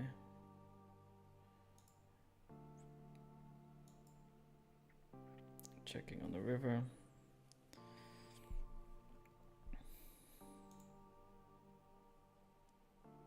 Nice pickup.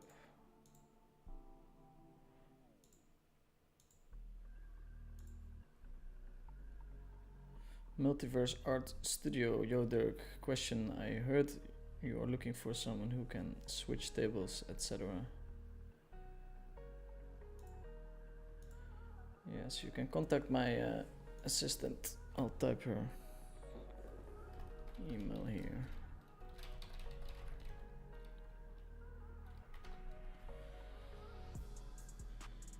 If you email that address, that would be great.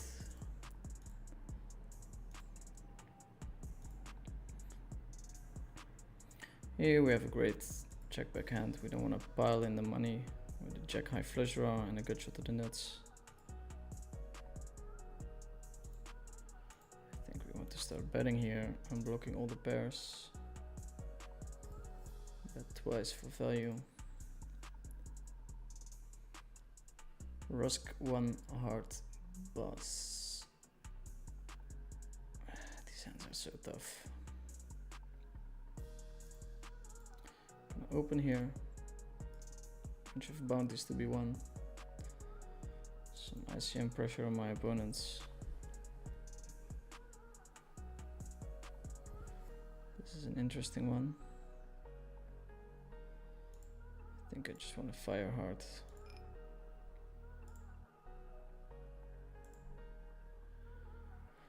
Priced myself in, get a lot of folds, and going to limp call this hand. It's tough with this like small cash, but we really want to be playing for the win.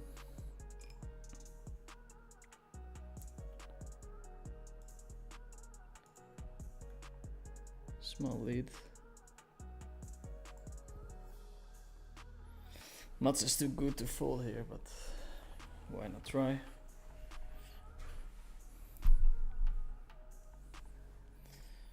Get the fold. Seems insignificant, but actually it's pretty good. Huh? Now we have twice his size. We wanna try and play a couple of hands, scoop up a bounty. Started playing poker this spring. I am very high volume, but I still struggle at micro stakes. What's the best course for beginners that isn't too expensive? I don't know because I don't watch them, but either Vision or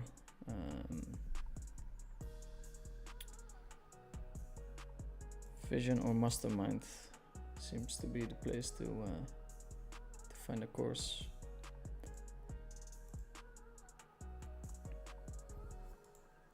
If we win this one, I'll hop in the 10k now. That's a nice deal, I think. Let's see when it is. 100 minutes. 100 minutes to win this one. And then win the 10k. It's all possible. It's all possible. Let's double check when it's day 2.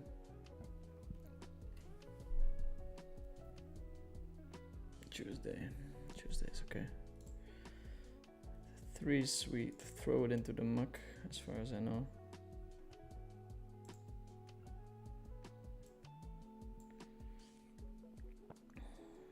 Yeah, again, we want to play hands. We want to get involved. We want to win this tournament.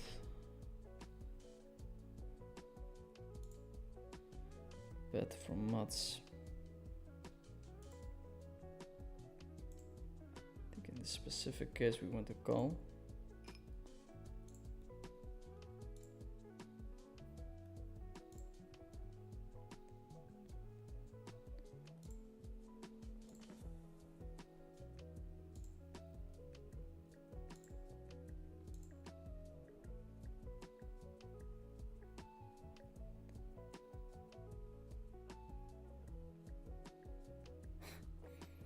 Yeah, Mats is good, huh?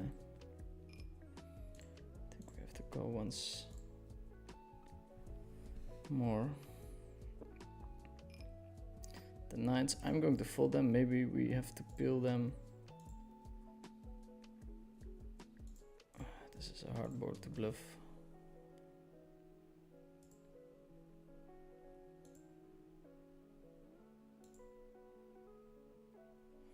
Might have to fold if he does it, but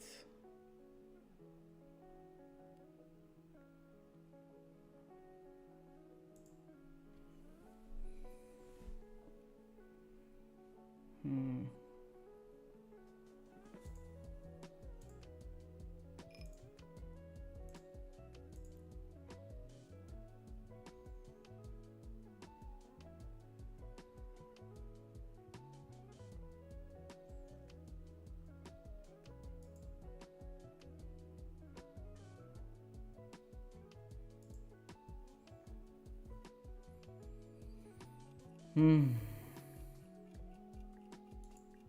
think I have flushes that I can call there. I don't know.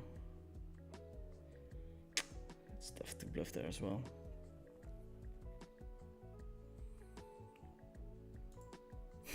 God damn it. Now we're folding. Folding for ladder. Even doubling up doesn't do much for us. King Jack, I think. Sucks that it's under the gun +1. There's a nice bluff shove at the stack depth.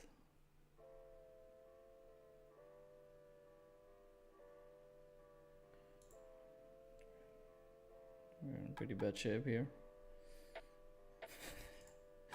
Backdoor though. No dice. Now Mats gets to open a lot of hands, I think. He doesn't. Okay. We enter. Are we in time? I think so. It was the last second of the rebuy period. Always a nice start of a story. Quick all in by this guy. Queen Jack. Small ante, it's very whatever, but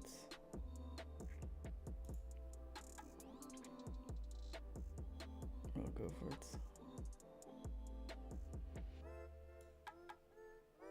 King Queen. Yeah, those timing tells, huh? I've got some outs. Nope. Oh, I guess it's a splitty. It's a splitty. Okay, we're gonna open the aces here.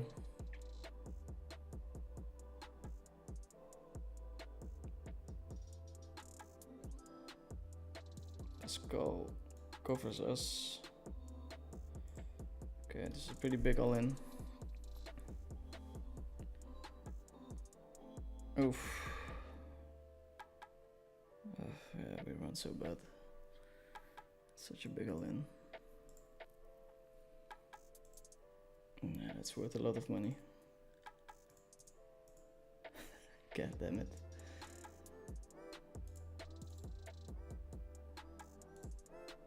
Okay, we're out of the 10k. The dream of turning a profit is over. We were in very decent shape there.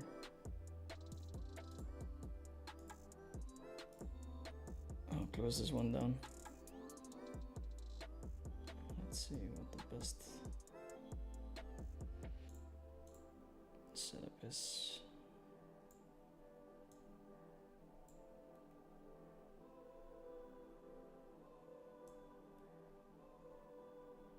Something like this. Something along these lines. John Can Do It is saying, do you have a limp fold range at all? Seems like you limp call always. Yeah, you don't limp fold much at all. Alright, mate. Send her a message. Nice.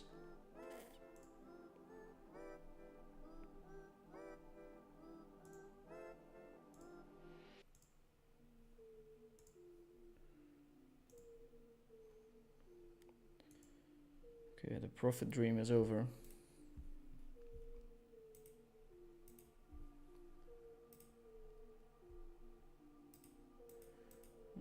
On that flop we kind of knew what was going to happen.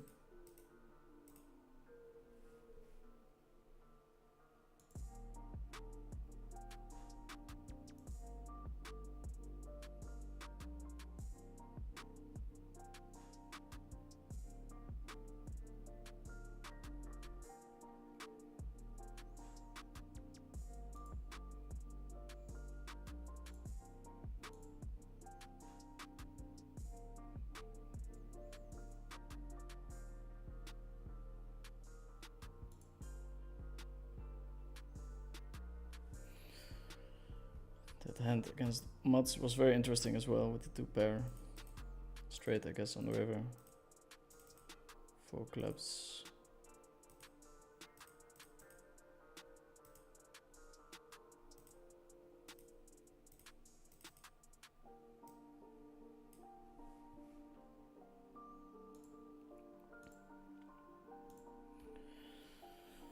Yeah, you're guaranteed 13k and maybe you get 70, so it's probably worth like 30k.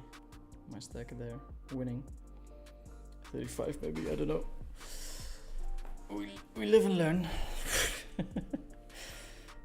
We live and learn. Don't stack off with the aces.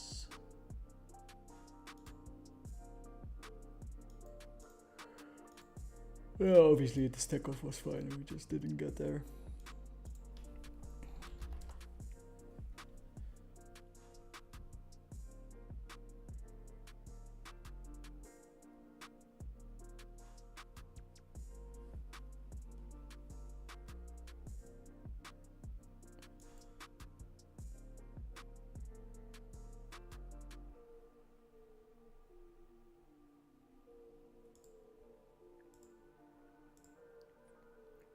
We still have this one, which could be big if you win it, but still 28 players left.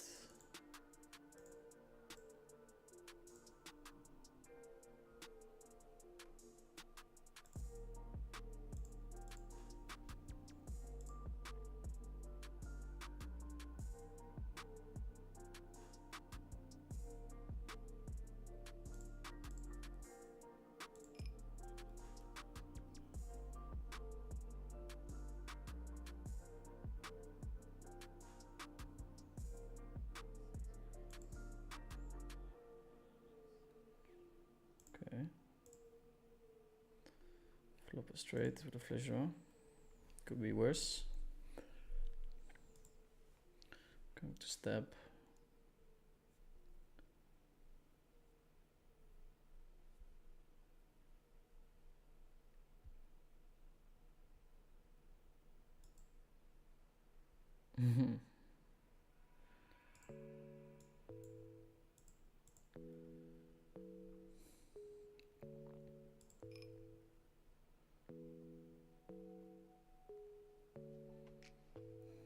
That's a weird spot. We have the double 8. This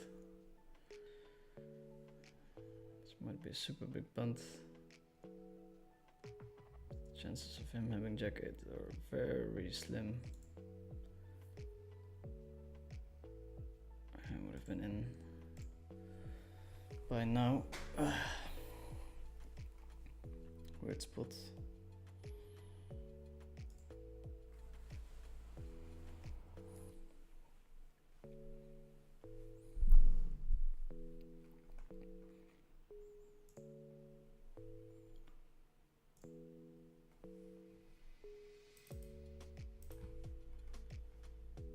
Let's see the chat. What's the most effective way to study heads up? Vision has great stuff for heads up.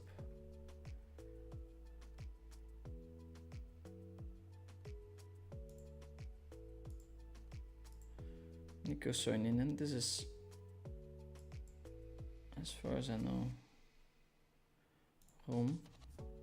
Tight check back.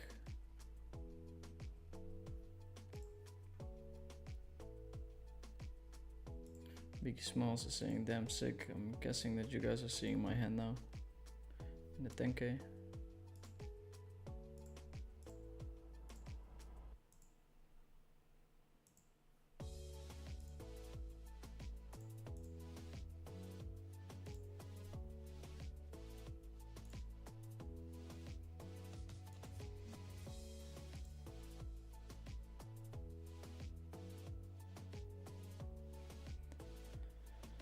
Leading an option against 1/3, we just have to call.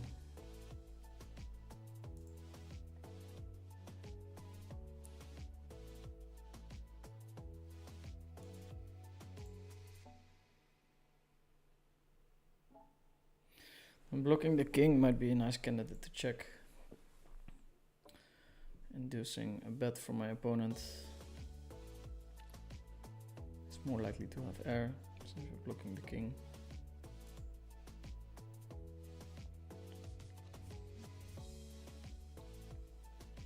Bet from my opponent. I think this is a very nice candidate to go with, but turned the straight and they gave me the king. I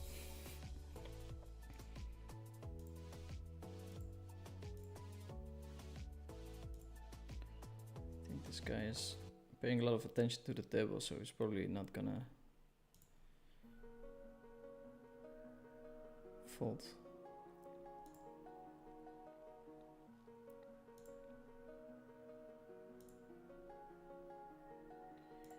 Well, trying to get this guy, but he folds.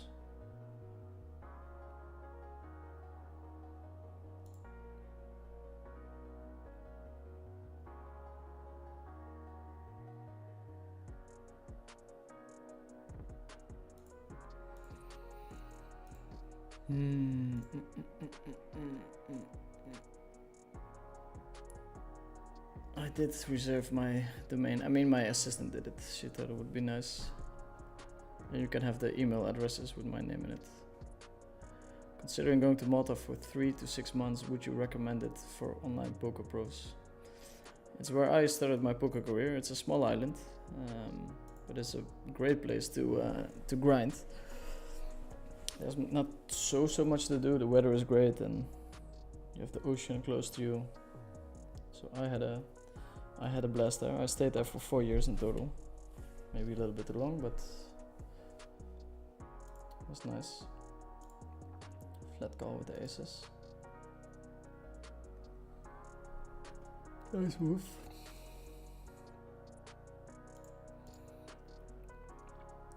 I think we get to open very wide here. pressure from making the money. We're 4 from the money. And if they 3-bet, we can just call. Which is not always true, like this guy only has 1 bounty.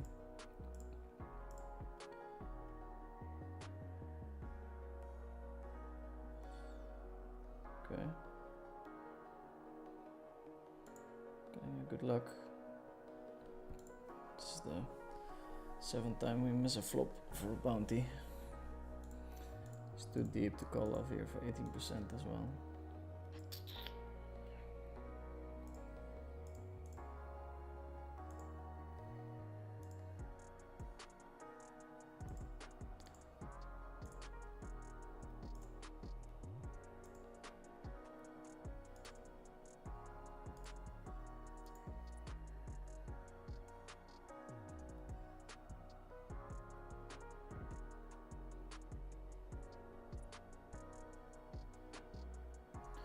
And there you are sitting on the position with the room. Now you gotta show why you charge 2k and room only 1k. He's not really competing in nosebleed cash anymore. Maybe he just doesn't want the stress that comes with it. Any advice on how to deal with tilt? Well, yeah, first you have to find the reason that you're tilting. Probably because you think you're not earning what you should be earning, which is called entitlement, which is very weird when you're playing poker, which is playing a card game for a living. Like, you're not entitled to fucking do that. It's crazy. If you don't realize in what crazy spot you are, if you're able to play cards for a living, yeah, you're just not able to zoom out, I think.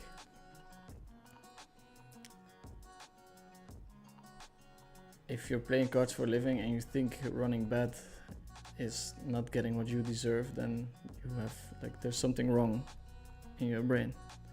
Like, you have to find, or you have to understand that a lot of things are going very right for you. I think that's a good starting point for people.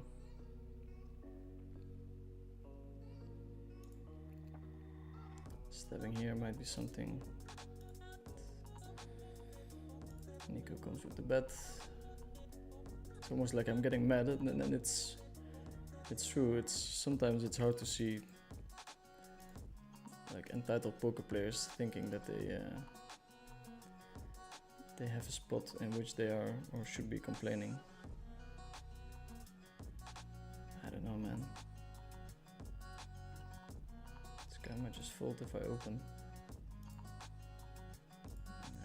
Maybe that's a bit too wild. I'm just gonna limp. Let's see. With the 9s.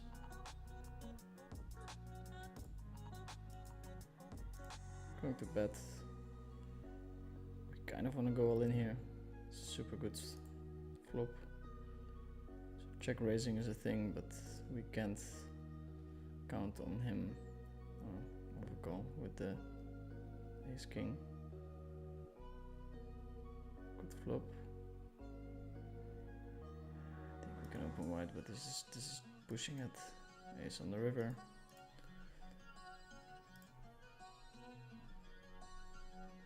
Back to one table. One table, less table. It's been a one-way affair. Money flowing out of the bank account.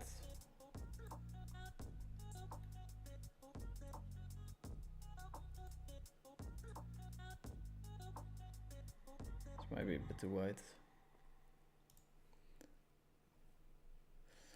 Nice to see Room at the tables as well. What a legend. Probably because Room is broke and needs the money more than Vinny.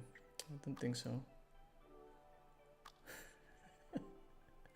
Oh, that's Martin who's saying that. I'm not sure if he's trolling or he knows more than we do. Martin, enlighten us. Enlighten us what's going on.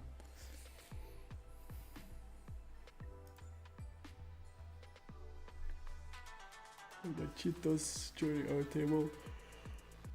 We're playing live PLO MTTs. Which raise first in strategy do you recommend? Mainly open 2.5x or mixing pot or limp?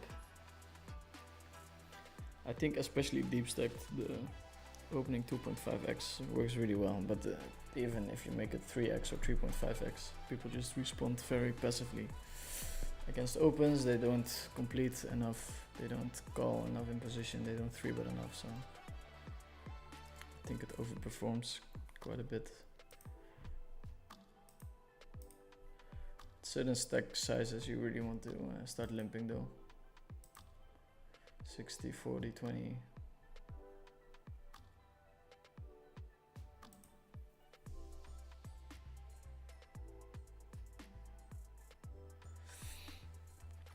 Okay, boys and girls, it's the last table.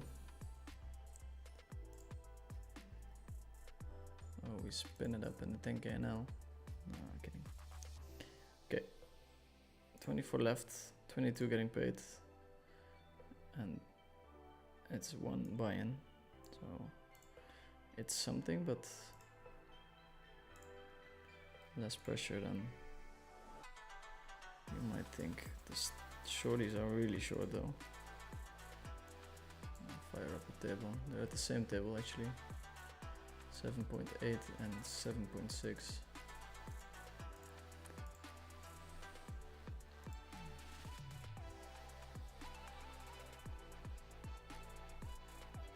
Breno Bertalia is saying, why are so many PLO racks from Finland? I guess they had a great example in Patrick Antonius, and also you'll see that there's a couple of countries where a lot of players come from, because it's like a tight-knit group that helped each other reaching the stakes that they reached.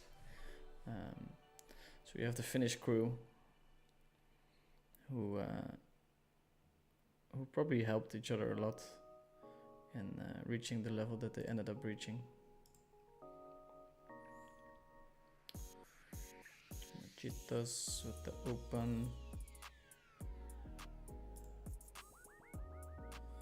I think I can still complete, but it's super whatever. So we're under a lot of pressure post flop. Check again.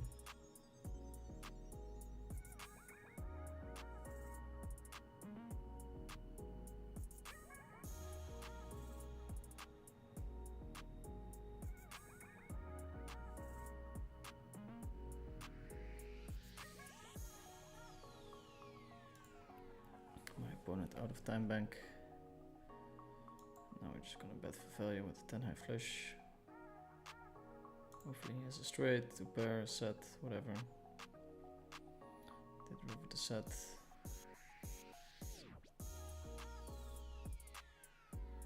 Actually had a strong hand. Has to be a bit careful with this guy.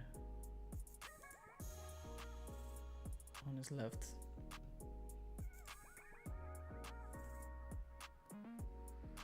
LPD 710 is saying thanks for the advice. No problem, sir.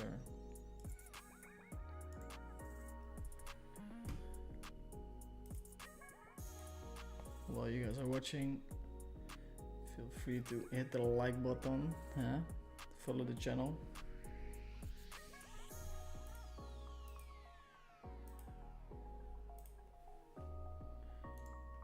King, 5 deuce, trouble hand.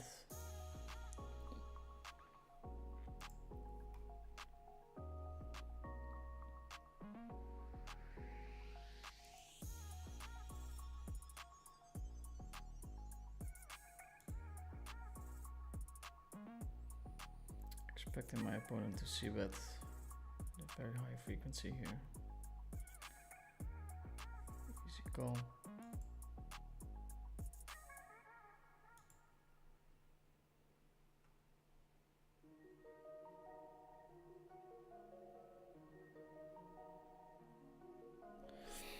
Going to try to take it to showdown. If he bets, we have to fold. We're not blocking any pair on the board.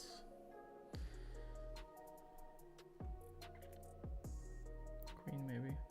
Queen 3.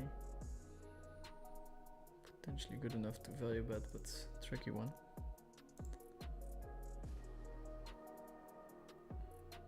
Aces.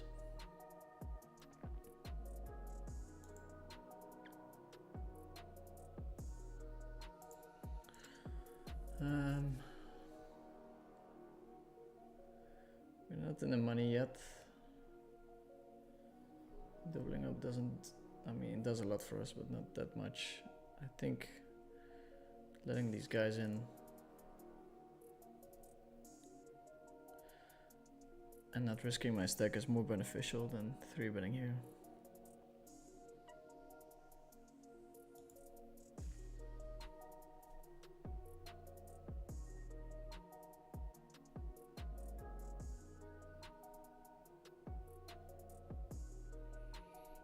She tells us wide ranges, of course.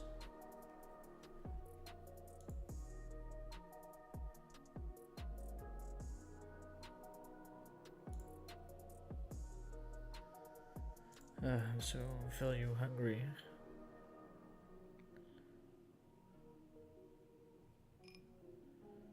Should be able to bet here for value, but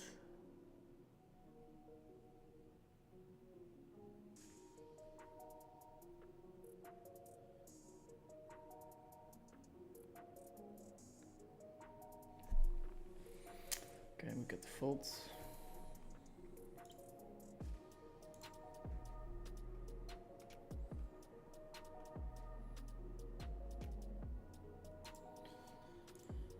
Martin is asking, are you ready for another 90-minute bubble in the 1K bounty like last weekend? I personally cannot wait.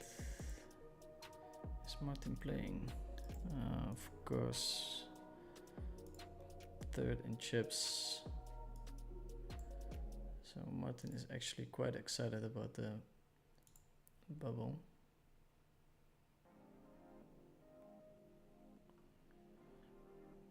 We can make it a 2-table thing. Reel the master for a bit. See how much fun you can have on the bubble. No limit Omaha, post flop. Maybe discuss some hands with Martin.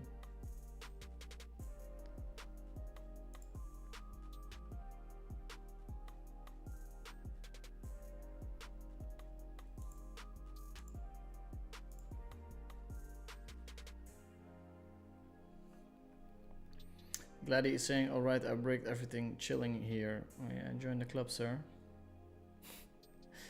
Join the club.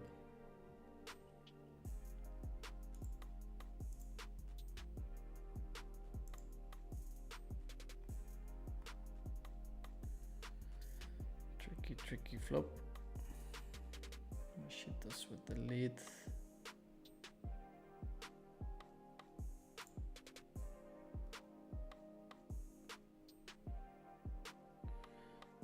From Cyprus. Going to call again. Not super excited. I don't think people find that many bluffs here. I can just fold the river and call my queen jack, which I have plenty of in this line.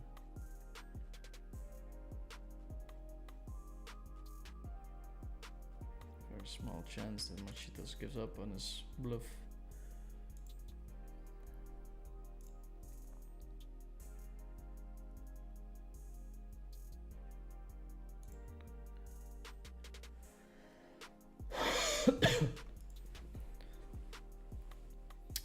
Limp, another limp. People are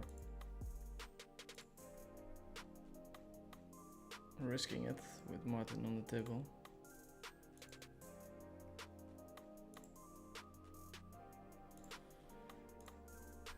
Didn't think I'd see that face again, especially wearing a flamenco shirt. Have a good night, Dirk. Thank you, sir. Martin with the open. I imagine that he has to be a little bit careful in this spot.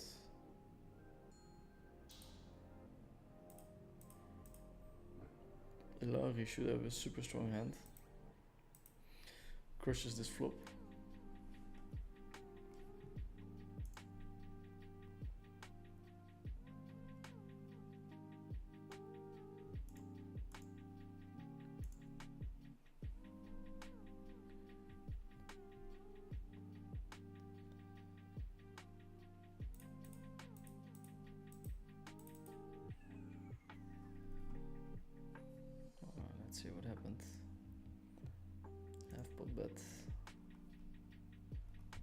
strong. Looks very strong. Okay, quick break. I'm gonna grab some water. Have a little leak.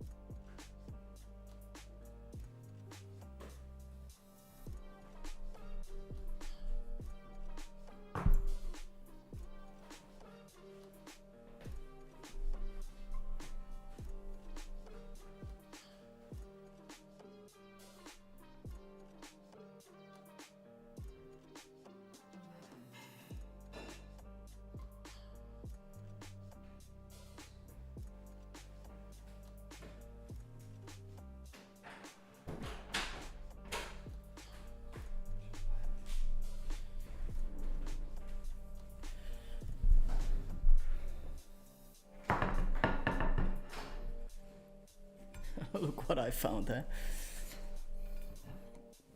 Surprise, surprise, motherfucker.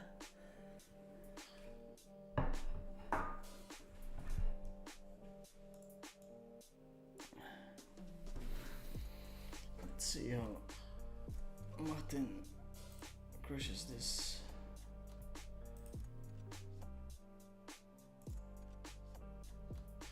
Bubble.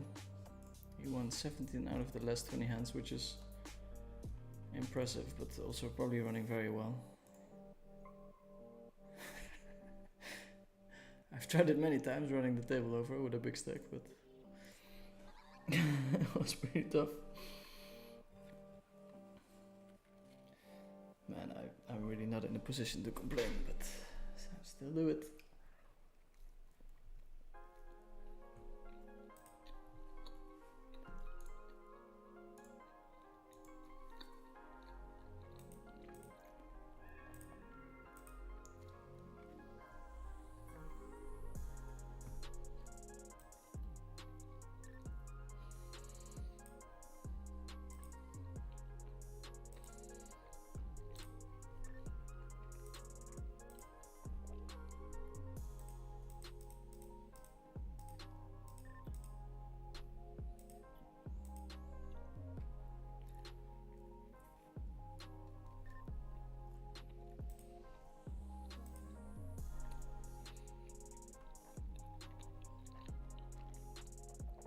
Martin with the much anticipated open.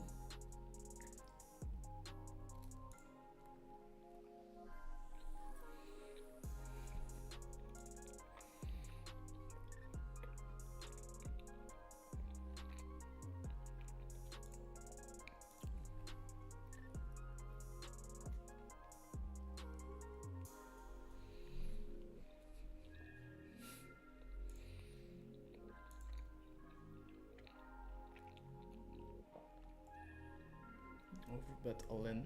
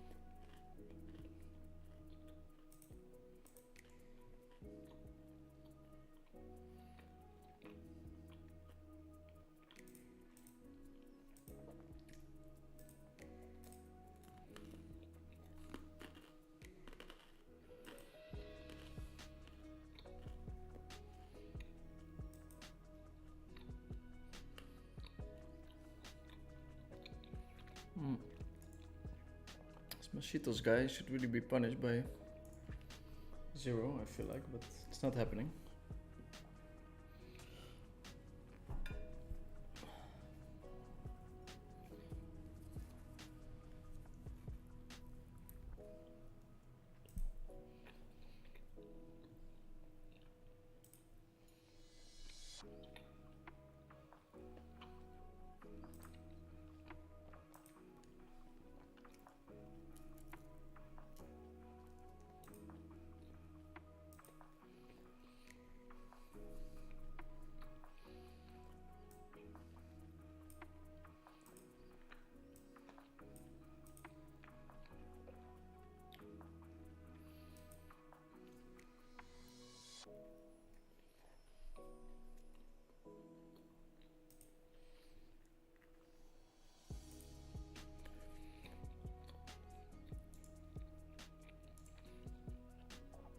Okay, these guys.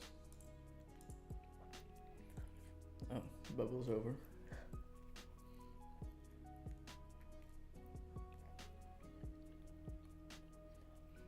Look at me being an amateur. Being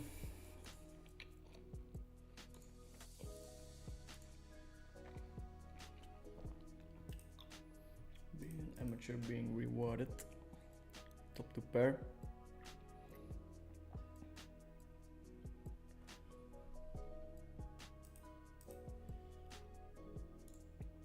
Let's see.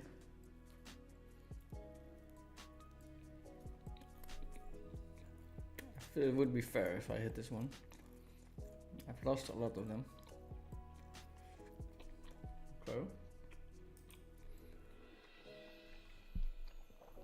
That was a bad move, being rewarded.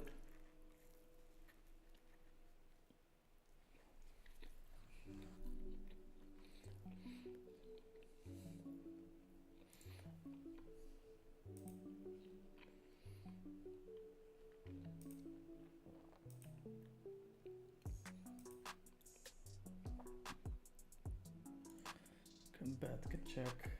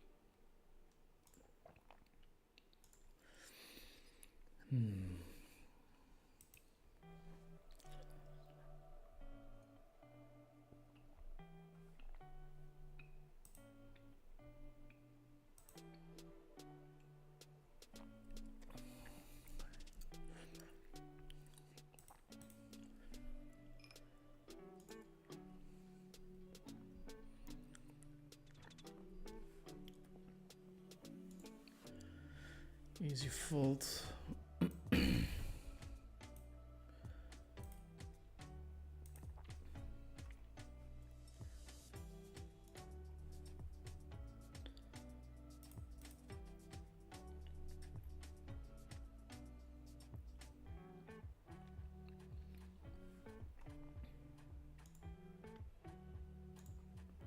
The way you eat your pizza is very European delicate. Yeah. Thank you.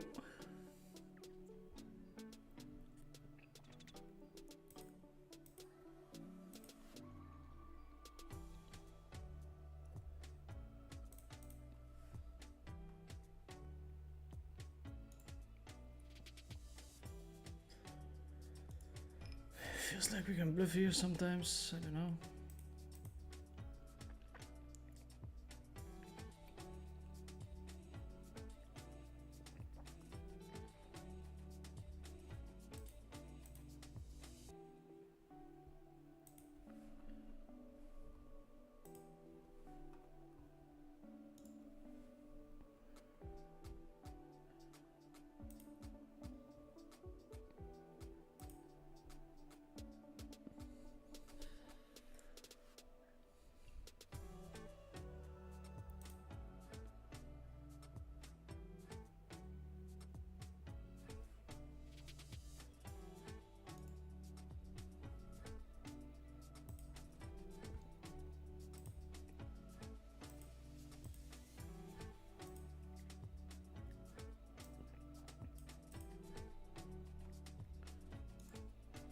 Martin Dam.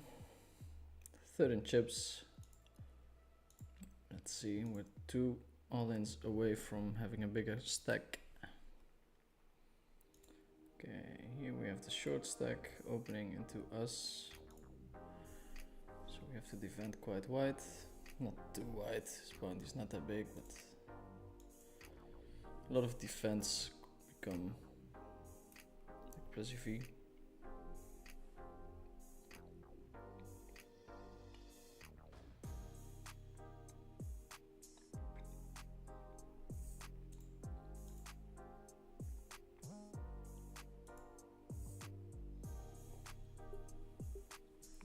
Martin down with the 2.5x open. Interesting choice.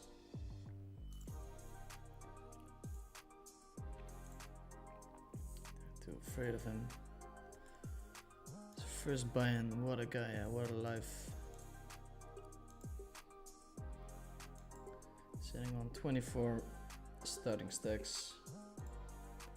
People opening to 2 crunchiest poker streaming at the moment. Yeah, fuck. I didn't turn off the mic. Deal with it.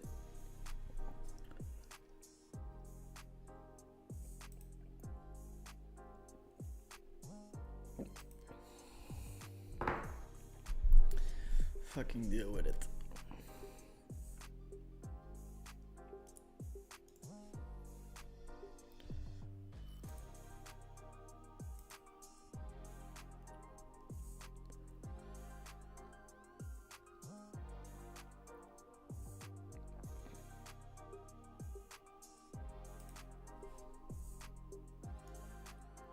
Just stream. That's funny.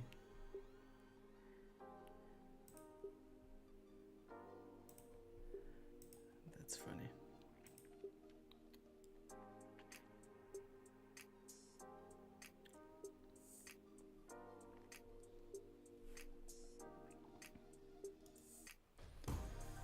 Little Limsky.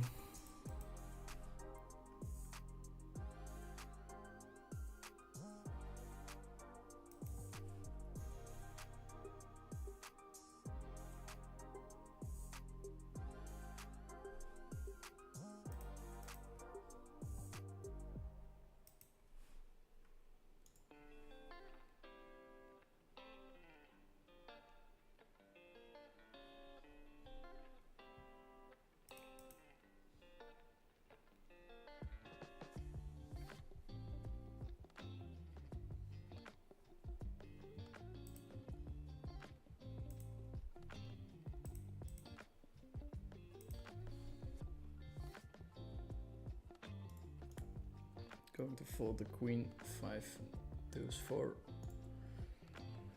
Crunch the stream at the moment. You're gonna go Triton later this year. Yeah, not only later this year. It'll be in Montenegro.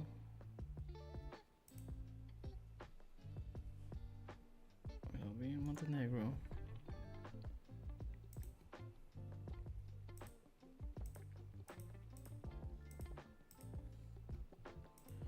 Jeez, what is happening? I can't with a hand here.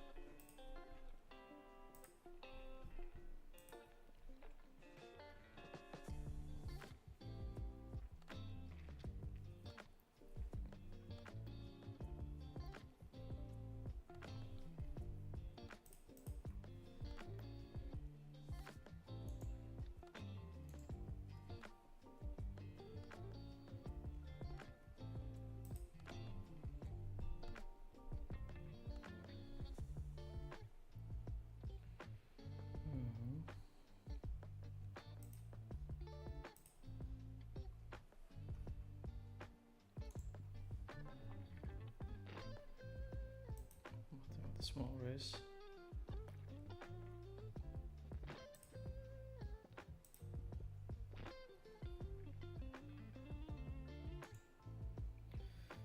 Three pair.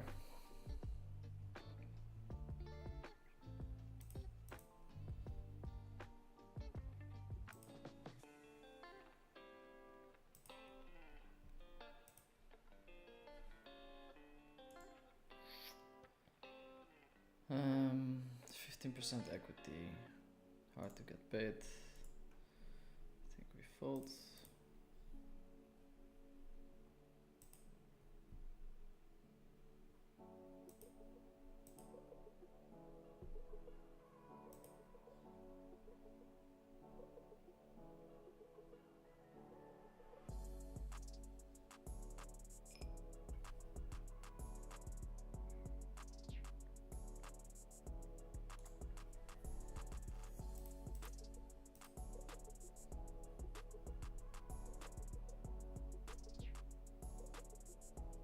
Often all in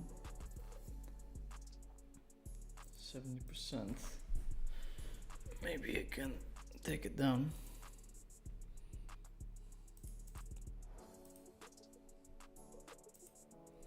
He can. The action man can, and he's number one now.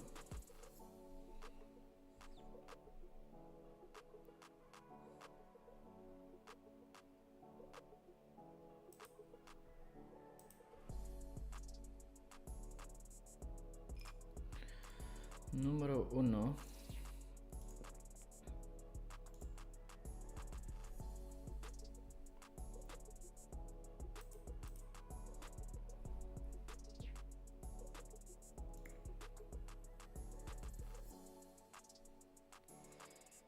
Yeah.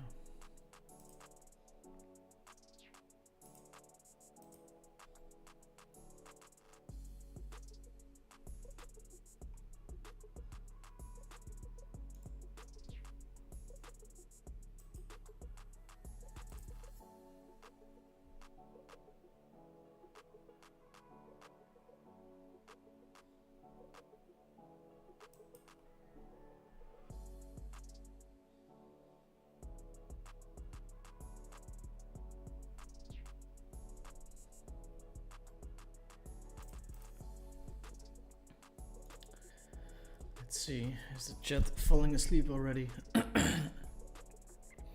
I was up at the start of the year 20 buy-ins but now lost the 20 buy-ins and some 18 buy-ins more, is that already an amount I can say it's because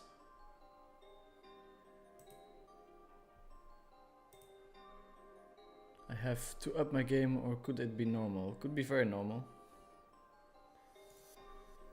I have the same thing.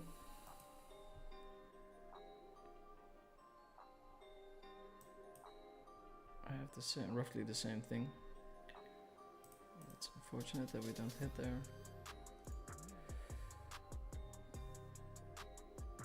So, I mean, nothing to worry about, but it's always a good idea to work on your game if things are not going your way. That's always a good idea. We limp the queen, jack, jack, deuce, and completely whiff the flop.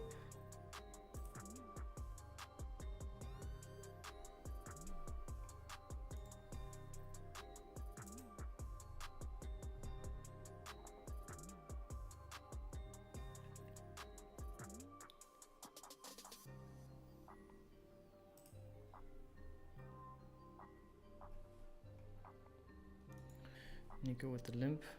We get out of the way.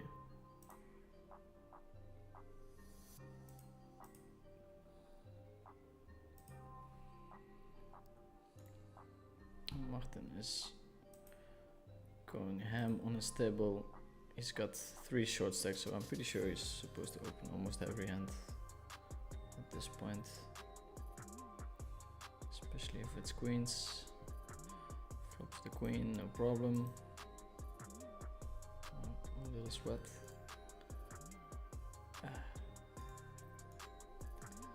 Misses the river.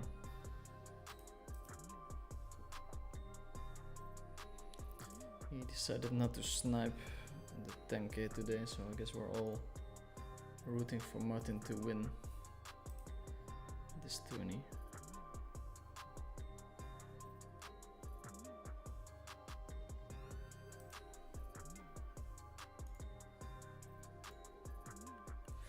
How much money you make a year playing poker? 6-figure.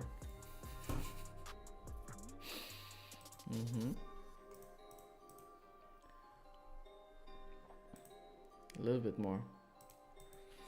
That's 6 figures, but this year not so much. I think I break even this year. I think I'm break even-ish.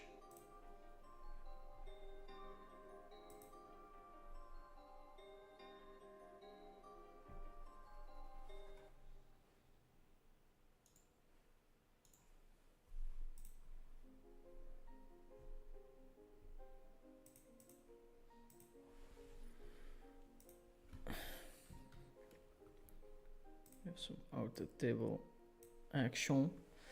Ace. Why does nobody open such a passive table?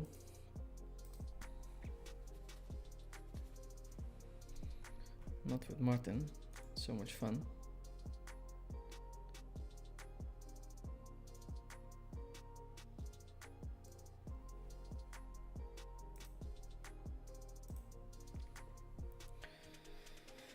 So much fun. I wish I was on Martin's table. Way more fun than this one.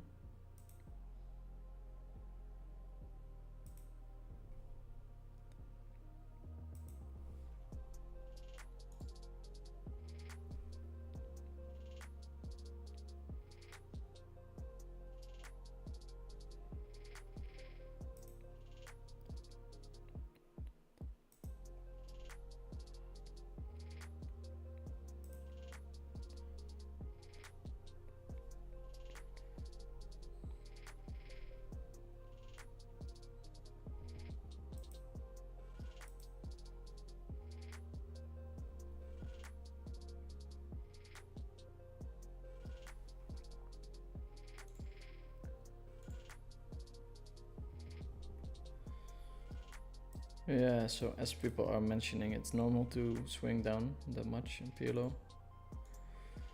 But in general, you always want to like work on your game, make sure it's not you playing poorly.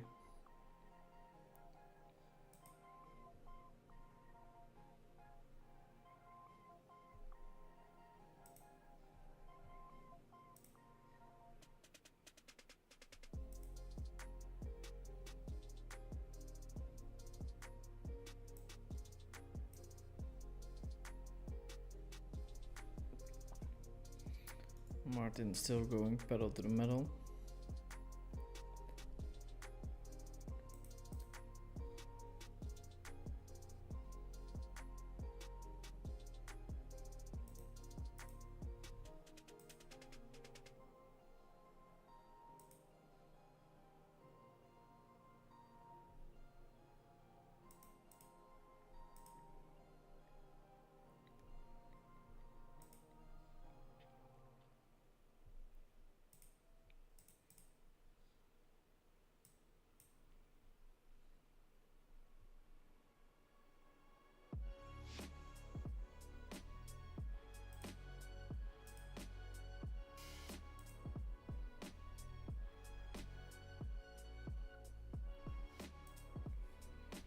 Okay.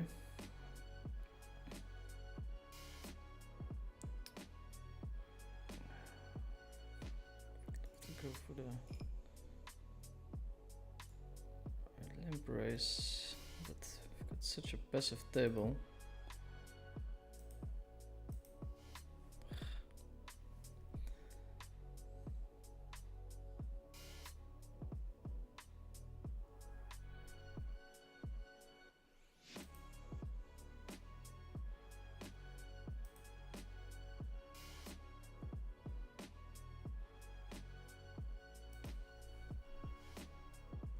Check back here. Sometimes bet, sometimes check back.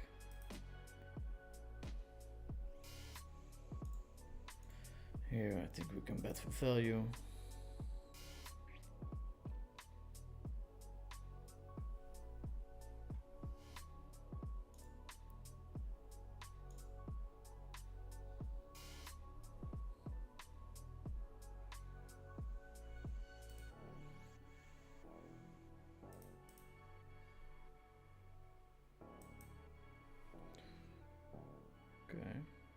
Open, call. We have a nice multi-way hand.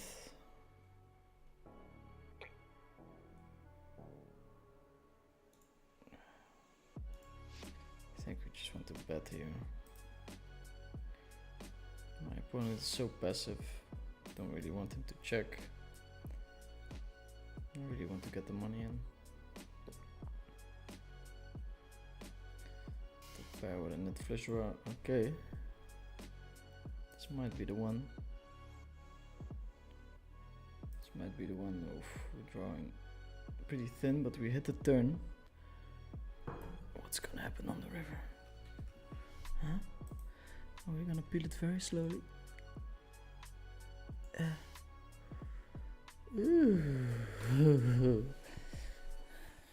Okay.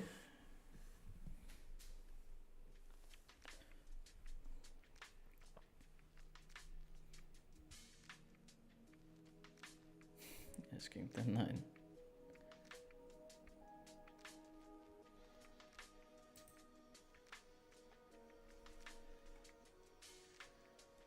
not sure what to do here. I think squeezing is the play. You really want to get the bounty, and I have a pretty strong hand.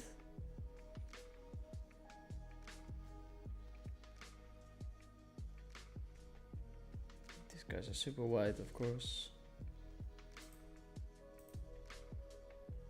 Let's see how it plays out.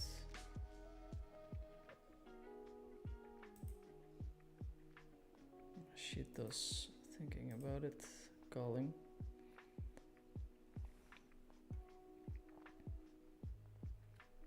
Whoa. Trouble flop.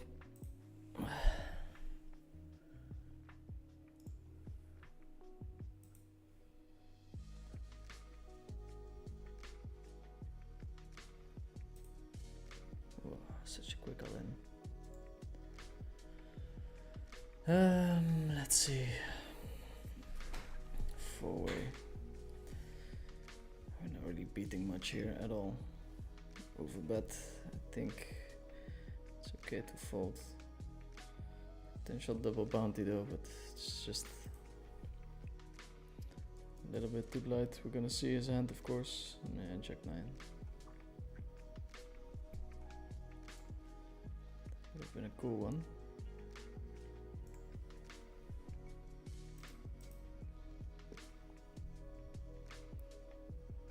Pretty sure I made the right play there, but Martin can let you guys know.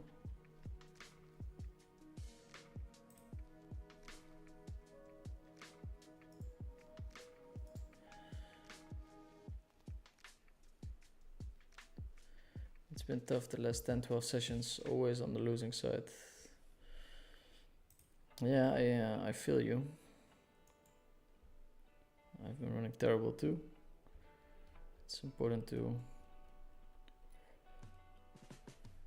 keep going, avoid mediocre action.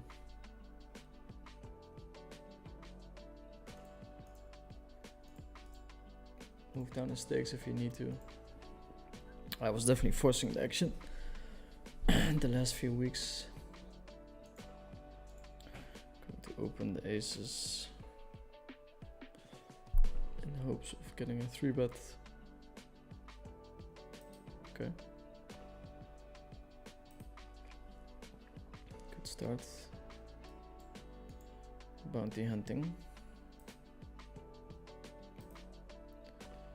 Maybe we should wait a little second to go there. 86%, looking very juicy. 95. Feels like we can do it. That's us. That's us, baby. Nice, we pick up some money. Because bounty is quite a nice format to stream and watch.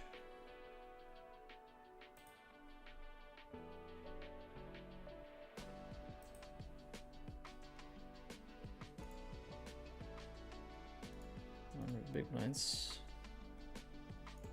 Not too far off Mr. Dumb.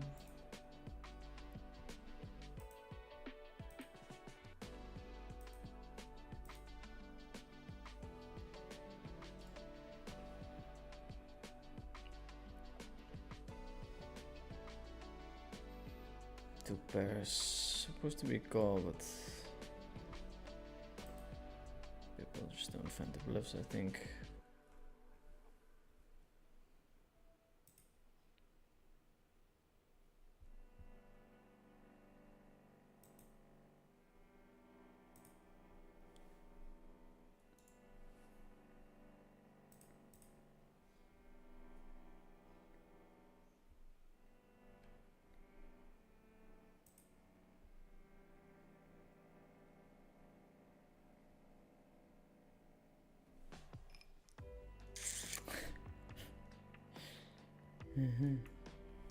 Bet. Okay. Some drawy stuff. That's nice.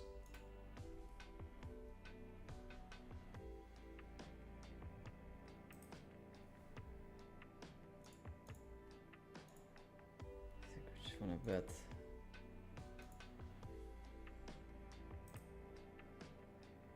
Hopefully get raised 9-10.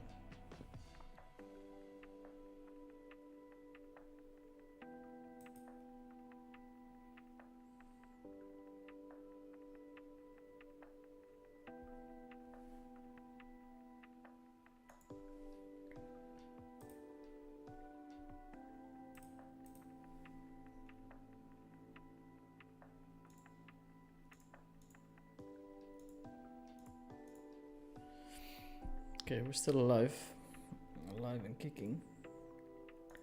200 people joining in to the stream.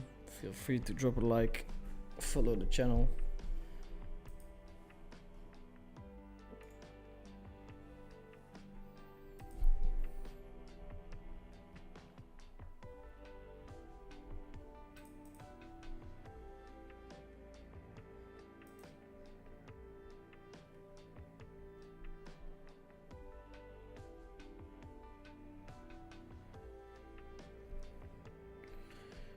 Big stacks have been relatively passive on my table, which is good.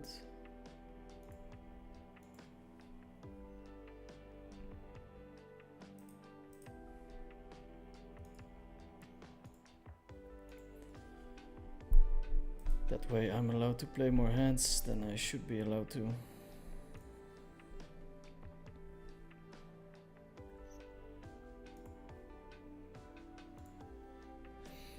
Making 500k a year normal among high stakes poker players.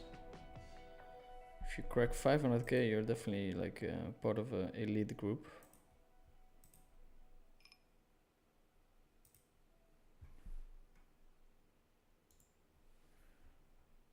Somewhat of an elite group. Cracking 1 million is super special, and in a multiple million year, you're among the best of the best, or among the people that run the best of the best. This is for cash games, of course. In tournaments it's a little bit different. If you're playing high stakes buy-ins.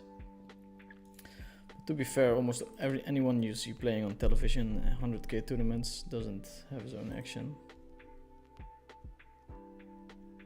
So even when they win a tournament, they don't have a multiple million year.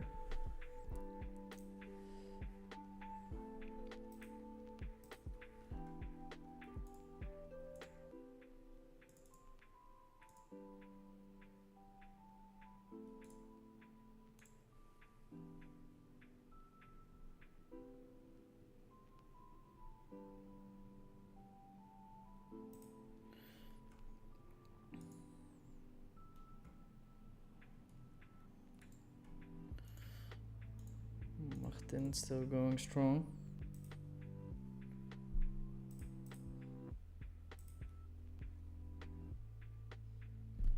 Such a slow structure as well, this tournament. 13 left, so 100 big blinds.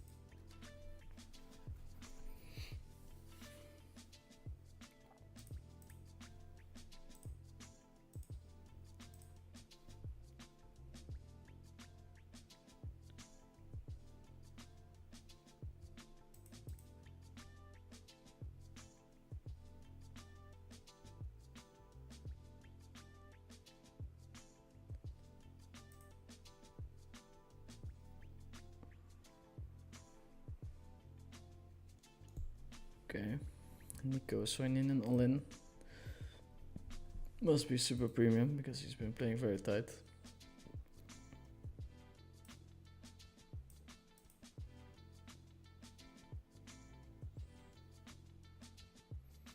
Oof, Martin loses a big one. Even the goat loses a pot every now and then.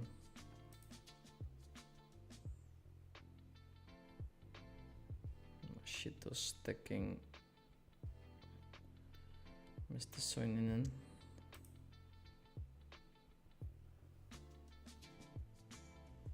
Oh, put me on the table with Martin. Guess we're going back to one table view.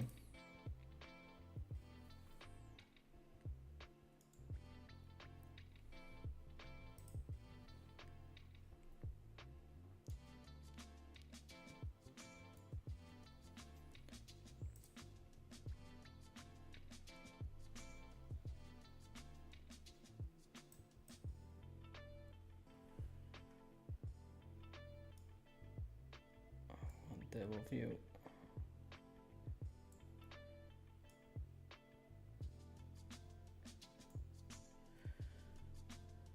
Okay, let me know, guys.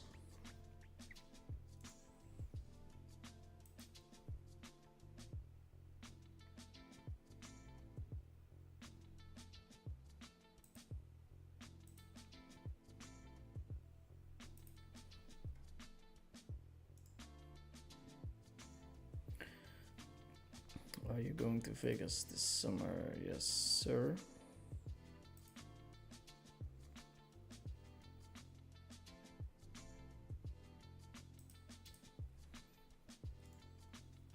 Quite excited about Vegas this time around. I know more people.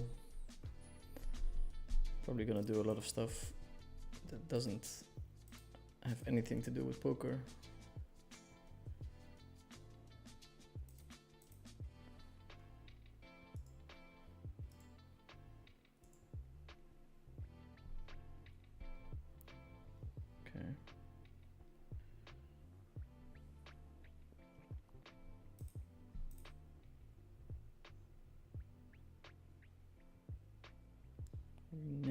have Martin's stack, the Battle of the Bosses. Very important hand coming up.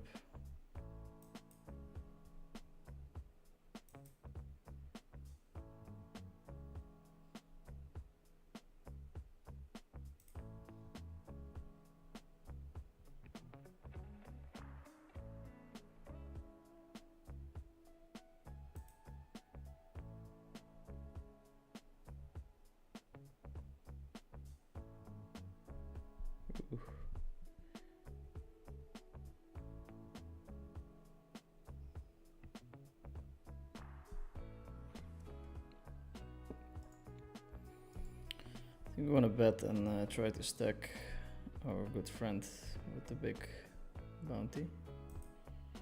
Break zone.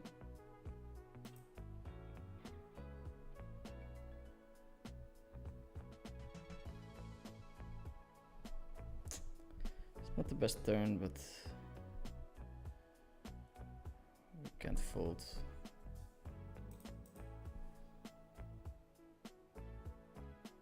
Still have 2 pair. I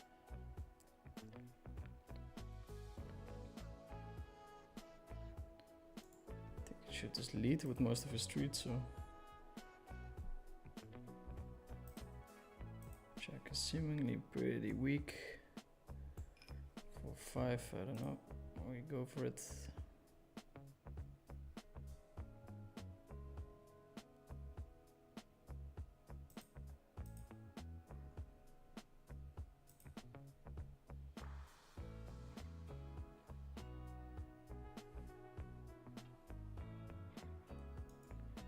Table chip leader, always nice.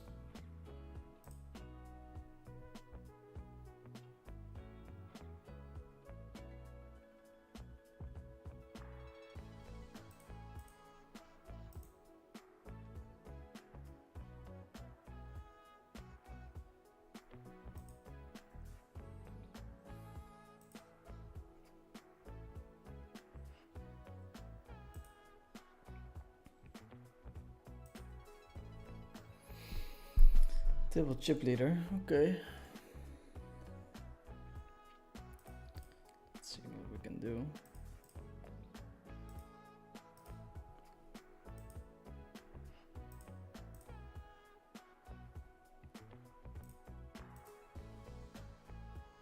Martin with the open. Get to defend here.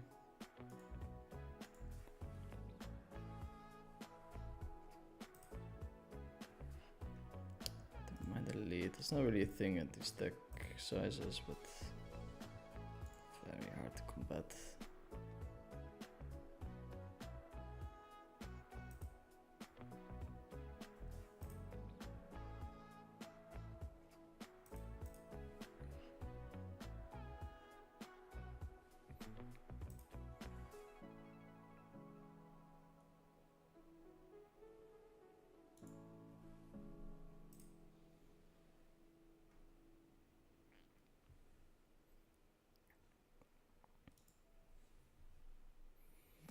Okay, we have 5.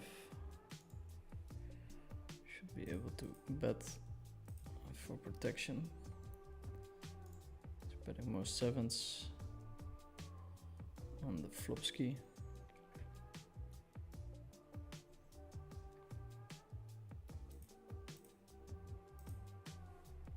Going to v-pip this one. The camera is kind of in the way. Find another setup. 7753. I think he's supposed to check almost his entire range. There's no real need for us to bet.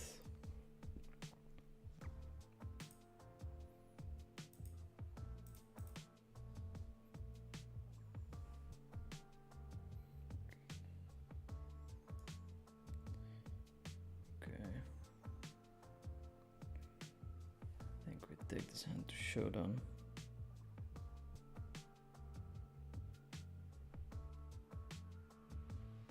We're very eager to get value. I'm not folding a flush here, but doesn't feel like we're good there. A lot. Well, we don't have to, like almost like 1 out of 3.6 times or something for that sizing. Here with a big bounty in the big blind, we're just opening. Hoping Braxo will get involved. That's good enough to stack off. Let's see. With perfect equity. Would be nice. 1.125. We get there.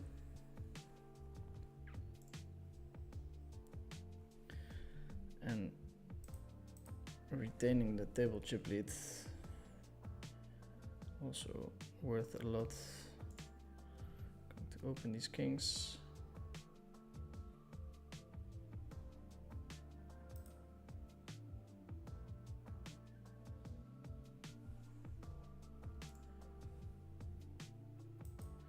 It's often a spot where I go a little bit too crazy, but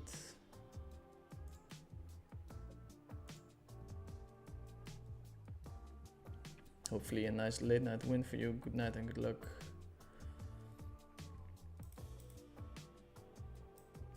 Another question, was the lowest buy-in? Just to check is fine.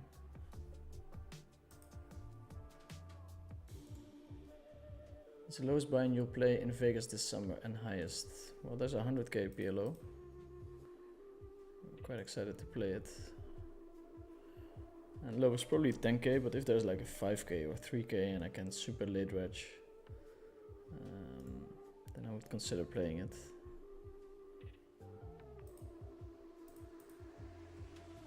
I would consider it.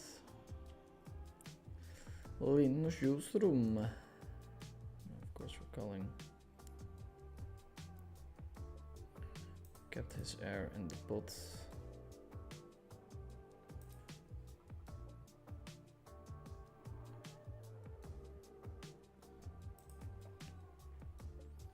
And made him bluff. Larry with a small open. I don't really get it. Probably want to open super tight and therefore open with a pot bet. Here I think we just get to shove into him.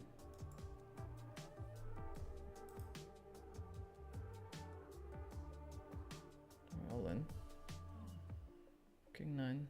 Yeah, we're still at 40%, 72.5 now. This would be a very big one. It's hard to believe that I win, but I do.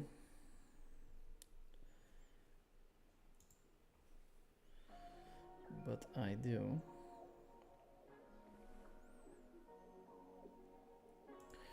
Martin Dam is saying that he's my lucky charm. And he might be indeed.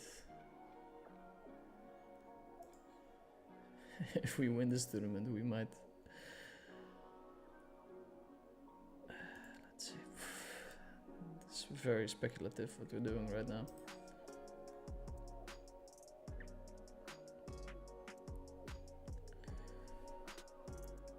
We're in second place now. Already dreaming about winning.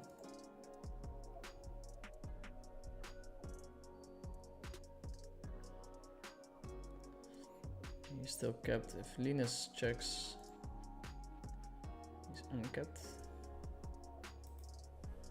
But he does not.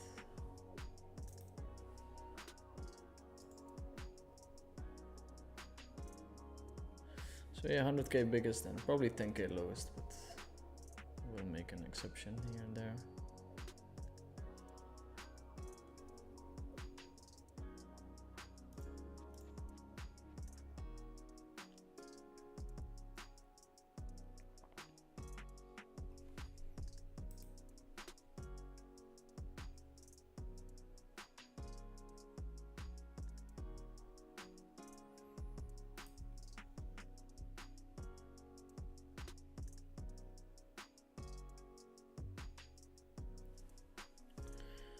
Limsky from my opponent doesn't seem that strong. We'll see.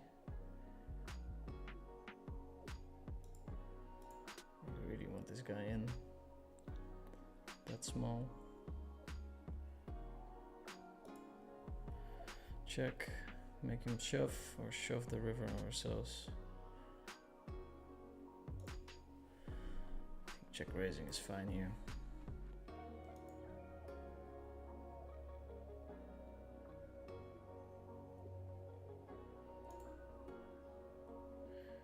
Okay, get it in with the nuts. Not much else to do.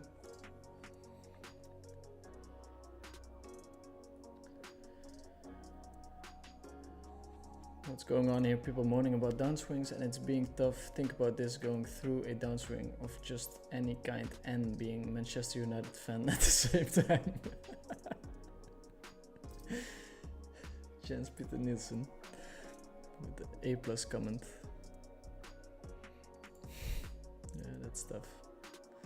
That's definitely fucking tough. Can you explain ICM, please? Well, ICM stands for Independent Chip Model, and it's a very limited model to roughly approximate how you should be playing, considering you're not playing for cash, but you're playing for tournament prizes. So for instance, on the Stone Cold Bubble, of course, you don't want to stack off with 51%.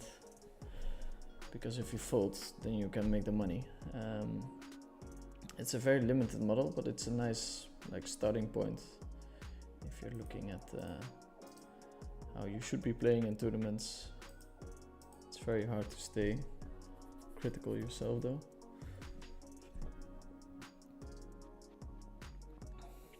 Always important. Don't blindly follow the model. Rhyming. Missed out on my career as a rapper for sure.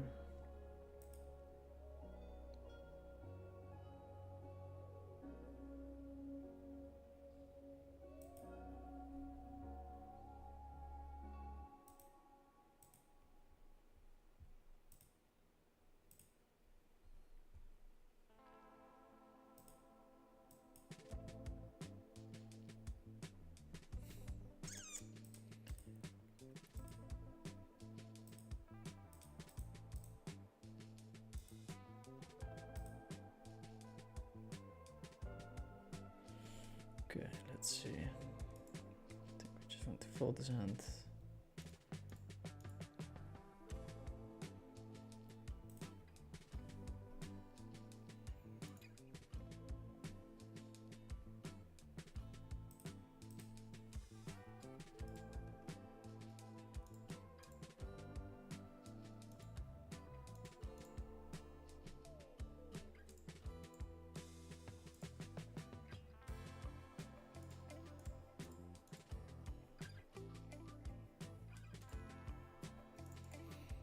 The 10K is staring at us.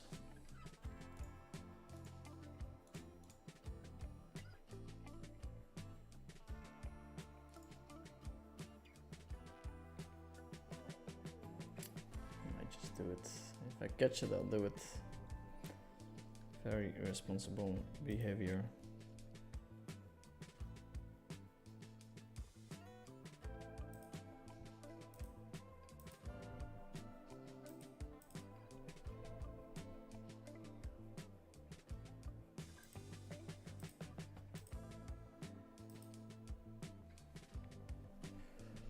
Martin picks up a little pot.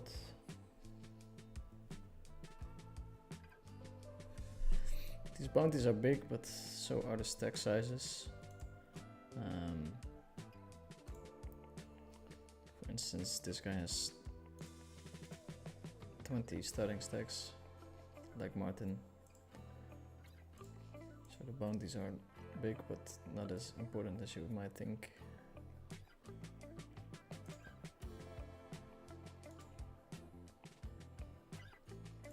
Start with a call.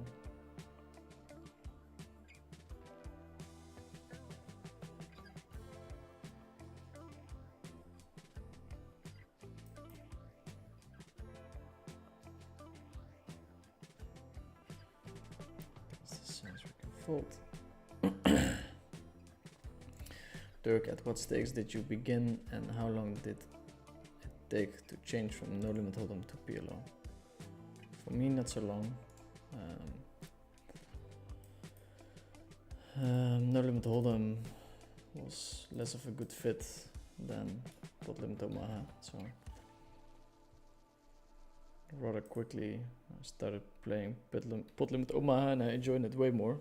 I was seemingly better at it as well, so it was quite a easy and natural transition.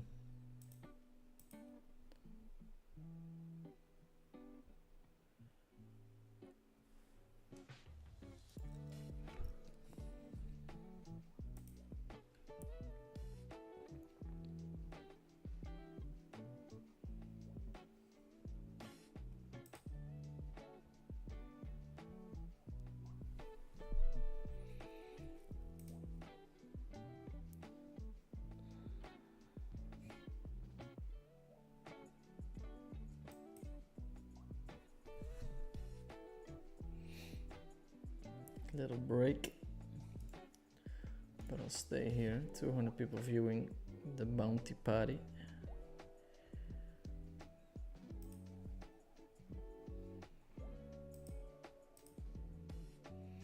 Do you have tips to get better approximation regarding my last question? I assume playing around with vision or mastermind and such.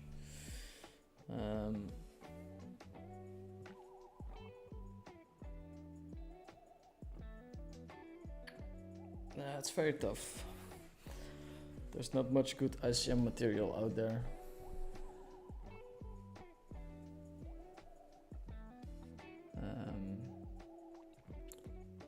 Also, the way I do it, I'm not really willing to disclose it, so I can't really help you there.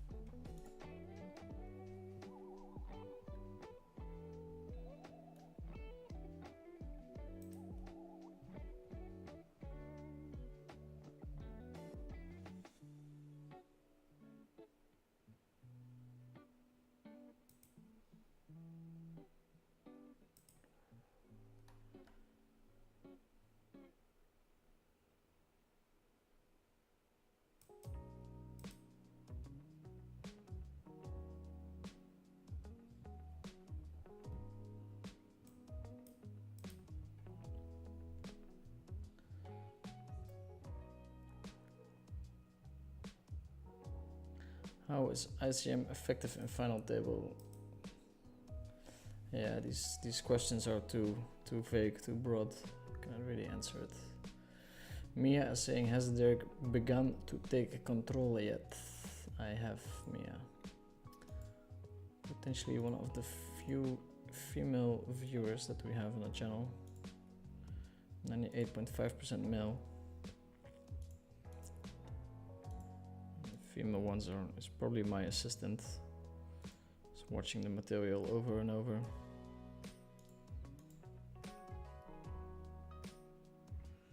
Nine people left. We almost go to the final table.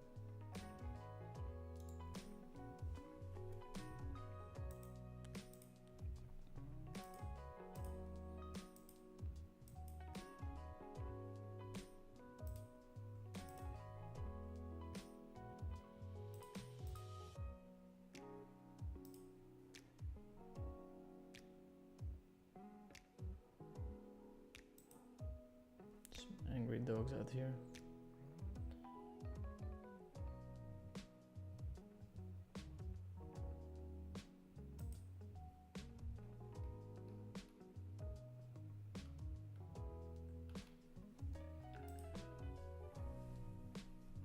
Opa. Hopefully the mic doesn't pick that up. Okay.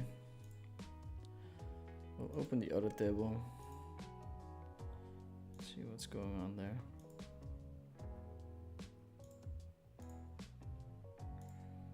So we're changing the view again. Oh, this is weird. Maybe my table here.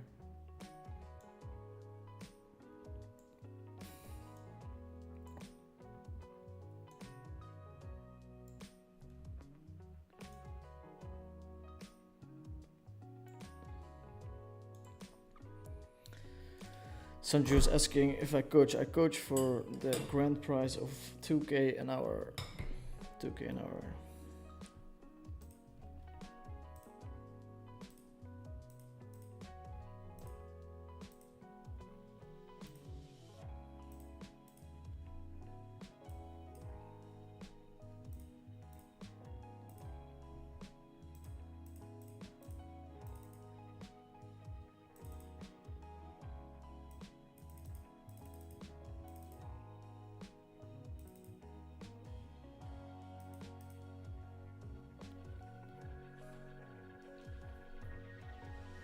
Le grand prize.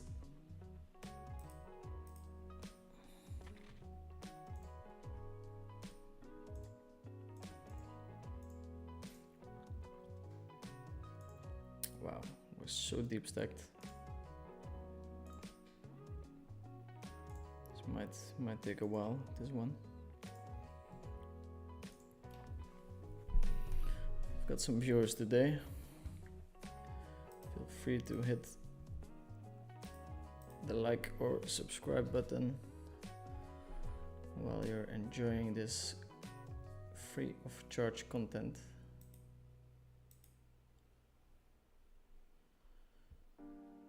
Completely free of charge. 46 likes, Jesus Christ. Terrible. Terrible. Unbelievable.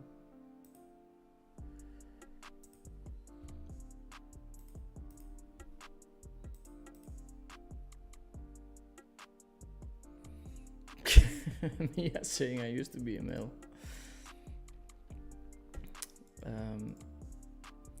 So not sure in which category to put you. Okay, I mean, I guess just female. So welcome.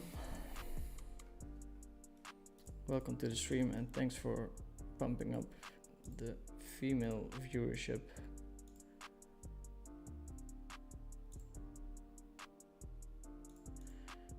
Down with the seabed.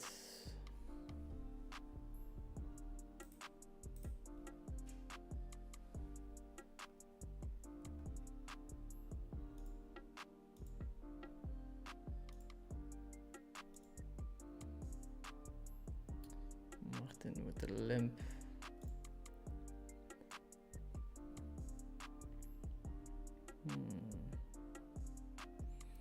I remember Martin having some limp raises. For that reason, I will fold this hand. Sanju is asking, can I be your assistant? I have a very good assistant already. In Dolby Atmos.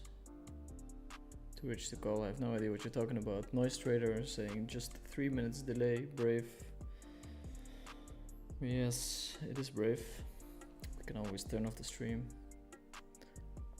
Are you gonna play some cash games in Vegas or MTT only? Depends if I have access to private cash games. Probably won't bother with the not private ones.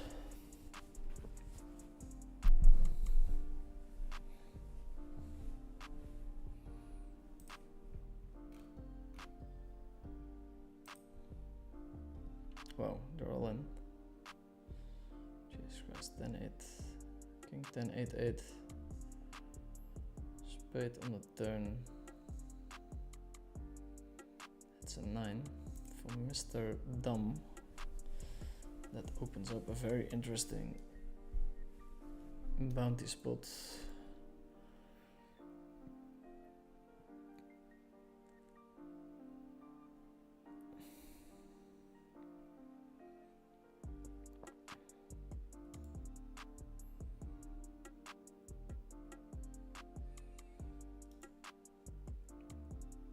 Calling here, but getting back raised by Martin quite a bit. Because folding not really an option. Maybe if he back raises.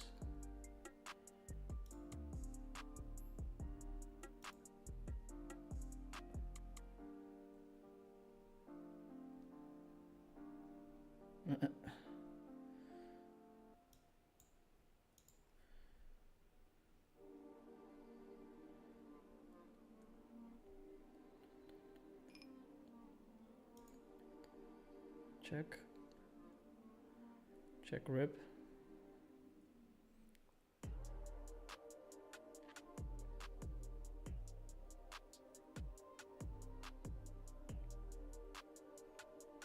Okay, we have one bet and a fold, which is a shame. I think we're just gonna rip it in. Not too sure, to be honest, but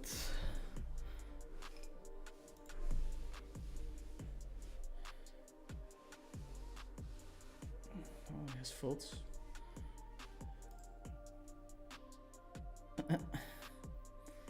That's a decent outcome of the hand. Linus. With the open, I'm going to call.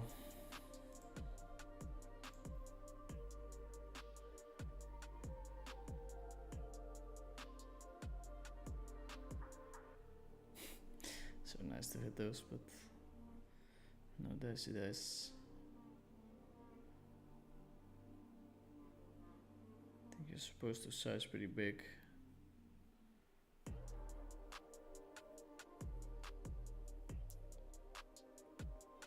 Surprising small size, but I can't continue. I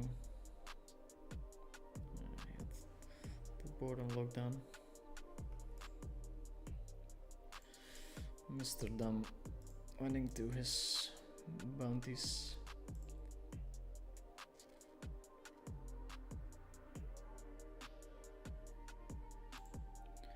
One away from final table. At the final table, the pay jumps become quite a bit bigger.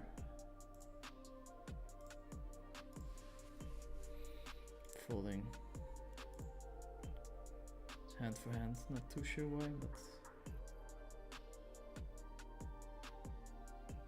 ace queen 9-7, double suited.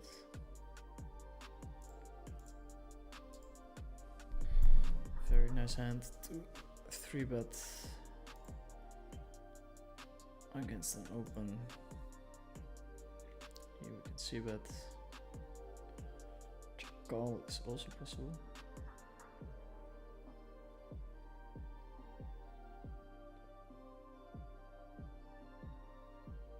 Since we have this guy covered, I think c-betting works quite nicely.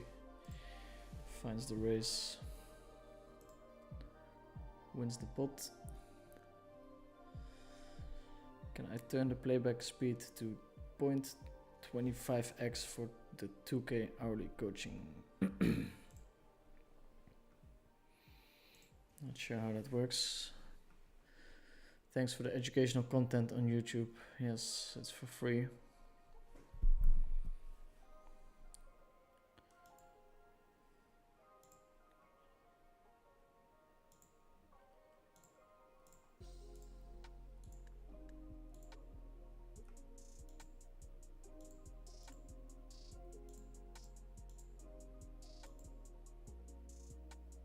Bounty hyper.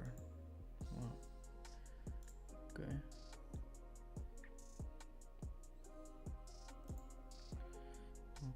Okay.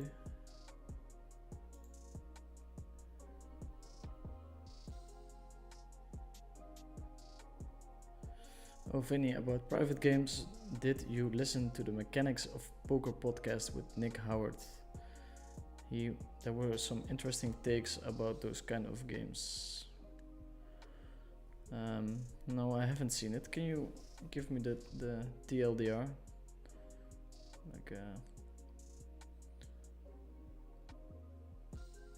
short version of what was discussed.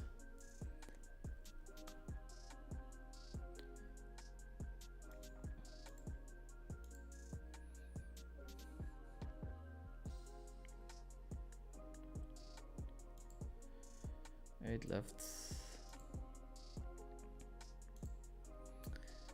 8 left, and we're in the chip lead.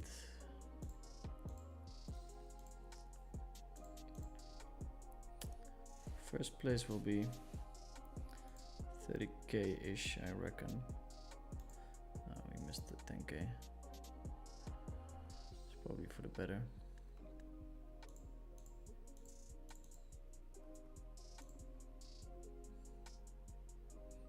A lot of people buying in super late.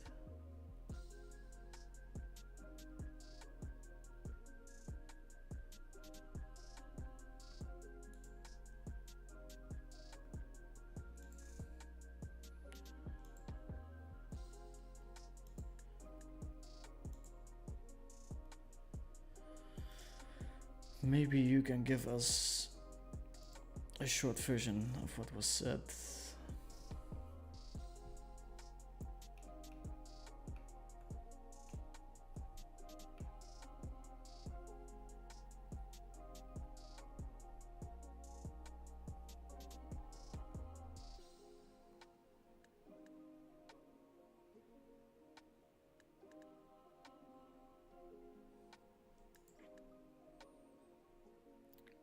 To open.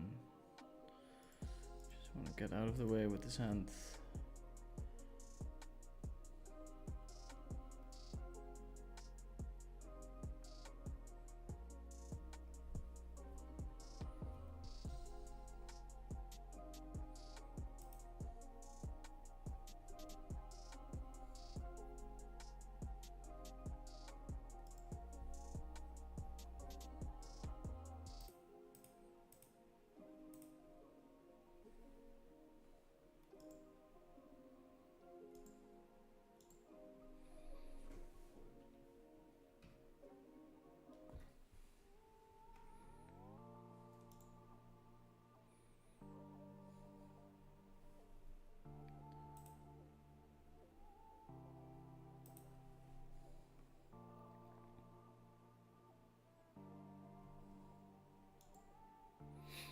Start with a check.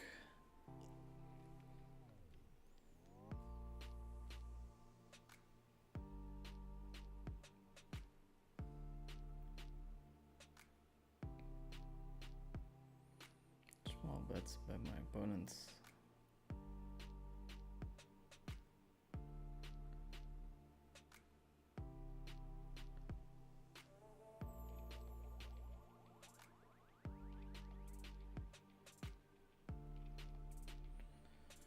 Raise by Martin.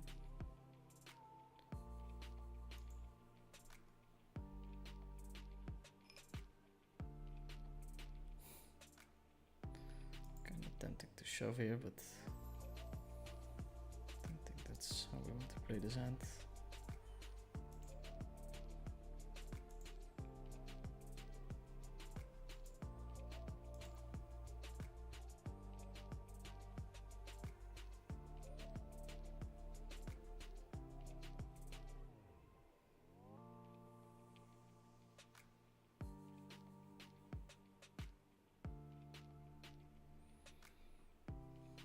Check back from Martinho.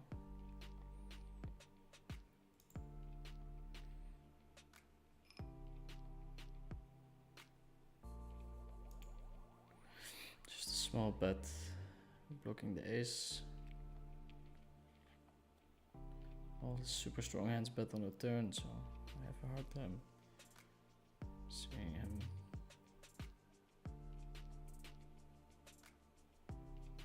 Finds the raise. I think it's almost always 7-8.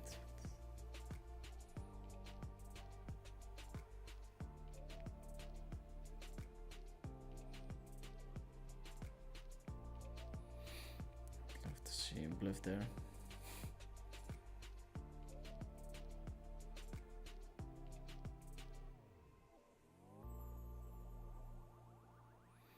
Guess in the bounty I really have to shove, but it's all good. Open from Martin, we're going to 3-bet.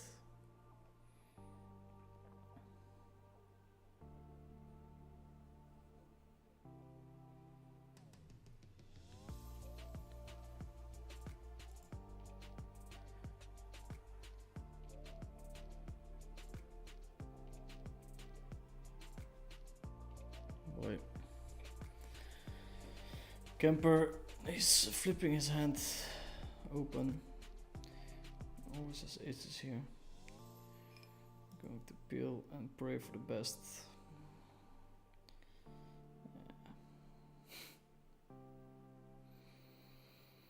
Annoying.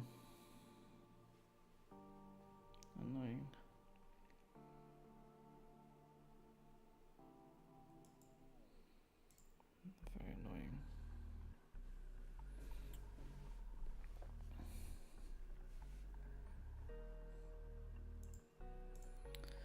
So yeah, we have to stay put now.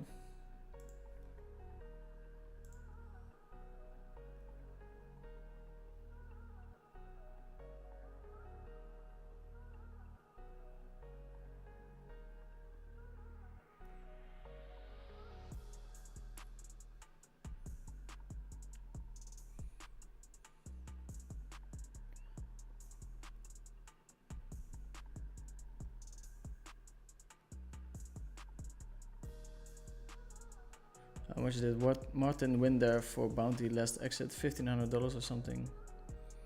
He won like 125 and he wins like 700. Dirk, have you found it harder to play during the downswing? Is it mostly run bad? Yeah, like it fucks with your confidence a little bit, and I've been forcing the action for sure.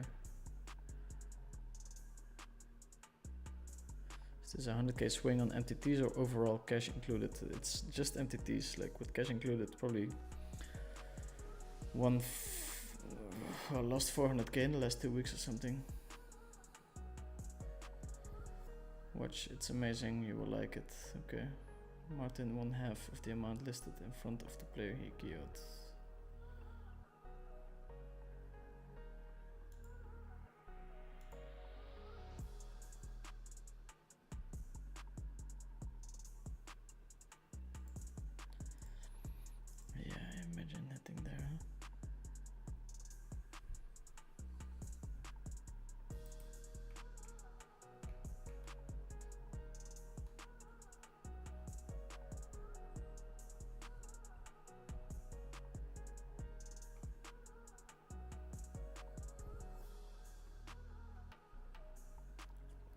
What do you think? What do you guys think about Rampage? Would love to hear some feedback, thoughts about him. Then I'll give my opinion.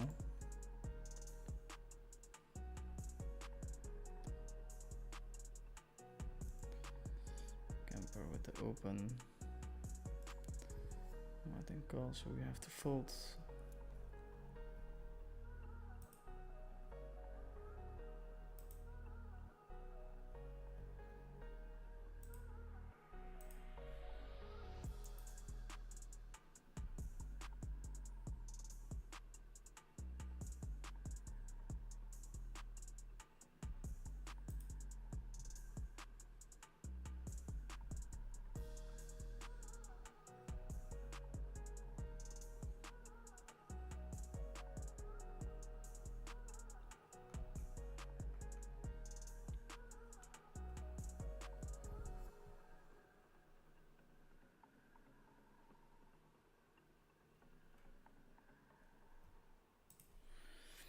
Okay.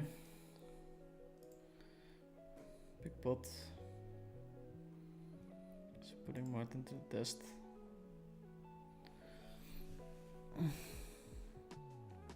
Wow, call. Big draw.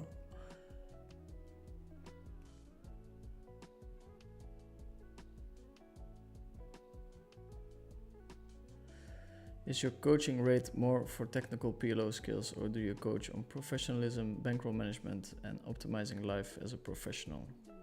I've recently gone from semi-pro to pro.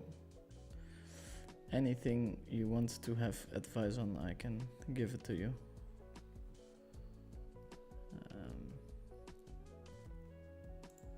The Nick Howard pod is in very short: how to get into private games and stay in them, how to give value to the recreational player. They have basically a playbook for it. But it is easy to find and time-stamped, so you'll find it easy. Okay, I will watch it. It's interesting.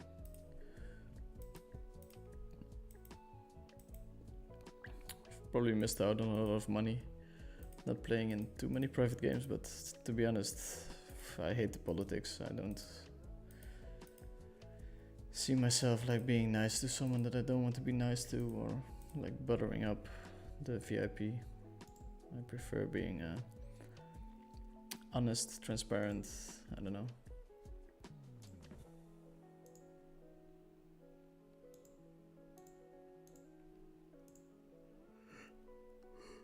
Ooh, getting a bit tired. This hand for hand is also kind of annoying, since we have such deep stacks.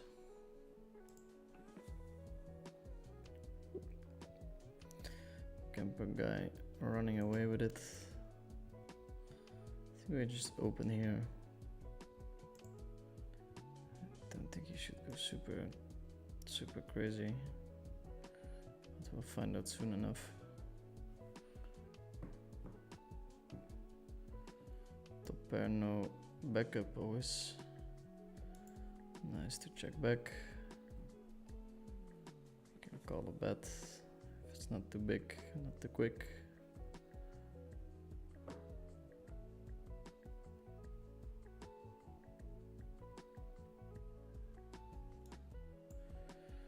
Well, fold against the overbet, I think. It's a nice note.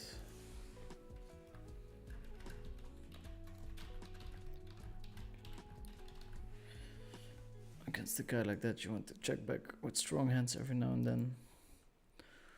Opening here, like, of course, we would love to battle it out with Mr. Dam. Start with a check here.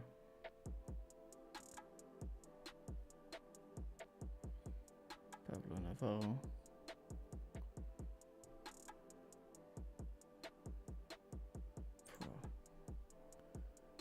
Bet.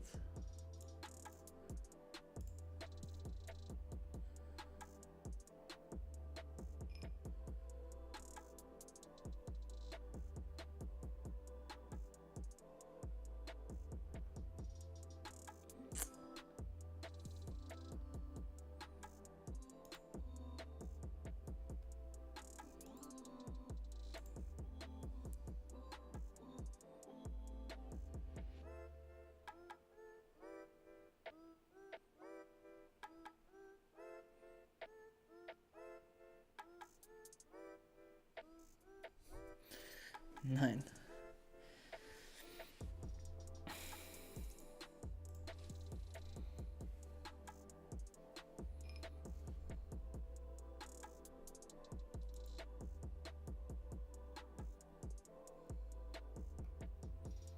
Kind of likely that he has kings, but gonna find out. Checks back, no kings. Oh. Wow. So poorly played by him, I think, but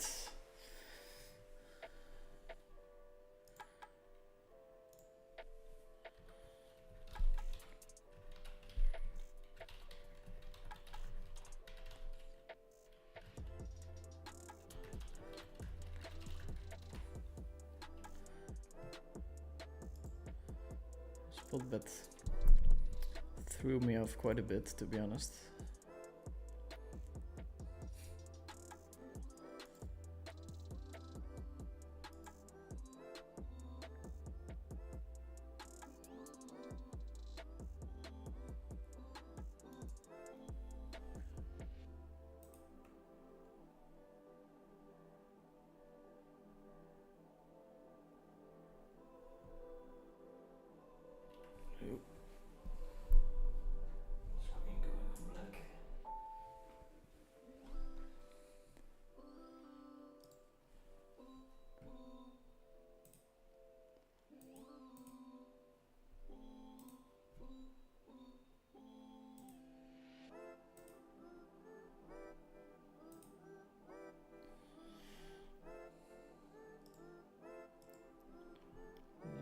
heart in, we have the aces, so we're almost always raising. Don't expect too many opens from this guy.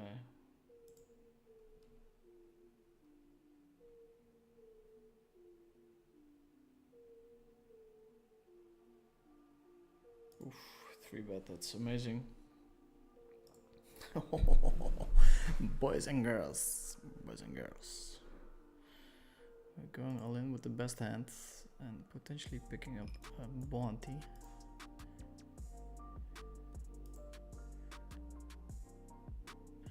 Even if he folds, it's kind of nice. Super good for Lopa. Quick call. Kings. Oh, come on. 82%. Spade is bad. Oh, looked like a 6. One time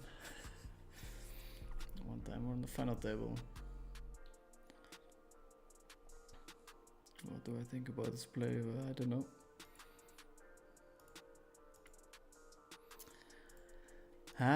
ICM value 12.7.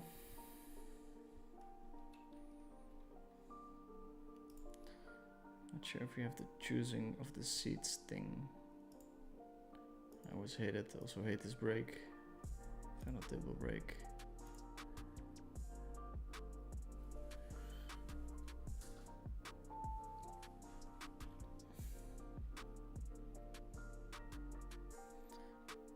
Paduls is saying 100k downswing isn't that much with the stakes you play. Well, it's mostly 1k tournaments. 1 and 2k, 500, 750, so it's for sure impressive. There only have been a couple of 5ks and stuff. But yeah, I really shouldn't be complaining. I'm in such a blessed, happy place.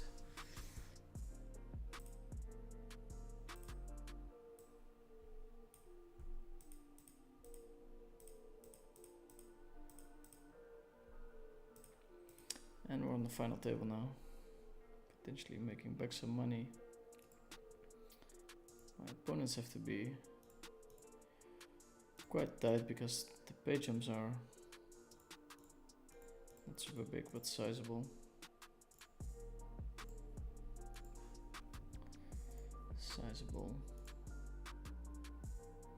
Capped is limited to a certain range and capped is unlimited range.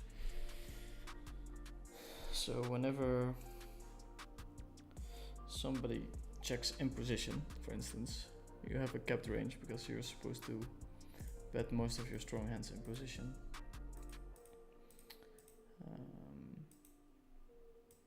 Out of position it's a little bit differently because you're supposed to check a big part of your range. But for instance, if you check in position twice, you have an extremely capped range. So in Hold'em, of course, you can punish this by overbetting the river. You can do it in PLO. So that's not really a thing, but recognizing capped ranges and bluffing them hard can be very profitable. 2 minutes quick break for me.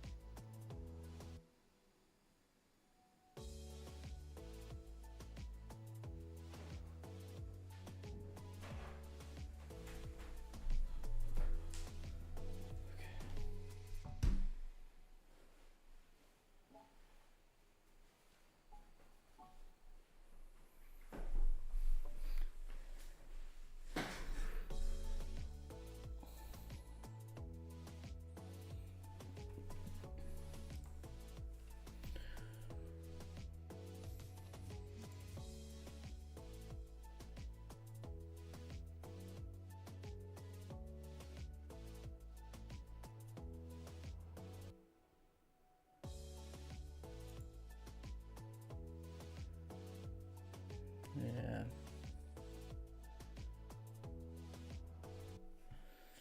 Let's see if you can find a spot far from camper. I also want to take the bounties in consideration.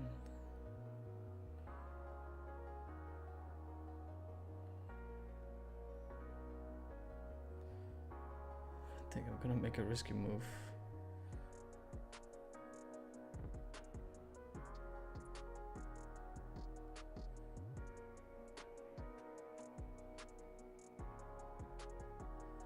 They can proceed.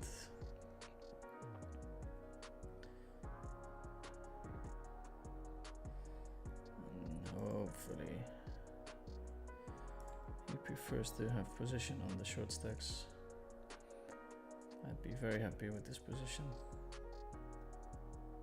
Yeah, that's what it's.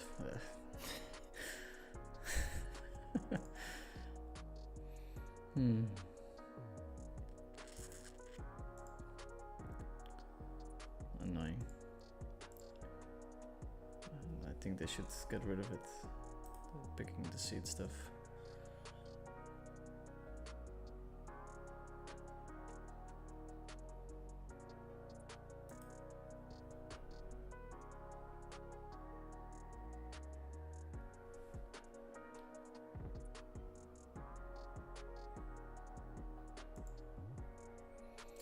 Easy fold.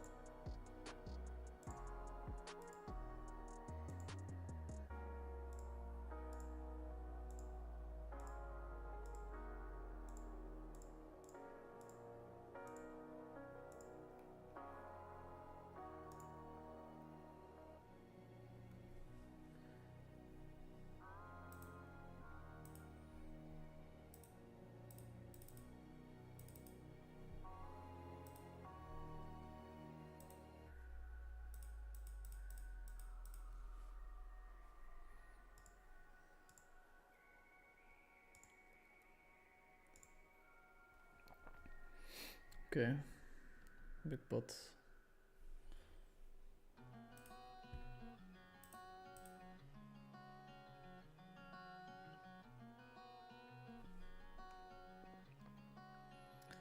Let's see how that went down.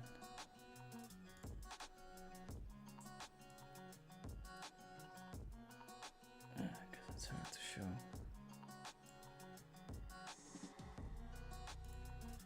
Let's open this hand and see how camper reacts to us.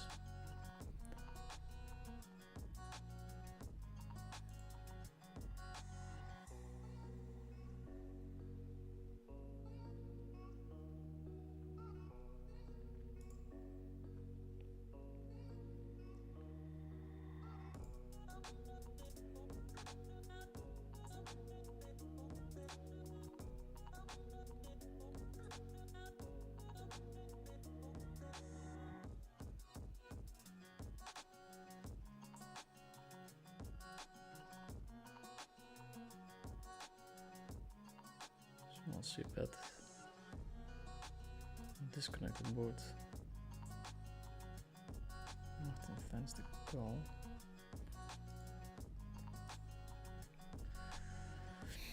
I think I'm going to bet again. I block ace queen, I block king queen. Martin is good enough to call a 7. And he has to fold it on the turn. Even jacks with some backup. Very tough one.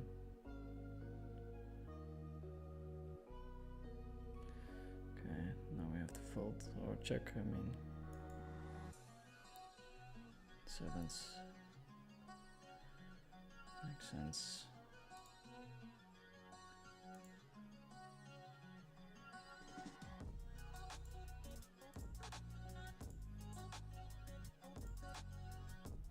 Oh shit, you're the chip leader of the final table and room is smoked. Sorry to even giving you the thought that 2k price is high. Well, we're not the chip leader. Chip leader is on my left.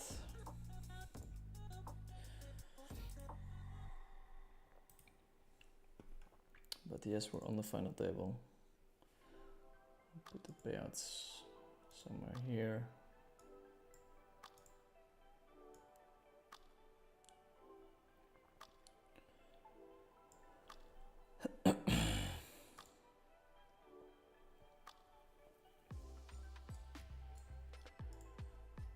Okay, let me know if that's okay.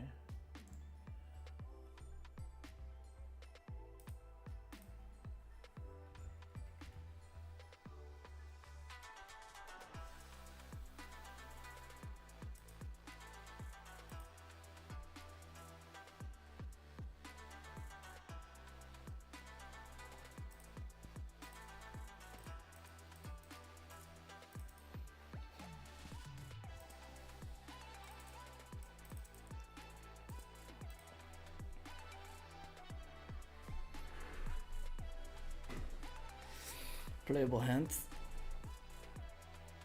Playable hand. Got open from the chip leader. We're so deep stacked.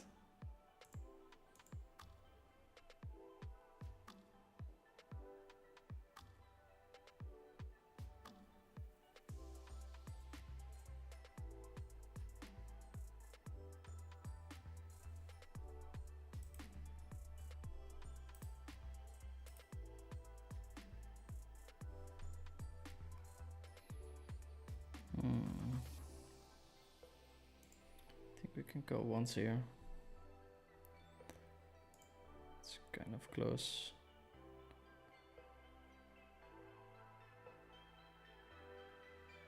Especially against someone who can overbet on the turn.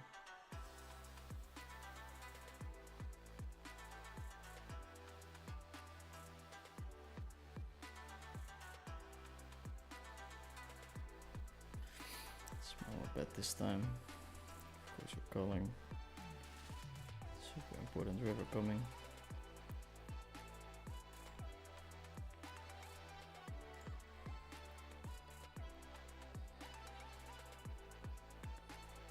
Tough to win this one.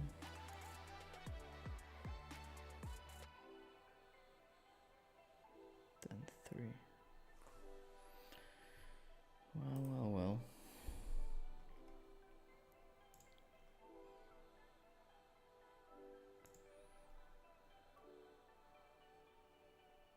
Nice size on the flop. Check raising, definitely an option too for me.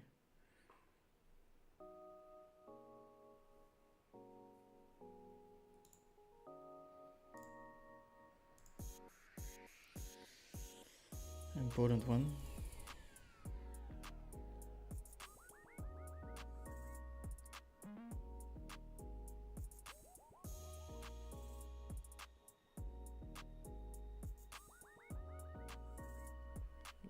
Open and a 3-bet action flop.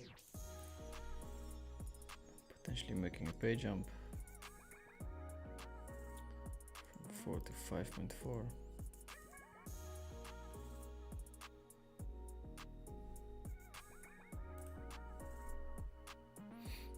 Looks strong, half pot. It's not so strong.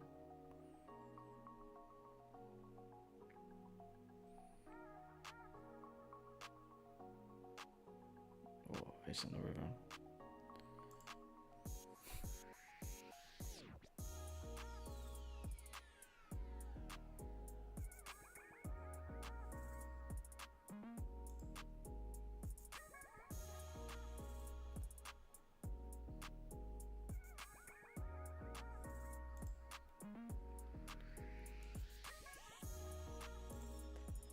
Going to get in there with Jack 775. It's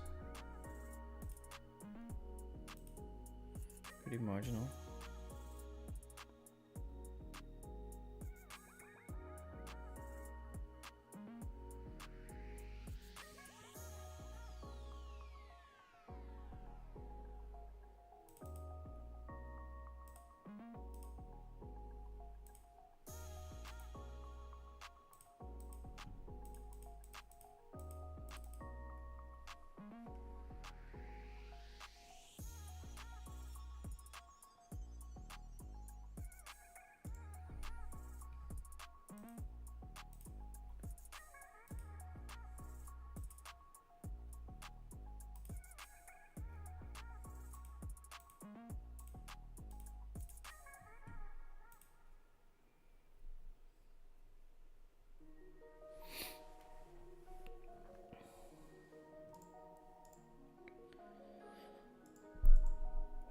Martin takes it down.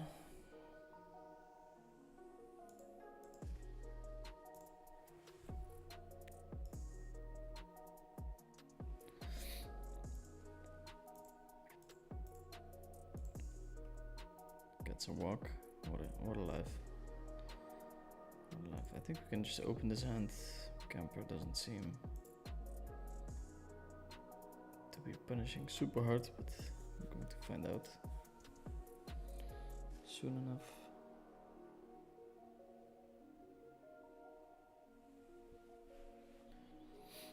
Finds the fold.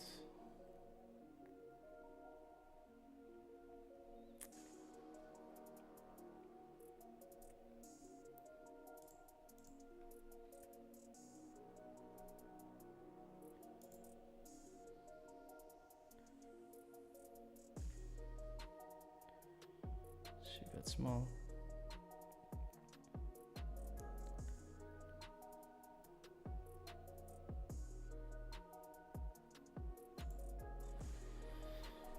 I'm gonna bet again.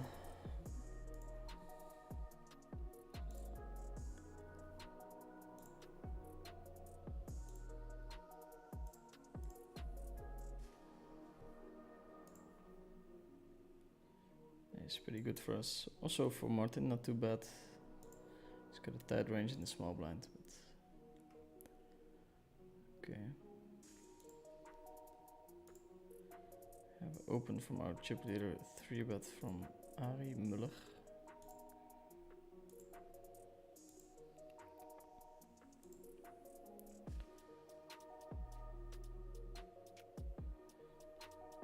Camper all in with Queen Jack Jack.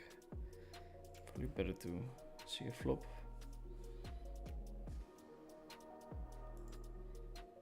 Let's see if you can do it. It's a heart.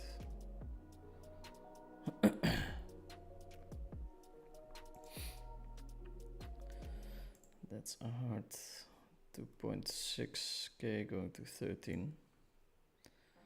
Another pay jump.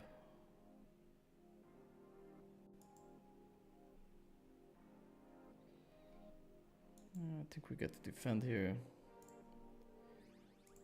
Cover him slightly.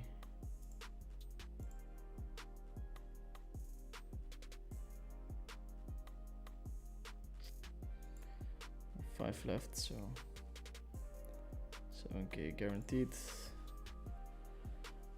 But we're really trying to win this one. Bounty tournaments always heavily favor first place. We check and pray for showdown, but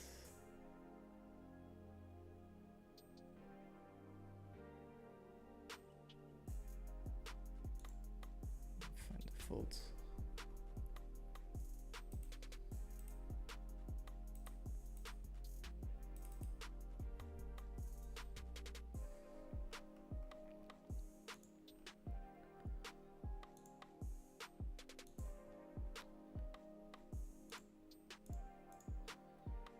Chip leader folds in the big blind. Kind of surprising.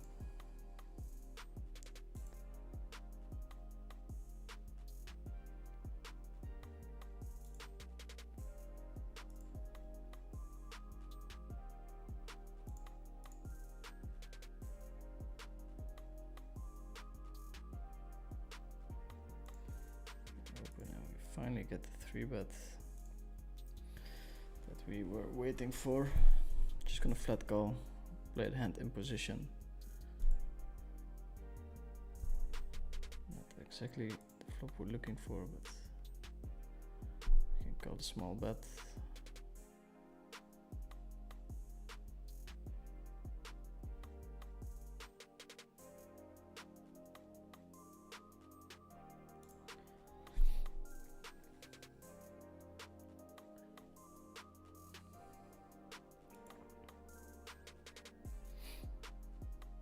Going to be hard to wrap the flush now.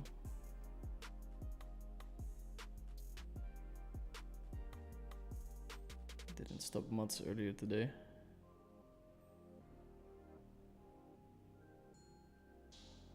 Okay. Easy fold. The runaway chip leader.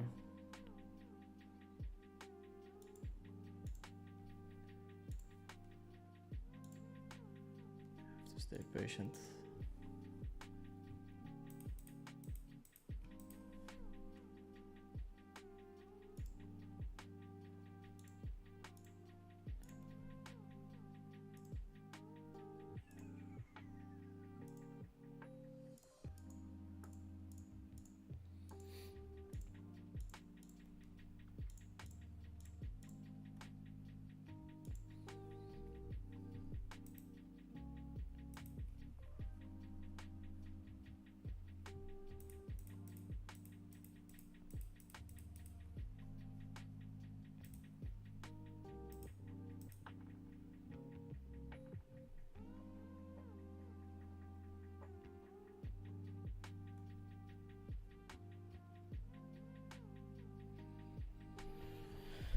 Okay, not straight against not straight. I want to play this hand, and best way to do it is by limping.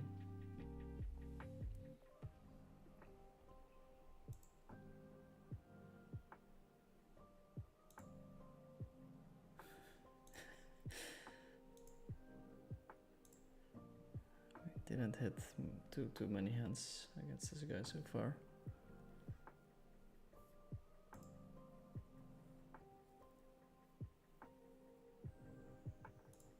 Just a fold is fine.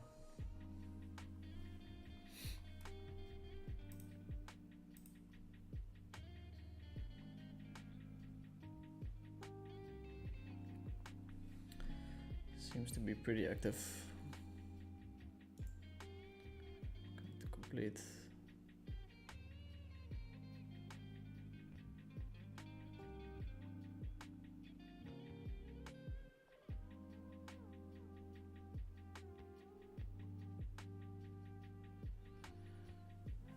Raising is an option here, of course.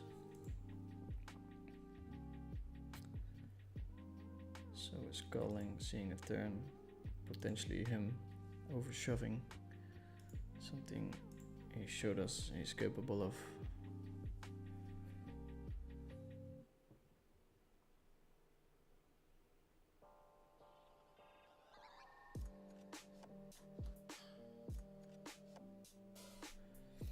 On the river, it's quite a nice candidate for a check raise.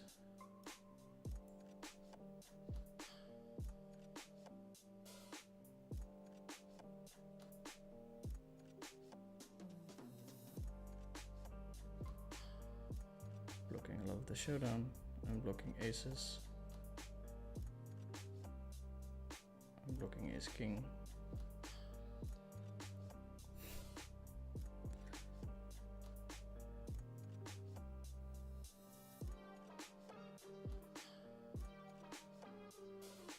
He's thinking about it.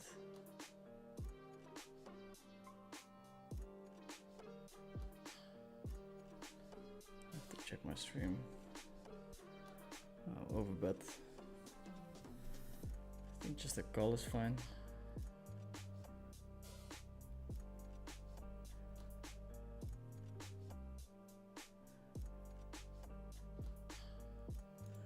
I think just a call is fine.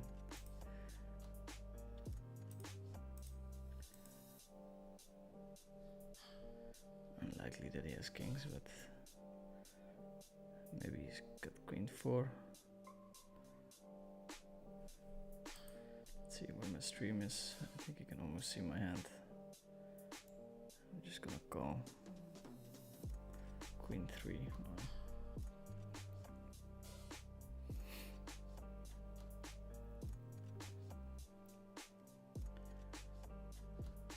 That's sad.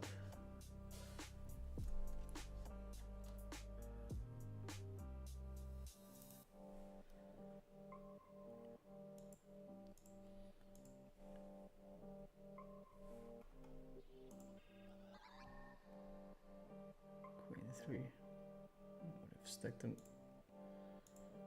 pretty much anyway, except for this way, but we won a big pot.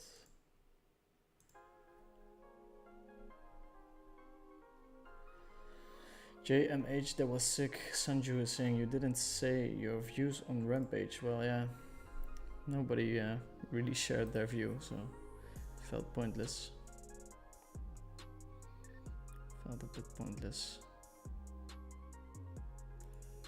Folding here, queen 3, yeah. I don't know.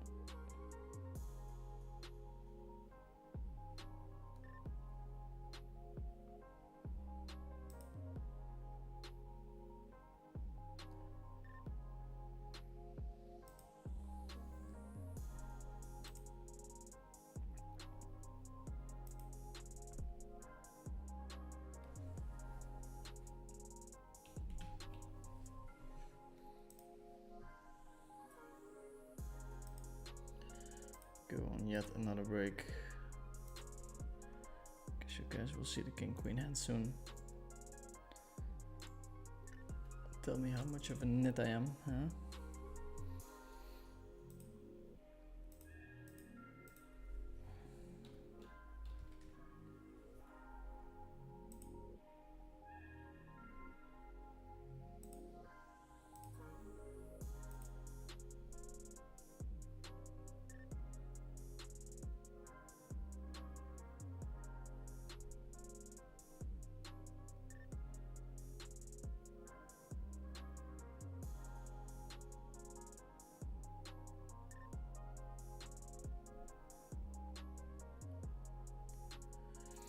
Might be another T.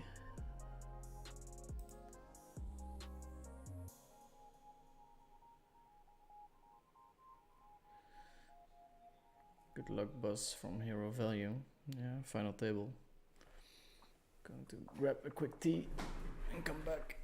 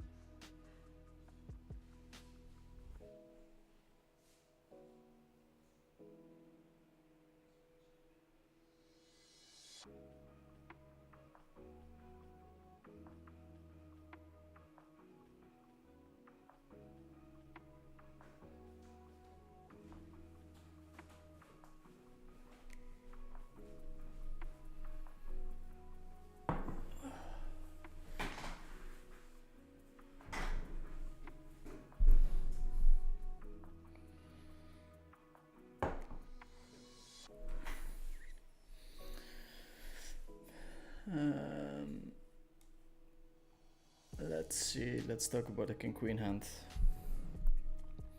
Good luck, boss. That's a spicy king queen spot. That's not really what we wanted to see. Why no min 3-bet? Well, we reopened the action, so he's overbetting the river, basically saying I have a full house or queen. You can call by so many hands. Well, king queen, queen 3, queen 4 is quite unlikely. 3-3 and 4-4 is folding, or supposedly folding. He's overbetting the river and I'm raising, and he's not blocking my value range. So I think it's closer than everyone thinks.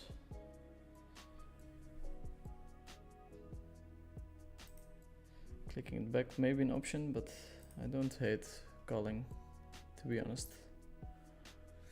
Willem of Orange is saying, hi there, great to see you stream again. Question, what is the biggest downswing you had and how many buy-ins was it? How do you deal with that mentally? I went broke multiple times, so...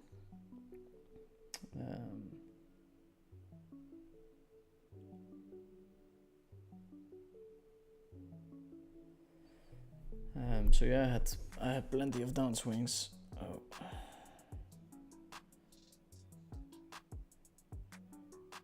I had my fair share of downswings.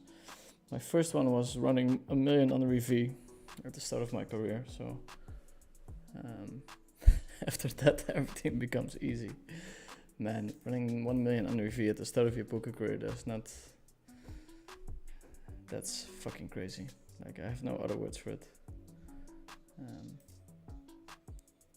I have been running very well in a lot of things in my life, so I'm not trying to complain, but would have been nice if I ran a little bit better at the start of my poker career. It's soul crushing, very hard to explain to your parents also, that you're supposed to win a lot of money but you're down.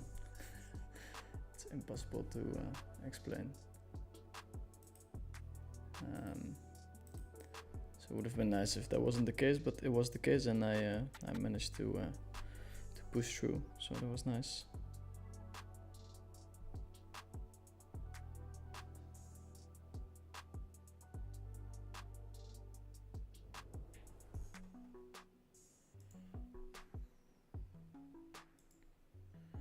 Yeah, king queen hand, super interesting. Maybe turn following camera off, following camera. Nope. Dirk, if I was to start from the bottom at the micros, which side would you recommend? Well, I wouldn't. You shouldn't play micro stakes. It's not good for your game. There's no point in doing it. You don't learn anything from it. Super high rake. So I wouldn't advise anyone starting at the micros.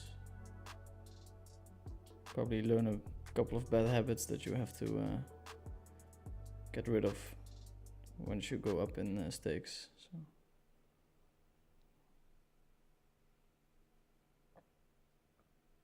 Okay, Kemper is seemingly taking the lead of this tournament.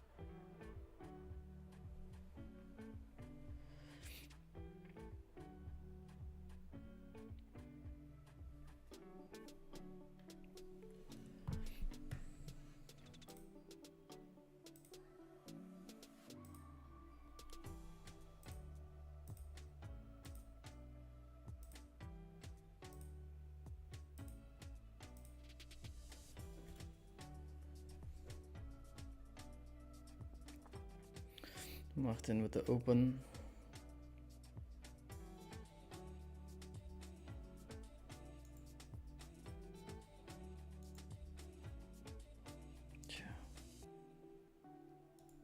I think we want to get involved here. This bounty is quite big. Start with a check.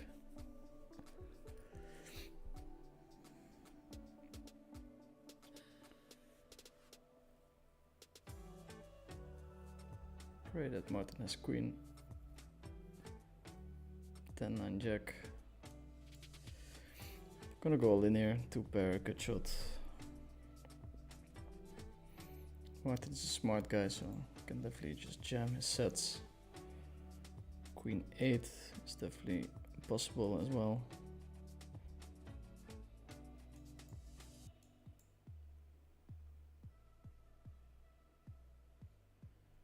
Yeah, it's a very good hand to jam there.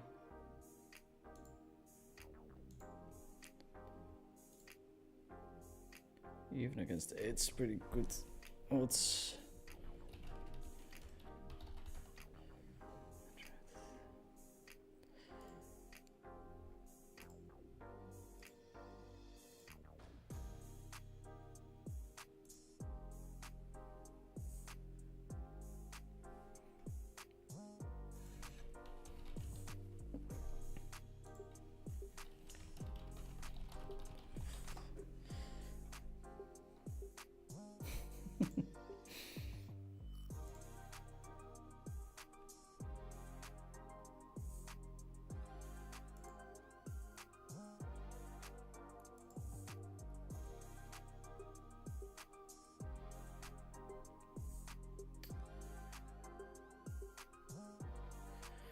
Wim the Leo is saying, hey, I shared my view on Rampage. Haha, I think you didn't see it. I think Rampage is really riding the wave of acting like he's almost broke, but raking in tons and tons of cash on affiliation deals.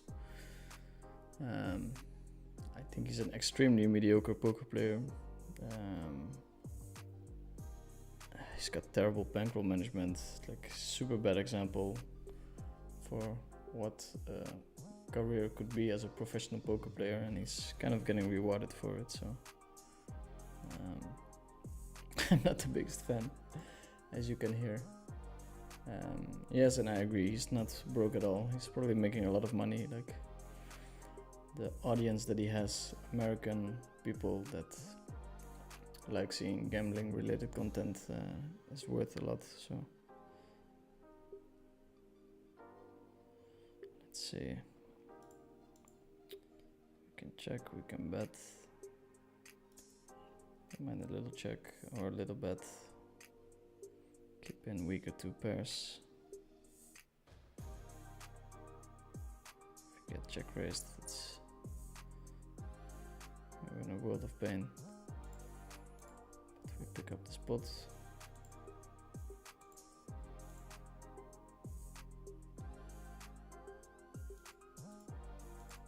Nipping the kings should be fine.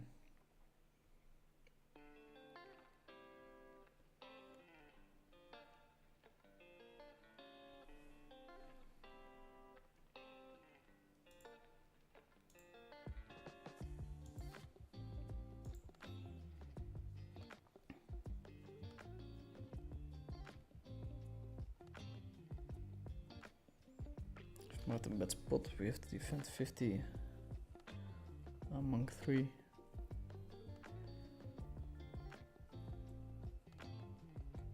Only 40, I guess.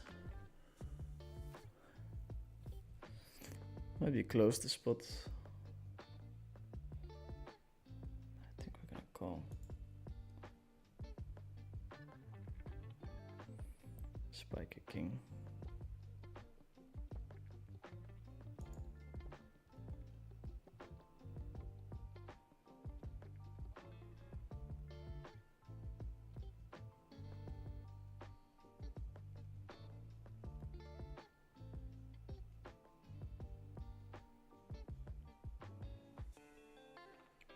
Does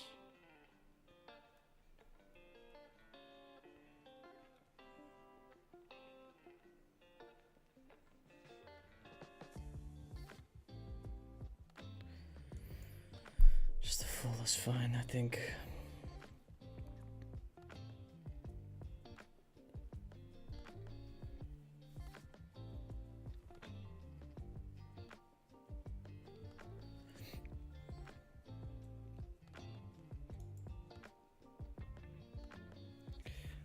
Okay. Top set.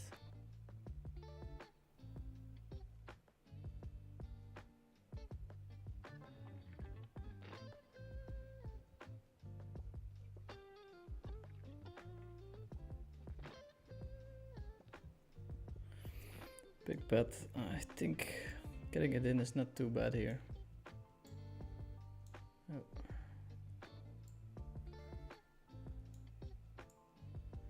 So I'm just gonna rip it. He might misinterpret the spot.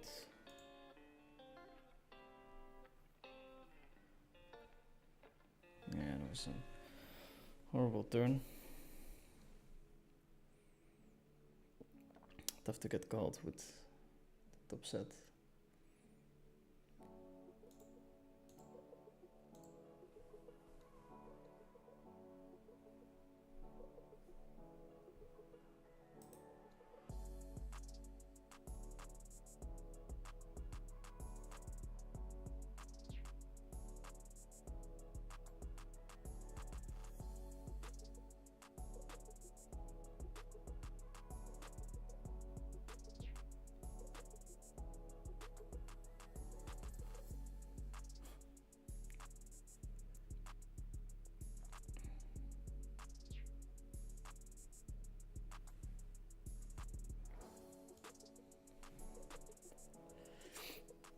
Let's play a hand.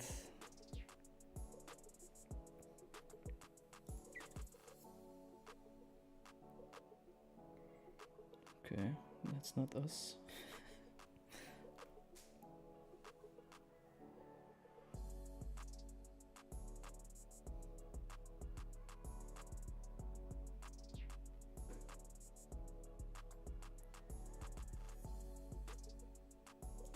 Overbet.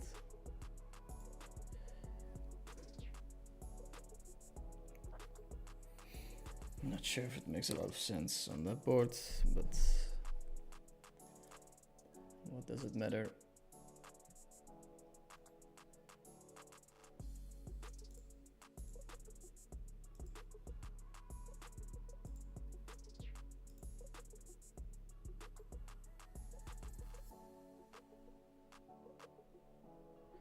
Yeah, I don't hate calling, but also it's one combo of king king or king queen is what I was thinking in my head. What stakes should you start with? Probably 100 PLOs. A nice starting point. Just work and earn yourself a bankroll that way. And then start playing PLO 100.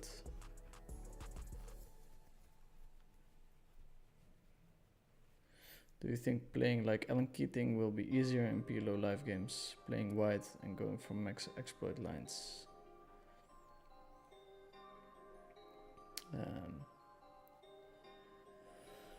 Yeah, Alan Keating, I'm not too sure.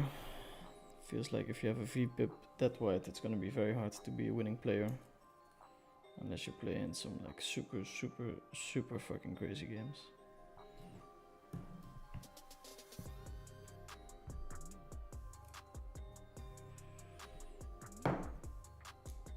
Definitely you can VPIP more in PLO without being punished as hard.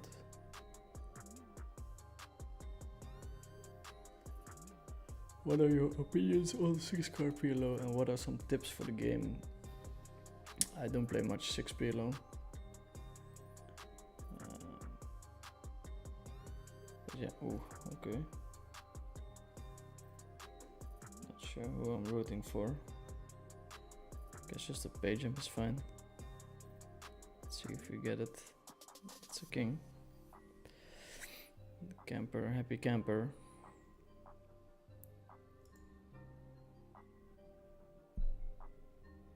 She does with the 3-bet. Yeah, I'm not sure how well it works and a bounty. 13.2.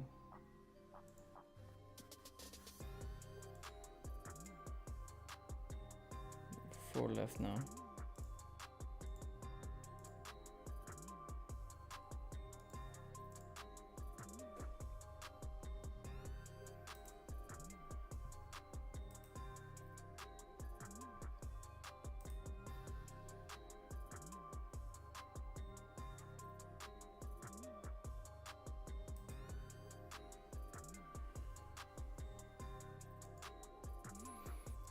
Play a hand.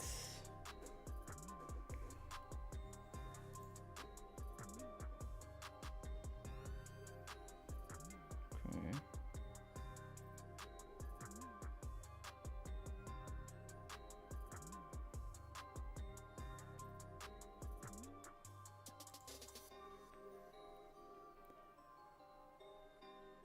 So yeah, I don't have a strong opinion on 6 cards.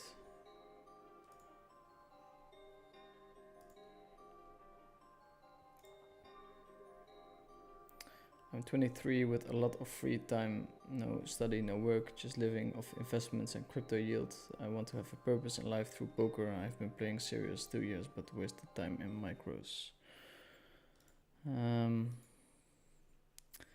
Yeah man, if you want to feel with a purpose, then poker is probably not the field that you want to search it in. I have plenty of colleagues who make a lot of money but are not super happy. Okay, we're getting it in with the aces here. Not sure how long I want to wait.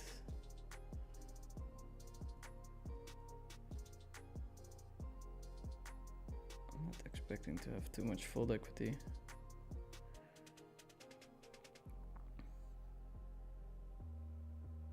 I'll take a fold.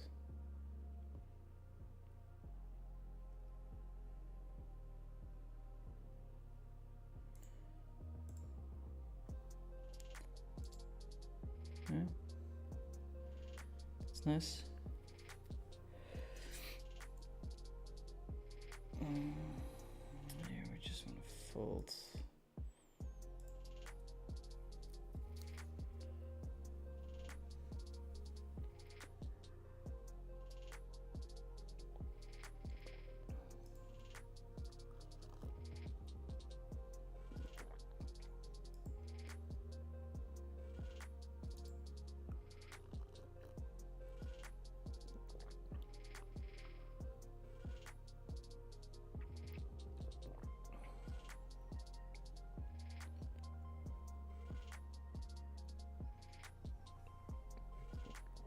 Easy go versus a small bet.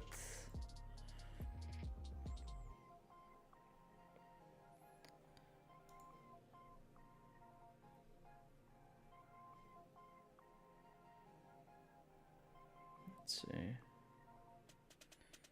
He could have any 4 cards. Playing around with the overbet.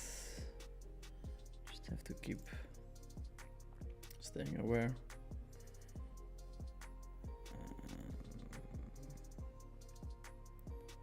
I'll just limp.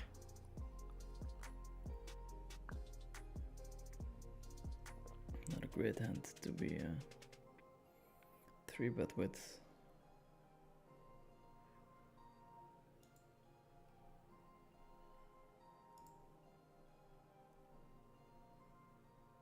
What would you recommend I should do actually reach a professional level? How do I grind a serious bankroll? Maybe live games, apps.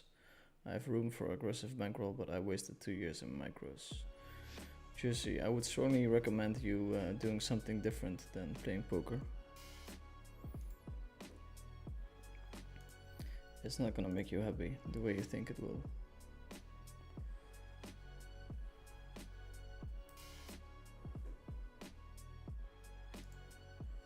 Limsky.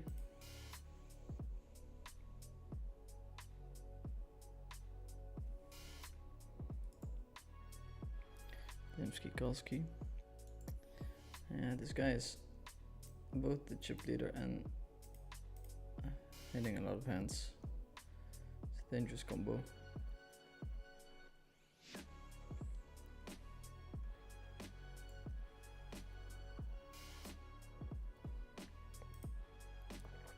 Boy, would I like to be in his shoes. Martin is covering this again.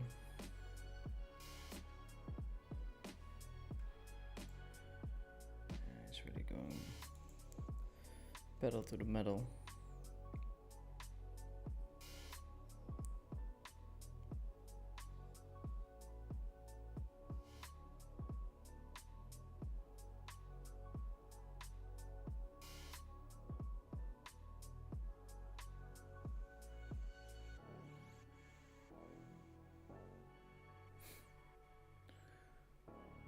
But it's interesting.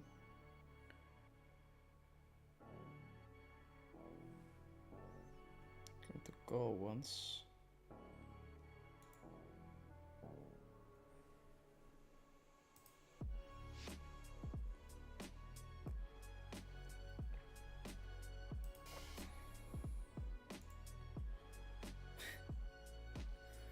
That's not what we wanted.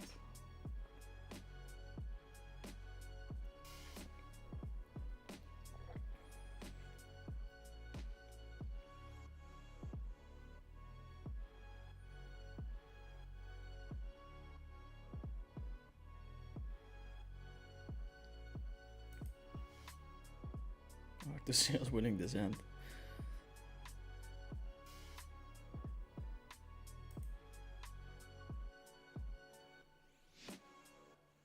Wow.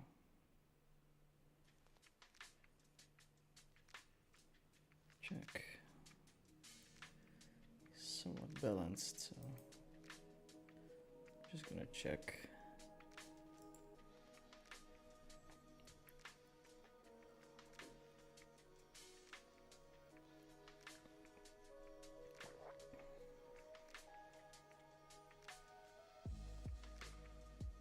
Push it out already. Wow.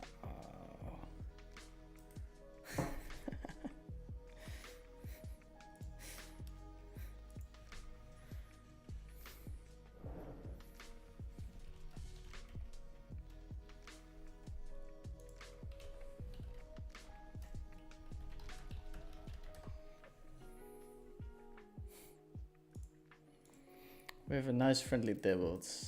It's nice. Ace 4 double suited.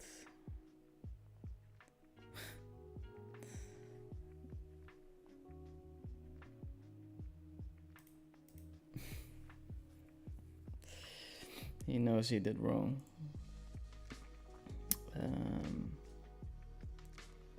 Both betting and checking makes sense.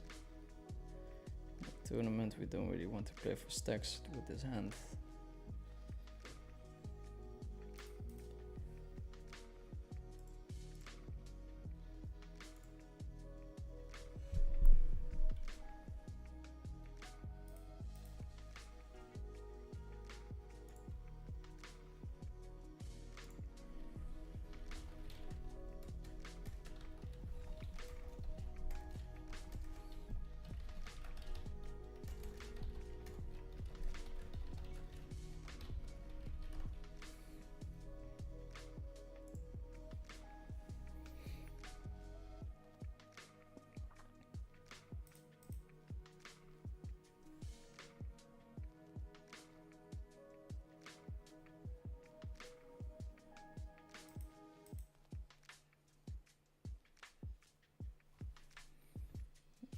But easy fold.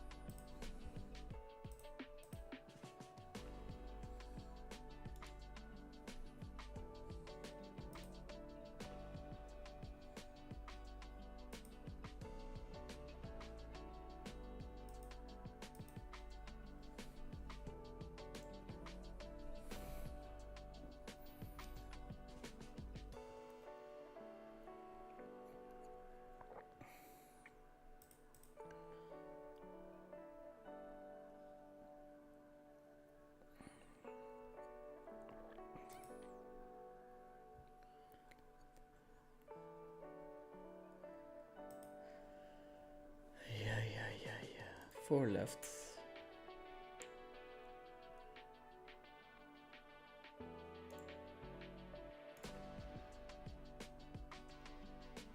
My question was a bit confusing. I have to bet 30% of the flop of the time on the flop. I have difficulty knowing what that looks like in a range of hands. I'm roughly correct, that's though it's blurry. Yeah, probably good if you practice the spot in Vision or the software of Jin Andes. I have software like DriveHead, got coaching, I play strong, just edges are small in micros because rake and huge field MTT. I found some sites with low field and been grinding well, but only have a select few. First class human being, good luck. Thank you, sir. Going to try, we have to flop a hand against this guy. It's been proven to be tough.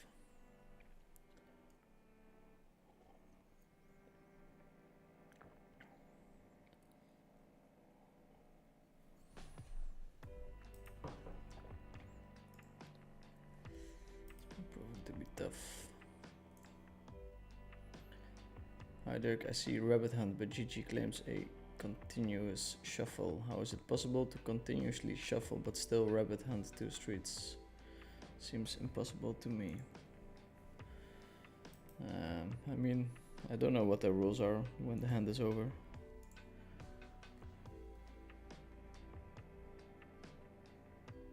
Was it that Queen Jack 9-5 call to white considering multi-way overbet and ICM? Yeah, it was not a super obvious spot, I think. Could definitely be close. I think the fact that Martin has a big bounty makes it just about a call.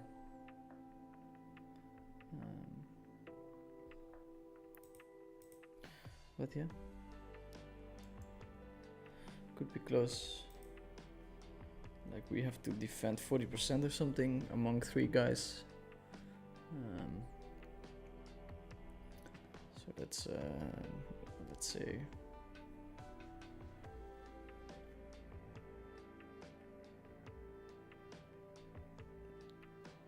11, 13, and 15, something like that. 13%, 2 pair with a good shot. Then it becomes a little bit wider because of the bounty. Yeah, definitely close. I think he can still shove Queen 8 there, Queen 9, 10 Jack, which we do quite well against. Maybe similar hands. I don't know, but it's close, yeah. I definitely don't think it's an easy call.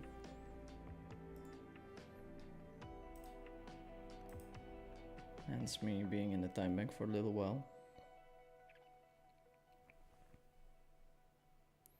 Kemper is really crushing the table.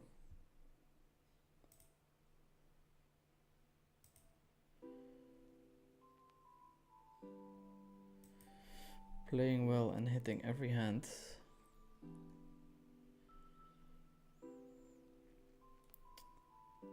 We are still at it, putting in the volume, Vini Vidi. Always, my good sir.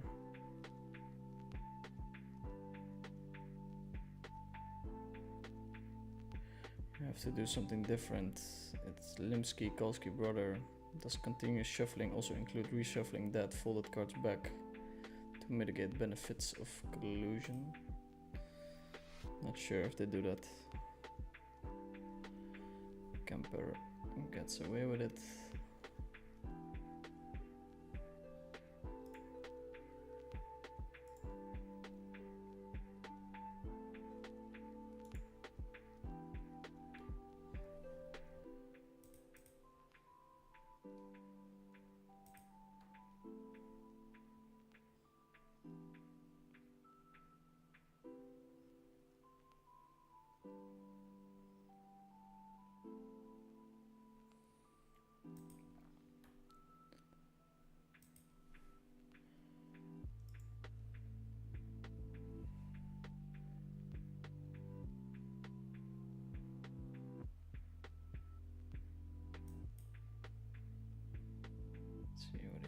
turn.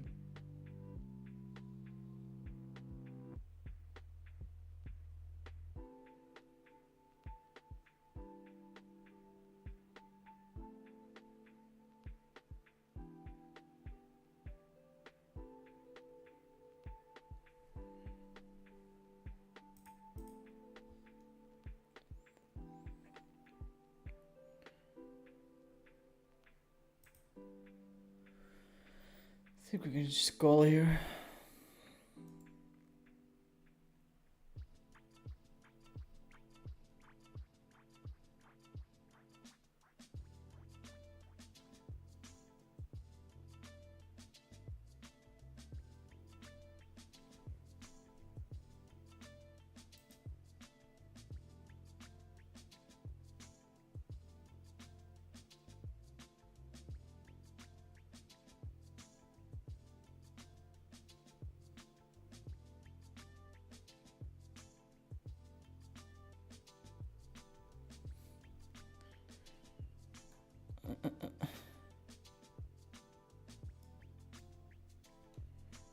Very tempting to shove here.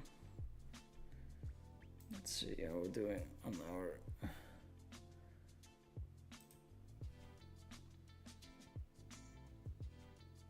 stream.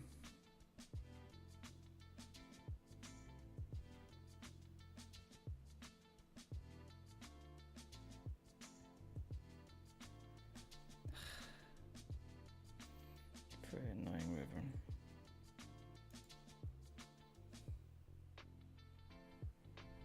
Yeah, so fucking tilting.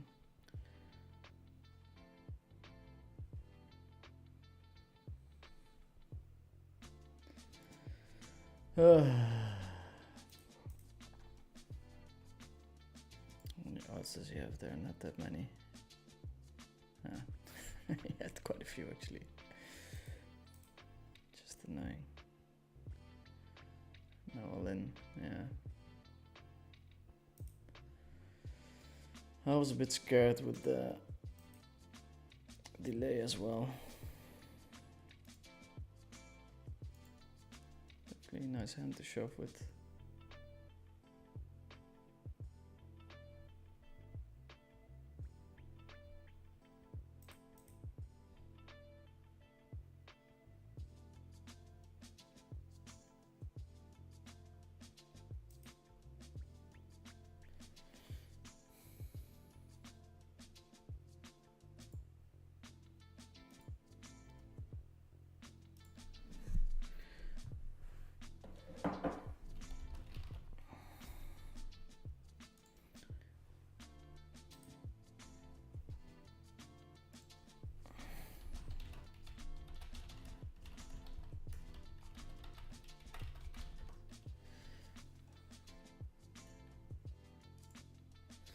Kemper just going absolutely crazy and crushing everyone.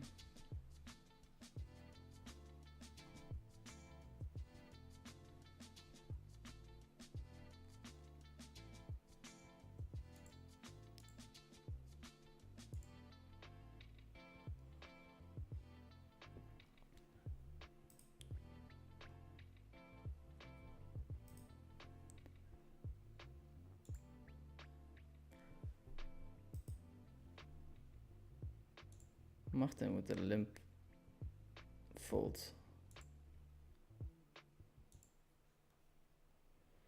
That's very surprising. Limp folding range. It's so fucking hot in here. Jesus Christ.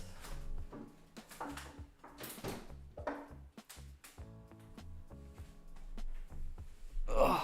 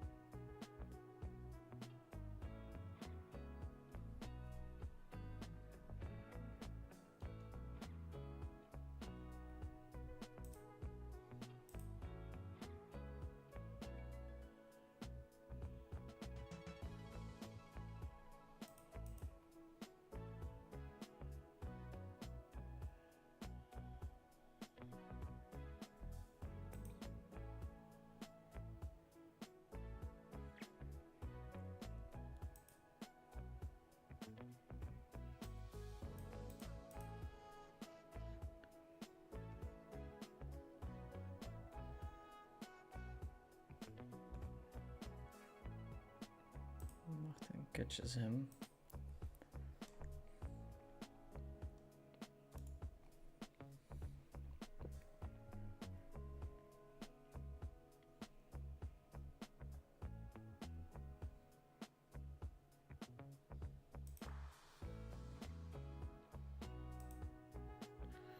Potential pay jump. Oof. Probably not.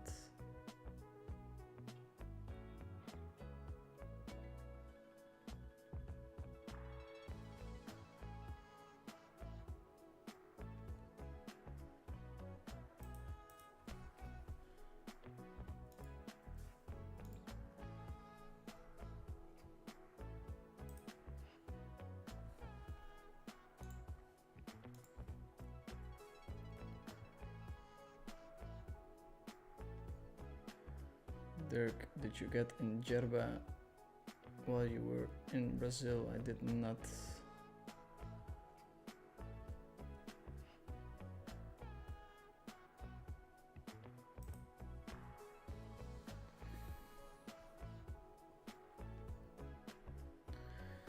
Where were you playing mostly to win that 2.8 million? That was 2024. Yes, it was.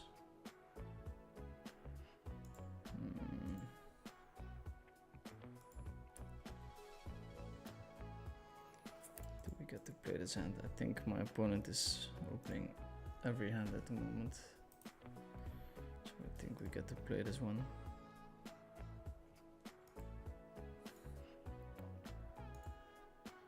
We get to call a shove as well.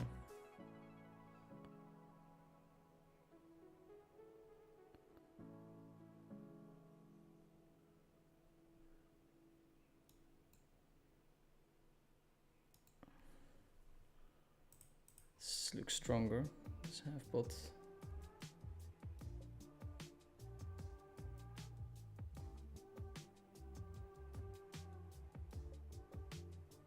But we're not folding.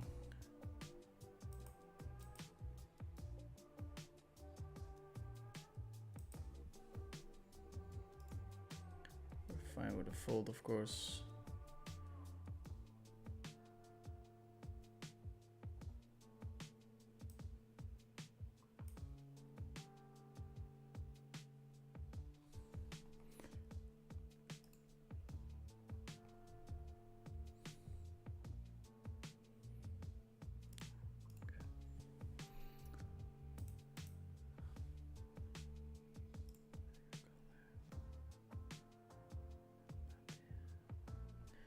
Give him bounty. I think he's supposed to call there, but probably just overshove the flop too.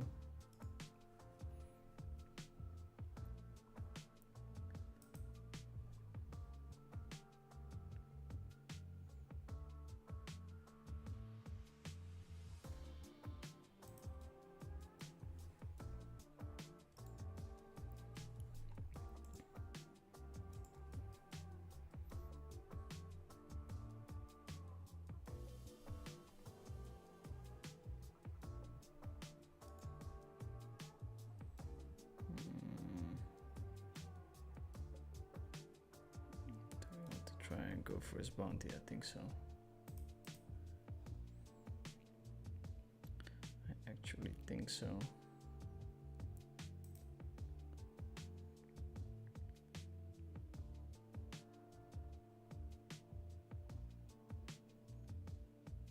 Martin covers both of us. He's thinking about it.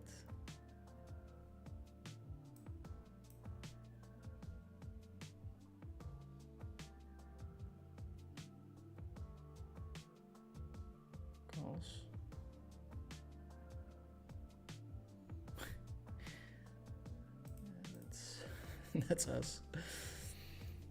Top pair and a double backdoor. Martin could have a hand here too.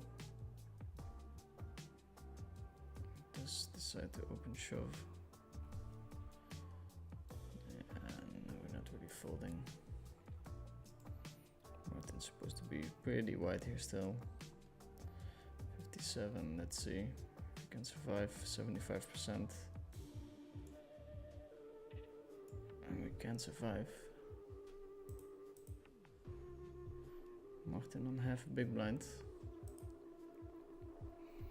It's going to be a wild hand. Okay.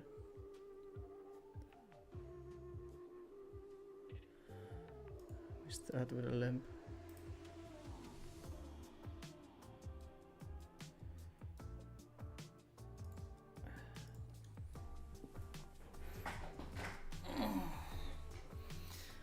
I think he's raising 100% of his hands.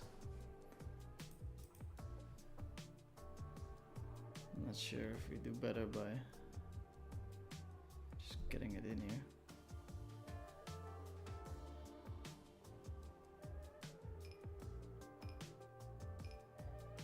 Don't really have full equity though.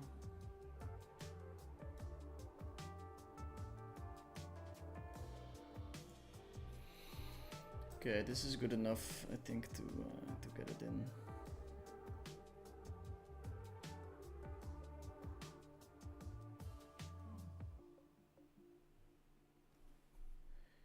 Bet 6 still supposedly has folds. We have 2 big bounties to pick up. 6-4 should be clean outs, if not tens.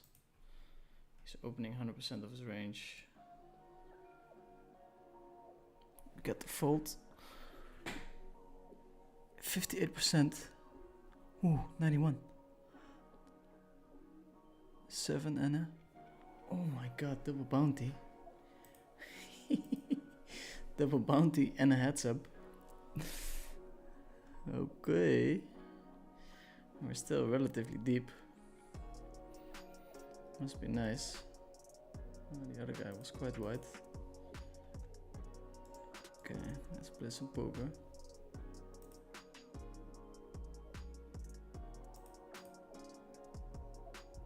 Get a little good luck from our opponent. We can bet here. Given that we have the jacks as well. Usually it's a check. Bottom 2.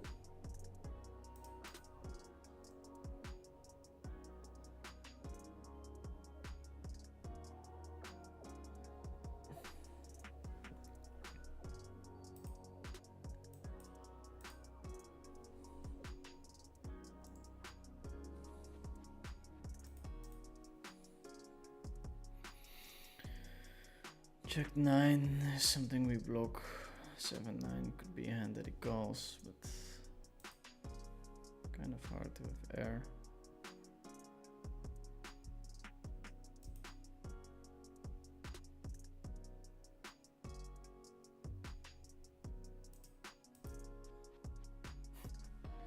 Should a big overbet. Folds. It's going to be fun.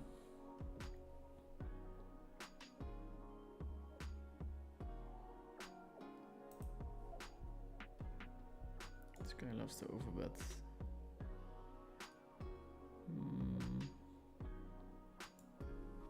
Can fold his hands.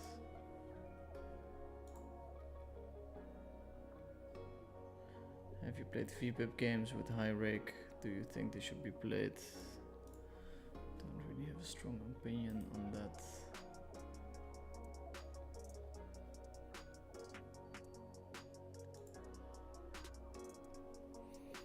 Okay. Giving 3 bets.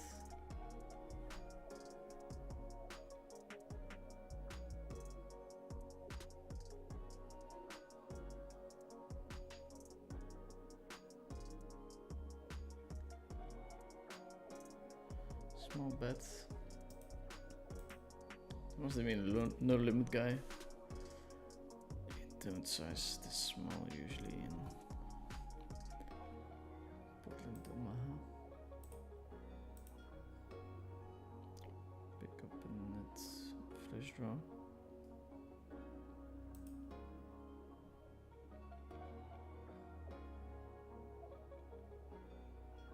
No limit hold'em, you can overbet now.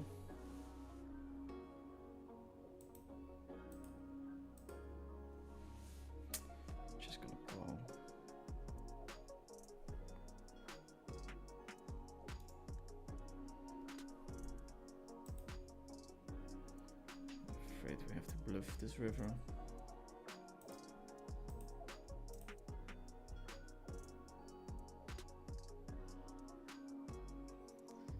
I'm afraid we have to bluff it.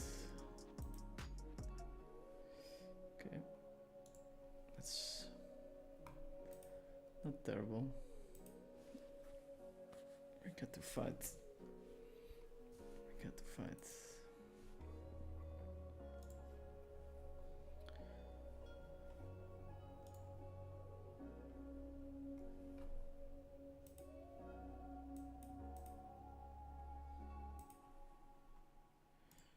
Okay, we can limp that hand actually.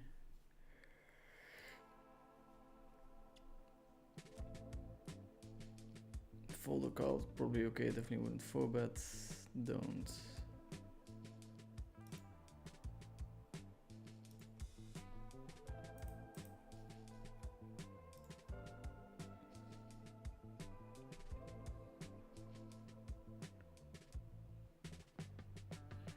Good luck, Derek. Are you playing any of the Trident events? Yes.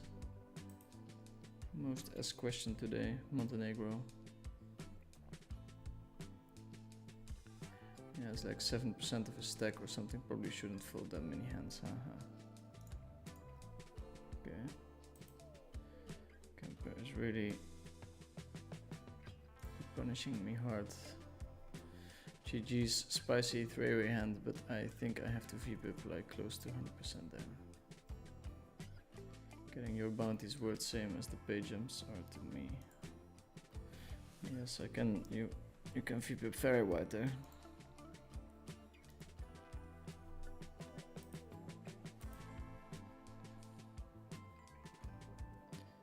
Check from my opponent. We'll just check it back. Blocking the ace.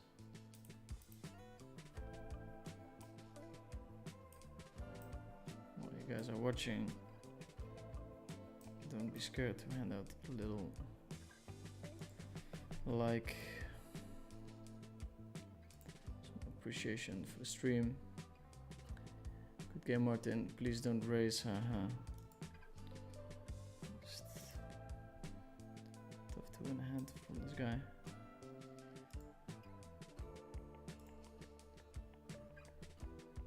Damn, that flop low bounty game it is. Boom, let's fucking go. Hey, double nut buster for the boys. People like it. People like it, the bounty format.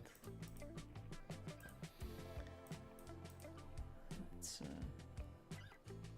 all going to the happy camper.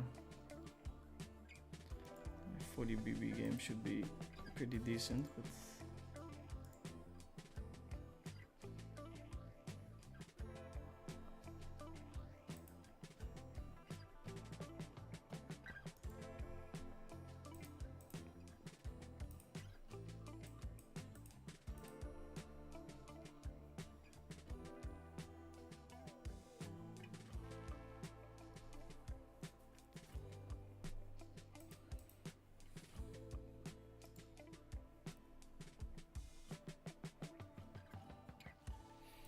okay. That might be the start of something special.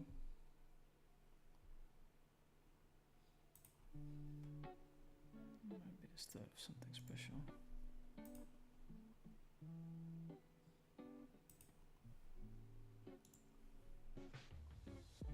Start with a limp call.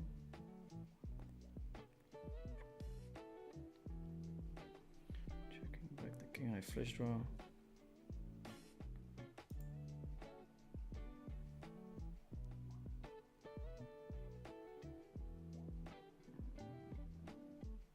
Checking the turn.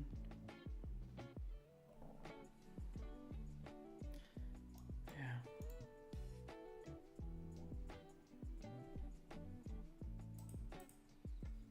Seems unlikely that he has it here all the time. I think we can push it in and see and find out, but a quick call. It's 52%. Calling would have been okay as well. Let's see. No dice. That's unfortunate. 27k. That's not too bad. We end up being up on the session. It's so nice to close it down in the bounty. Actually, yeah, there it is, 43. Difference not that big, but it would have been super big if I win there. All good, can't complain about second place.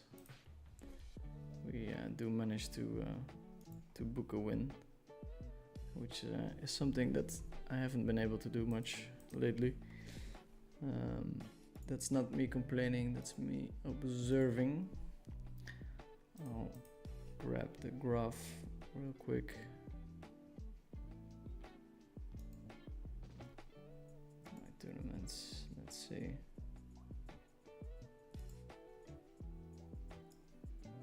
It's a steady line downwards, as you can see, but there's a little blip of hope here, going up here.